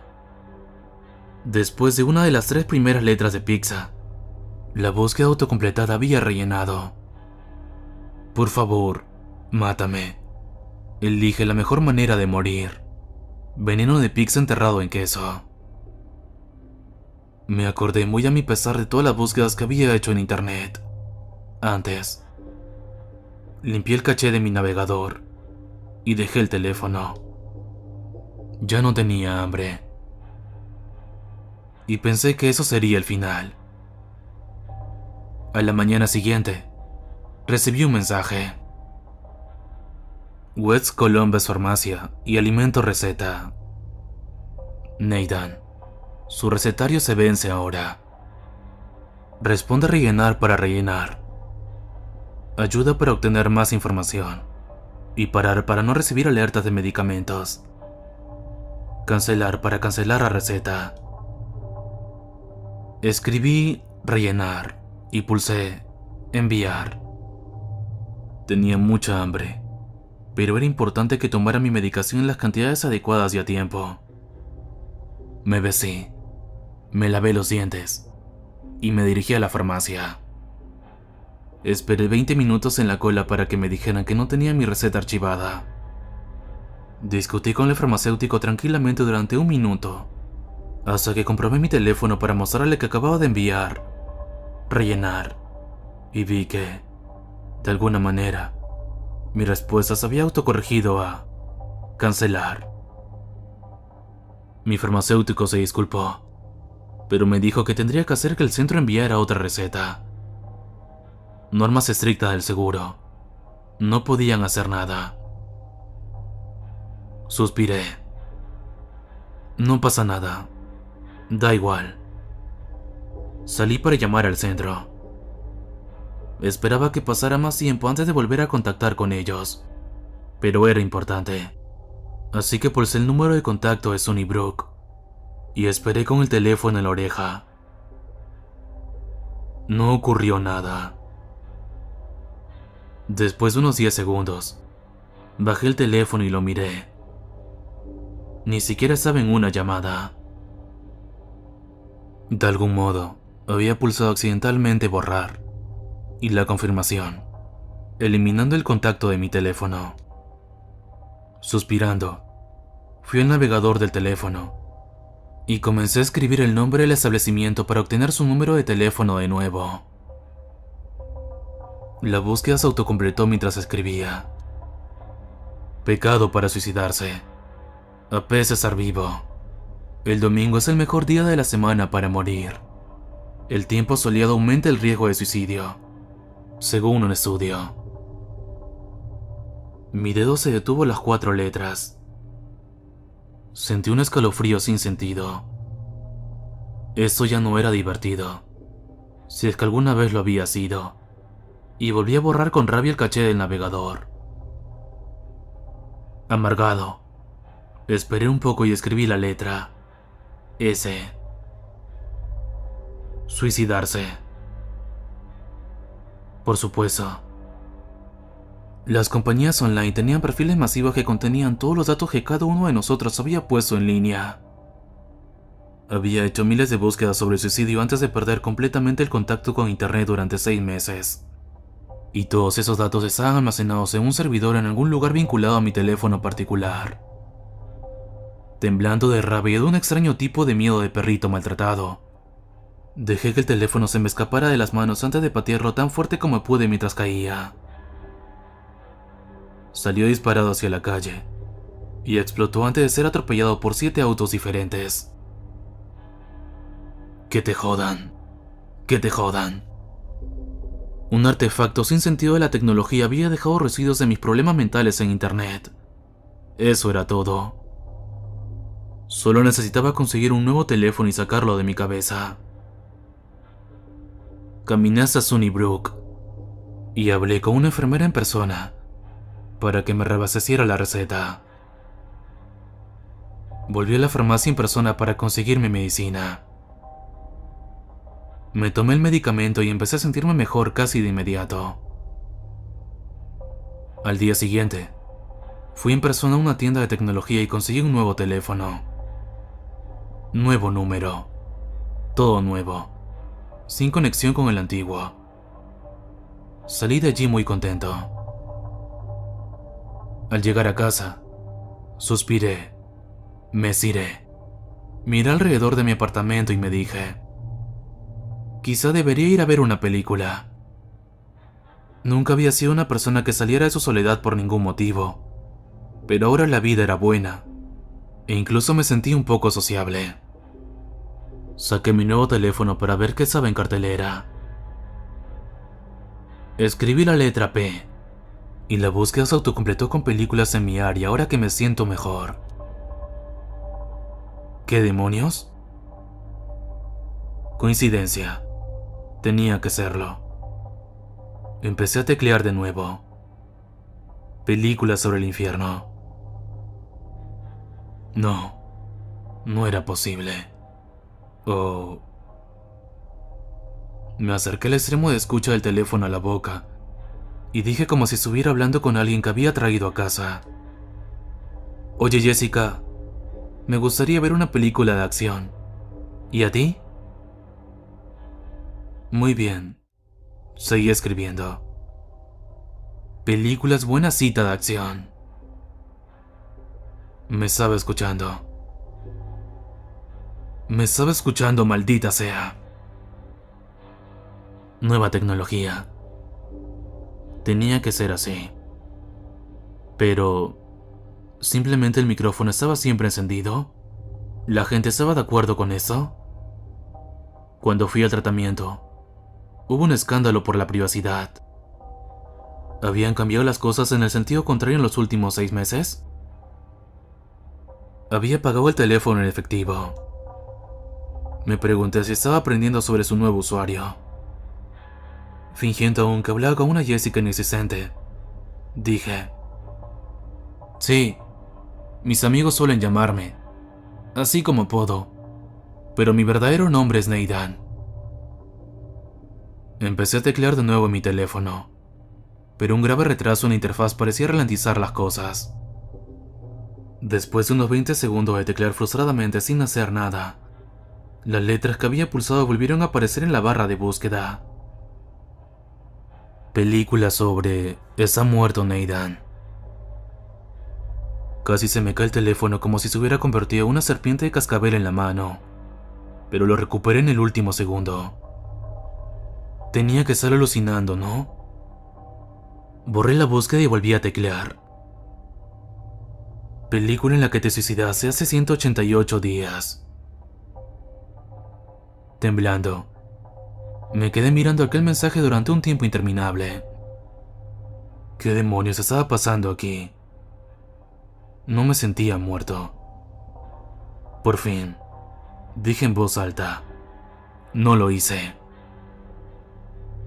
Película, los datos no mienten. Buscó el suicidio 3 meses seguidos de 0 datos morirse. ¿Crees que me he suicidado porque me he salido de la red? Respiré en voz alta, sin acabar de creerme lo que estaba viendo. Los algoritmos de aprendizaje neuronal habían desarrollado realmente una especie de protoconciencia a través del análisis de cantidades masivas de datos. Uno de mis conocidos era programador y había estado hablando de algo así cuando la anomalía de la película se corregirá. Los datos adicionales para el perfil de los muertos deben ser evitados. ¿Qué demonios quería decir eso? No me gustaba lo que estaba pasando, así que apagué el teléfono y lo dejé cerca de mi lavado. Esa noche no salí. No vi ninguna película. Lo único en lo que podía pensar era en lo que podría pasar si utilizaba mi tarjeta de crédito. Los conglomerados de datos en línea lo verían, y lo que fuera que pensara que yo estaba muerto lo sabría. Si sacaba dinero de un cajero automático, lo sabrían. Estaba atrapado. Pero eso era una locura, ¿verdad? Tenía que ser un efecto secundario de los medicamentos. Estaba imaginando cosas. Al día siguiente, usé mi tarjeta de crédito en un Starbucks. Fui tan estúpido. Oh Dios, tan estúpido. 2 días después de ese café, el cartero murió en una explosión que hizo volar mi puerta. Un error en el envío de componentes para un contratista militar cerca de Columbus. Se había enviado de alguna manera a mi dirección con materiales peligrosos. Me enteré de todo eso en persona a través de un abogado militar que se disculpó. Se ofrecieron a pagar mi puerta. Le dije que hablara con el propietario. ¿Por qué yo? Estoy huyendo. El Big Data cree que estoy muerto. Y ellos, o él, han pasado de analizar su información a intentar hacerla realidad. Estoy publicando eso de forma anónima. Mi nombre no es Nathan. O alguna cosa sabe cuál es mi nombre realmente. Y también lo sabe todo sobre ti. Ten cuidado con la información que das. Las cosas que dices en tu teléfono o las cosas que buscas en internet pueden volver a perseguirte. Literalmente. Cuidado con el fantasma de la máquina. Siempre está observando. Siempre está escuchando. Incluso si crees que tu teléfono está apagado.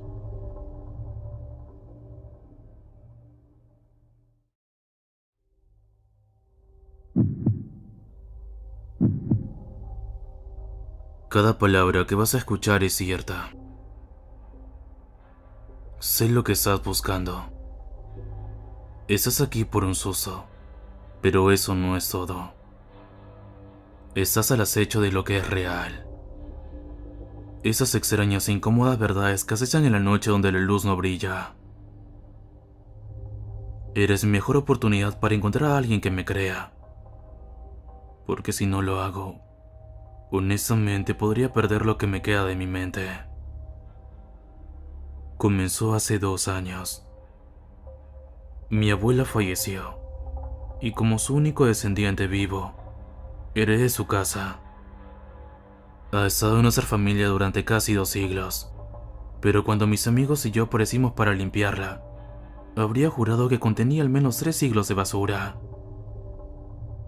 Estábamos yo, Alan, Charlie, Emma y por supuesto, estaba Jessica. El plan era tener la casa lista para la venta. Era demasiado grande para mí solo, y no podía pagar los impuestos del maldito lugar de todos modos. Tampoco podía permitirme contratar a gente para limpiarla, así que mis amigos, que en ese momento era más bien mi familia, me ayudaron. El primer día fue bien. Nos pusimos a limpiar el primer piso y conseguimos vaciar 3 habitaciones enteras. Esa noche comimos pizza y cerveza y vimos algunas películas viejas y ridículas en la sala de estar, donde habíamos puesto todos los sacos de dormir y las mantas. Fue como las fiestas de pijamas que hacía de niño, con los beneficios añadidos del alcohol y un poco de hierba. Fue el segundo día cuando las cosas dieron un giro. Me dirigí al sótano con Jessica para ver cuánto trabajo nos esperaba. En todos los años que había visitado a mi abuela, no recordaba haber bajado nunca al sótano, así que no tenía ni idea de lo desordenado que sería. En general, no estaba tan mal. Sin embargo, encontramos una despensa llena de latas y tarros cubiertos por una gruesa capa de polvo. ¿Qué demonios es eso?, preguntó Jessica mientras sacaba un tarro de la despensa. Le sopló el polvo, que inmediatamente salió volando hacia su cara y le provocó un ataque de tos. Puse los ojos en blanco mientras pasaba junto a ella. «Eres una idiota».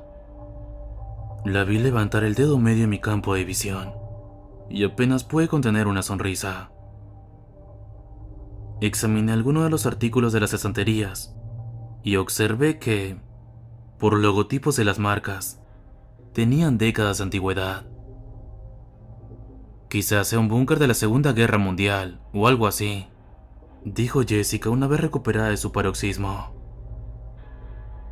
Es imposible que esas cosas sean...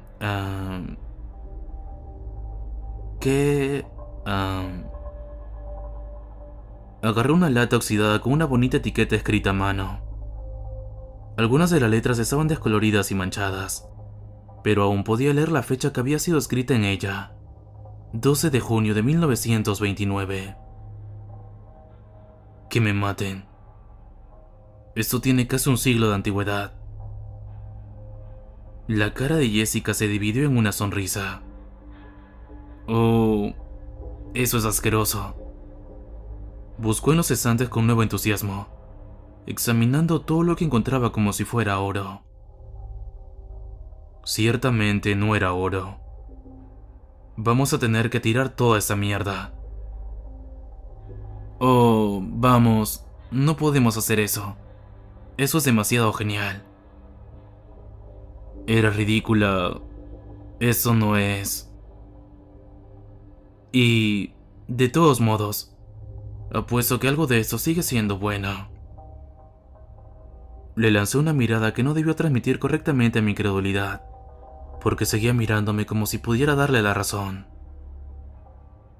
Jessica, ¿qué, en toda esta basura podrida, crees que podría seguir siendo comestible? ¿Qué está comiendo Jessica ahora? Nos giramos hacia la puerta de la despensa donde estaban Emma y Charlie. Oh, no mucho. Solo un poco de maíz que ha estado guardado en un estante durante 100 años. ¿Quieren un poco? Charlie sonrió porque siempre sonreía ante las tonterías que hacía Jessica. Emma arrugó la nariz. Jessica McCrae, eres una traviesa, dijo con tal imprudencia que todos tuvimos que reírnos, Jessica incluida. Espera, aquí hay algo que todavía es bueno. Mira, dijo Jessica mientras sacaba un tarro de cristal sellado lleno de alguna sustancia oscura y espesa. Sí, Tiene muy buena pinta, dijo poniéndome los ojos en blanco. No, en serio, mira. La etiqueta dice que es miel. Y la miel nunca se echa a perder. Le quité el tarro y vi que, efectivamente, había otra etiqueta escrita a mano, que decía miel de mumia. Estaba fechada el 8 de agosto de 1921. Ni siquiera se ha abierto, así que sabes que sigue estando buena, dijo. Jessica, por favor, dime que no vas a intentar comer esa mierda. Jessica, te daré $10 si te lo comes, dijo Charlie. Había un brillo en sus ojos, del tipo que solo tenía cuando estaba irritando a alguien, o mirando a Jessica. Dios, Charlie, no la animes, dijo Emma. Era la más joven, y la más baja, de todos nosotros, pero también era la que mejor nos hacía sentir como niños regañados. Mira, vamos a tirar esas cosas y acabemos con ellas. Jessica soltó un resoplido, apartando de su cara un mechón de cabello que se le había caído de la coleta. Vamos, Rini, ¿no tienes la más mínima curiosidad? Te doy $100 por comerlo, modificó Charlie. Jessica le dedicó una sonrisa brillante y con dientes. Estás muy atento. Levanté las manos. Dios, está bien. Cómete tu miel de bote. Me importa una mierda. Pero no tardes mucho, ¿de acuerdo? Y por el amor de Dios, no te mueras antes de que saquemos toda la basura de esa casa. No tengo tiempo de planear un funeral también. Quería enfadarme por su ridiculez, pero no pude. E incluso mientras salía de la despensa dando un dramático pisotón, no pude evitar que la sonrisa se dibujara en mi cara. Eran tan... ellos. Emma siendo de adulta responsable y agotada. Charlie siguiendo a Jessica como un cachorro enamorado. Jessica lanzándose de cabeza algo estúpido e imprudente. Y cuando subimos, Alan estaba sentado en la mesa de la cocina, planeando la manera más fácil de sacar los muebles del piso de arriba, como el tonto bien organizado que era. Creo que deberíamos sacar los muebles al final, dijo Alan al verme, como si no nos los hubiera dicho ya 4 veces, antes de llegar a la casa. Todavía no, dijo Jessica con voz cantarina. Primero, vamos a tomar el té. Rini, ¿dónde está la tetera de tu abuela? ¿Cómo sabes que tenía una tetera? Era una abuela. Todas las abuelas tienen una tetera. Eres tan molesta. Hay una tetera en el armario de la sala. Voy a buscarla. Alan, pon agua a hervir y mira si hay té en los armarios, dije. Alan parecía un poco desconcertado, pero hizo lo que le pedí. Mientras me dirigía a la sala, oí que Emma gritaba detrás de mí. Quiero que sepas que no apoyo esa tontería y que no voy a participar. ¡Gran sorpresa!, le grité mientras abría la vitrina y sacaba una gran tetera de porcelana con rosas rosadas chillonas pintadas con adornos en el lateral. Desde luego, no era mi estilo, pero podía ver huellas de mi abuela en ella. Para cuando volví a la cocina, Alan estaba al tanto y completamente horrorizado. Ignoré sus discusiones mientras vertía el agua en la tetera. Jessica, eso es peligroso y estúpido. Por favor, dime que no vas a comer eso de verdad. Por supuesto que no lo voy a comer, dijo Jessica secamente, agarrando una taza blanca rota que tenía delante y que debía de haber sacado de uno de los armarios de la cocina. Me lo voy a beber. Deberíamos designar a alguien como el llamador oficial del 911, dijo Charlie. Yo lo haré, dijo Emma. Están siendo todos ridículos, dije, pero la seriedad de Ala me puso nervioso. Jessica, sabes que eso es una mala idea, ¿verdad? Mis nervios parecían hacer que se sintiera aún menos preocupada. Vamos, solo es azúcar antigua. ¿Qué es lo peor que puede hacer? Agarró la tetera y se sirvió una taza, antes de que yo pudiera pensar en una réplica. Luego, rompió el sello del tarro de miel y sumergió una pequeña cuchara en su suave superficie. Tomó una generosa porción y la puso en su taza. Mientras la mezclaba con el té, se inclinó hacia adelante para respirar el vapor. Huele bien, dijo encogiéndose de hombros. Jessica, espera, dijo Alan. Esto es una mala idea, dijo Emma. Dios mío, lo va a hacer, dijo Charlie. Hasta el fondo, dijo Jessica, y luego tomó un trago. No me di cuenta de que estaba conteniendo la respiración, hasta que se quedó sentado unos instantes, relamiéndose los labios. Finalmente, arrugó un poco la nariz. Sabe raro. Dejé escapar un suspiro. No estoy seguro de lo que esperaba. Quizá que cayera muerta en cuanto se metiera el líquido en la boca, pero como no había sucedido, sentí que estábamos a salvo. Por supuesto que sabe raro. Está podrido. No sabe a podrido, solo sabe... ¿amargo? ¿Un poco arenoso? Tal vez sea por las hojas de té, dijo Emma. No, estoy segura de que es la miel. No es terrible ni nada, solo es extraño. Me di cuenta, sin embargo, de que no volvió a tomar su té. No terminó lo que había en su taza. Bueno, ahora que nuestro encantador juego de intentar intoxicarse con la comida ha terminado, ¿quizá podamos volver a nuestro trabajo real?, pregunté. Jessica se rió. Todo trabajo y nada de juego. Pero se levantó y tiró los restos de su té en el fregadero. Me di la vuelta y me dirigí de nuevo al sótano para tirar realmente la comida podrida esa vez. Mientras me iba, con Emma a cuestas, oí que Jessica le decía a Charlie: por cierto, me debe $100. ¿Qué? ¿Cuánto he dicho eso? Yo no he dicho eso.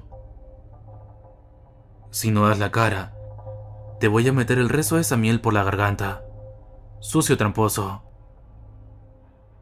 Lo último de mi ansiedad por la situación se desvaneció, y pude volver al trabajo sin que me pesara. De hecho, no pensé casi en ello hasta más tarde esa noche, cuando nos reunimos todos en el comedor para comer los platos de comida china para llevar. Habíamos avanzado mucho y, con suerte, podríamos terminar todo antes de que terminara la semana. Era comprensible que estuviéramos de buen humor. Sin embargo, me di cuenta de que Jessica no estaba comiendo nada. No dije nada delante de los demás porque no quería llamar la atención sobre Jessica si no se sentía bien. Esperé hasta que estuviéramos limpiando los restos de nuestra cena y pudiera apartarla sin que los demás se dieran cuenta. ¿Te sientes bien?, le pregunté. Sí, solo un poco cansada, dijo. Me sonrió, pero parecía débil, y definitivamente estaba un poco pálida. Jess, si necesitas ir al hospital, puedo llevarte allí en 10 minutos. 5 incluso. No, ¿qué? Vamos. No es así. En serio, estoy bien. Creo que solo necesito acostarme temprano y descansar un poco. Quería insistir, arrastrar al auto si era necesario, pero sabía por experiencia que tratar de forzar a Jessica a hacer algo era una tarea inútil. Así que, en lugar de eso, le dije: hay un cartón extra de arroz frito en la nevera para ti. Si tienes hambre más tarde, avísame y puedo calentarlo. Me sonrió, porque sabía que lo que realmente quería decir era que te quiero y así te lo demuestro. Gracias, Rini. Te quiero, dijo mientras me abrazaba. Poco después, nos acomodamos para pasar la noche. Esa vez no hubo películas. Estábamos tan cansados que todos se apagaron como una luz a los pocos minutos de acostarse. Me quedé despierto un poco más, por si Jessica me necesitaba, pero finalmente no pude luchar más contra el peso de mis párpados. Esa noche no pude quedarme profundamente dormido, solo me quedé como rozando la superficie. Mientras lo hacía, tenía una especie de pesadilla. O no era una pesadilla exactamente. En esa sensación borrosa entre el sueño y despertar, cuando no estás seguro de lo que es real y lo que no, ¿se considera una pesadilla? Solo sé que estaba seguro, absolutamente seguro, de que alguien estaba de pie en la esquina de la habitación, observándonos, mirándonos fijamente. Estaba muy enfadado y lleno de odio. También sabía, lógicamente, que allí no había nadie. Era un sueño, pero uno persistente que no aflojaba su agarre en mi mente durante mis breves periodos de conciencia. No estoy seguro de cuánto tiempo dormí así, pero sé que me desperté alrededor de las 3 de la mañana con un extraño sonido de asfixia. No era muy fuerte, pero era insistente, urgente. Era un sonido que decía: algo va desesperadamente mal. Con el cerebro todavía confuso por el sueño irregular, me levanté del saco de dormir y me acerqué a la pared, donde encendí la luz. Los quejidos sonaron en la habitación. Emma, que había reclamado un sofá entero para sí misma, se escondió más profundamente bajo sus mantas. Alan ni siquiera se movió de donde estaba acostado a mi lado. Charlie me gritó con sentimiento, pero apenas me di cuenta porque solo tenía ojos para Jessica. Estaba acostada de espaldas, mirando el techo con los ojos sin pestañear, con el rostro gris ceniza. El ruido de asfixia era el sonido de su intento de aspirar aire a los pulmones y no conseguirlo. Chicos, susurré mientras ella se retorcía bajo las mantas. Nadie molló. Chicos, dije, esta vez más fuerte. Más quejidos, pero los pasé por encima. Despierten, despierten. Algo le pasa a Jessica. Charlie fue el primero en levantarse. Prácticamente se lanzó del sillón reclinable que había reclamado como su cama, y estuvo al lado de Jessica con la rapidez de un rayo. ¡Demonios, demonios! ¿Qué diablos pasa? Me arrodillé a su lado, mis manos agitándose alrededor de ella, sin saber qué hacer. Tenemos que llamar al 911. Estoy en ello, dijo Emma, desde algún lugar detrás de mí. Ni siquiera la había oído levantarse. Entonces, Alan estaba allí. No está respirando. Su garganta se está cerrando. Tenemos que abrir sus vías respiratorias. ¿Cómo? Todos nos sentimos tan impotentes. Todo lo que podíamos hacer era ver cómo los ojos de Jessica se salían de su cabeza. Su cuerpo se sacudía contra el suelo como si estuviera teniendo un ataque. Tal vez lo tenía. ¿Qué carajo sabíamos? Entonces, algo en la cara de Jessica cambió. Sus ojos se abrieron aún más, como si estuviera viendo algo espantoso, pero no había nada que mirar más que nuestras caras por encima de ella. Su boca se abrió aún más en forma de grito, pero todo lo que pudo emitir fue un quejido bajo. Su piel comenzó a hundirse alrededor de los ojos, y luego en los huecos de las mejillas. Parecía que sus entrañas habían desaparecido o algo así, y su piel se tensaba para encajar en los espacios vacíos. Entonces, ante nuestros ojos, empezó a... No hay otra forma de describirlo. Su piel empezó a secarse, como un trozo de carne seca. Se volvió como el cuero y áspera, casi doblada sobre sí misma con arrugas. Sus ojos se encogieron hasta desaparecer en su cráneo. Las encías se encogieron, y los dientes sobresalieron de la mandíbula. Al mismo tiempo, sus gruñidos y quejidos, sus lamentables intentos de gritar, se volvieron más débiles y carentes de fuerza. Pronto, solo emitió una pizca de sonido. Poco después, se detuvo por completo. Lo que estábamos viendo ya no era Jessica. Era un cuerpo muerto, reseco y disecado. Una momia. ¿Qué demonios acaba de pasar? ¿Jessica? Jessica, ¿puedes oírme? ¿Qué eres? ¿Cómo es esto, Jessica? Me senté sobre mis talones, insensible a la crisis de Charlie. Extendía la mano hacia ella, y luego la retiraba, temiendo que tocarla lo hiciera real de alguna manera, o tal vez que la partiera en dos. Parecía frágil, vulnerable, como si lo que quedaba de ella pudiera destruirse en un instante. Era absurdo, la forma en que quería reunirla hacia mí, encerrarla en algún lugar donde estuviera a salvo. Excepto que ya no había nada que mantener a salvo, ¿verdad? No tuve que tomarle el pulso ni comprobar su respiración. Supe que se había ido con solo mirarla. Nadie podía tener ese aspecto y seguir vivo. Hay una ambulancia en camino.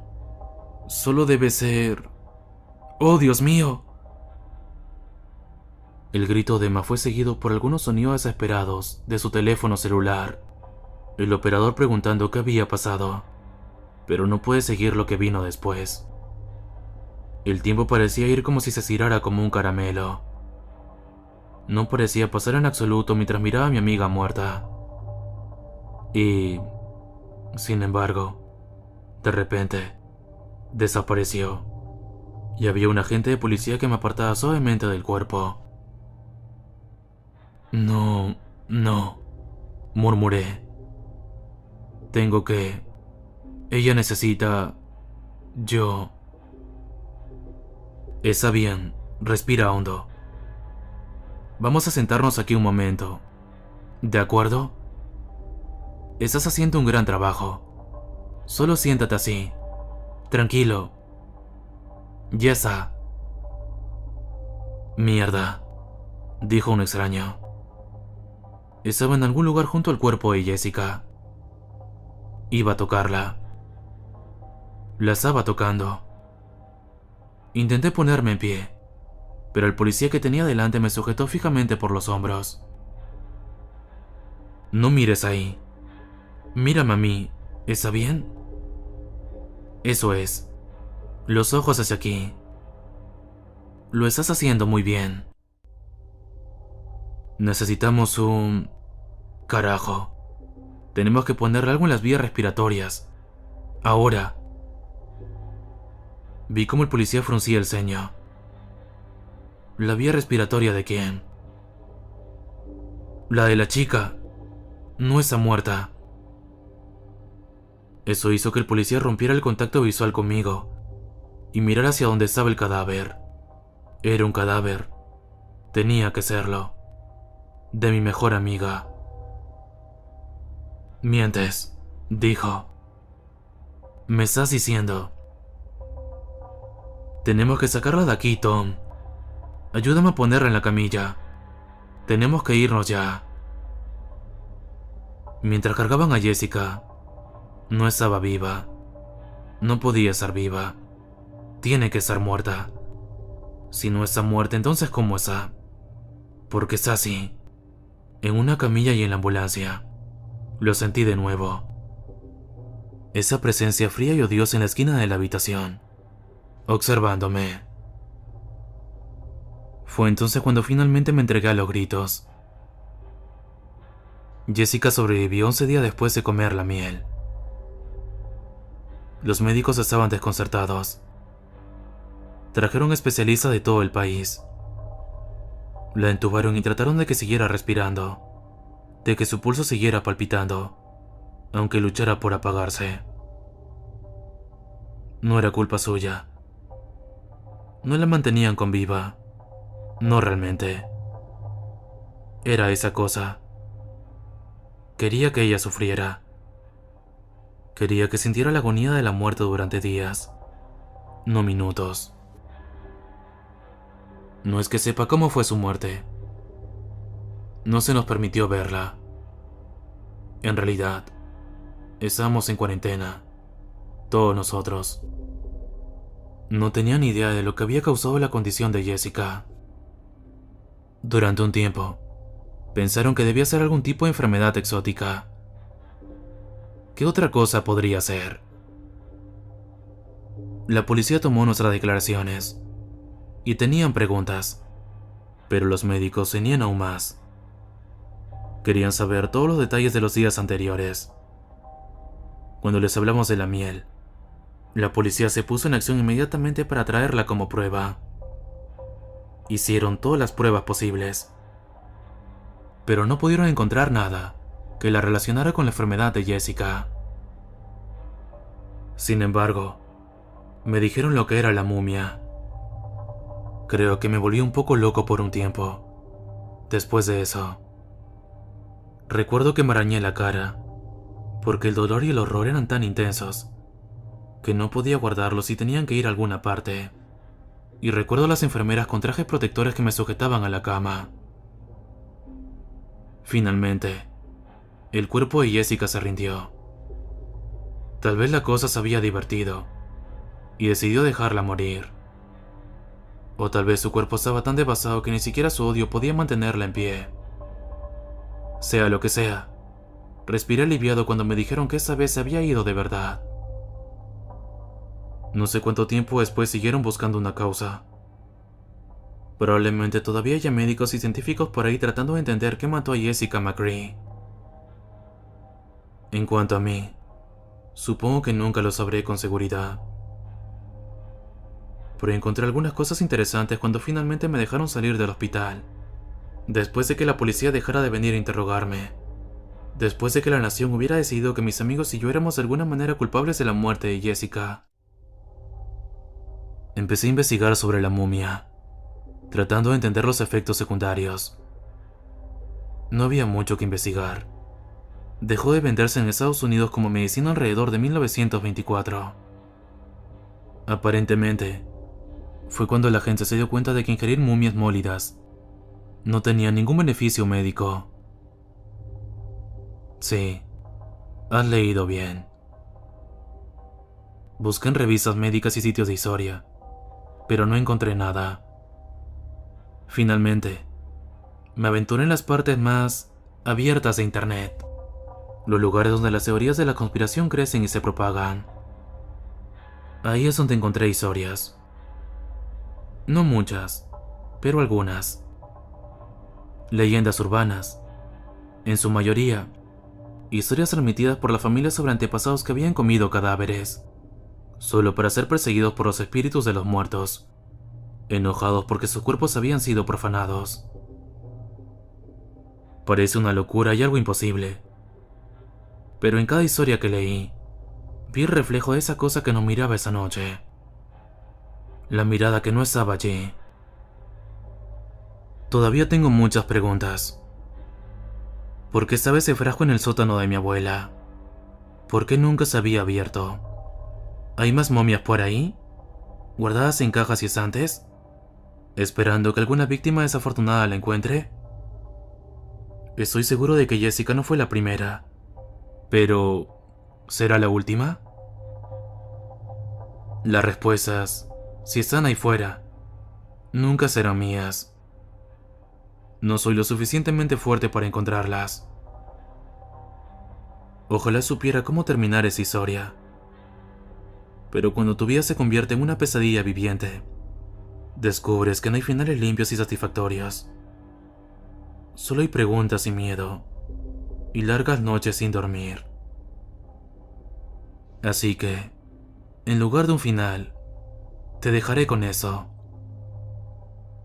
No he vuelto a la casa desde aquella noche. Está vacía. El interior finalmente se está pudriendo en pedazos, como debería haberlo hecho hace tanto tiempo. Y aunque yo no vivo en ese pueblo, y no he hablado con los demás, Alan, Emma y Charlie, desde el incidente, sigo escuchando los rumores. Tienen una forma de viajar a donde se les necesita. Los niños del lugar dicen que mi casa está embrujada, que hay algo ahí dentro. Algunos de los más valientes han subido a la casa, y uno o dos incluso han entrado. Y juran que oyen algo arrasando los pies por los pasillos, seguido del sonido de gruñidos de arena.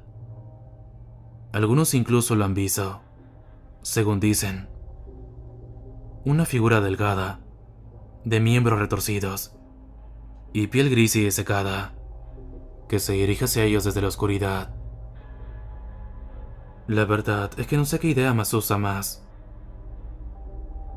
Que sea Jessica la que ronde por esos pasillos, o que no lo sea.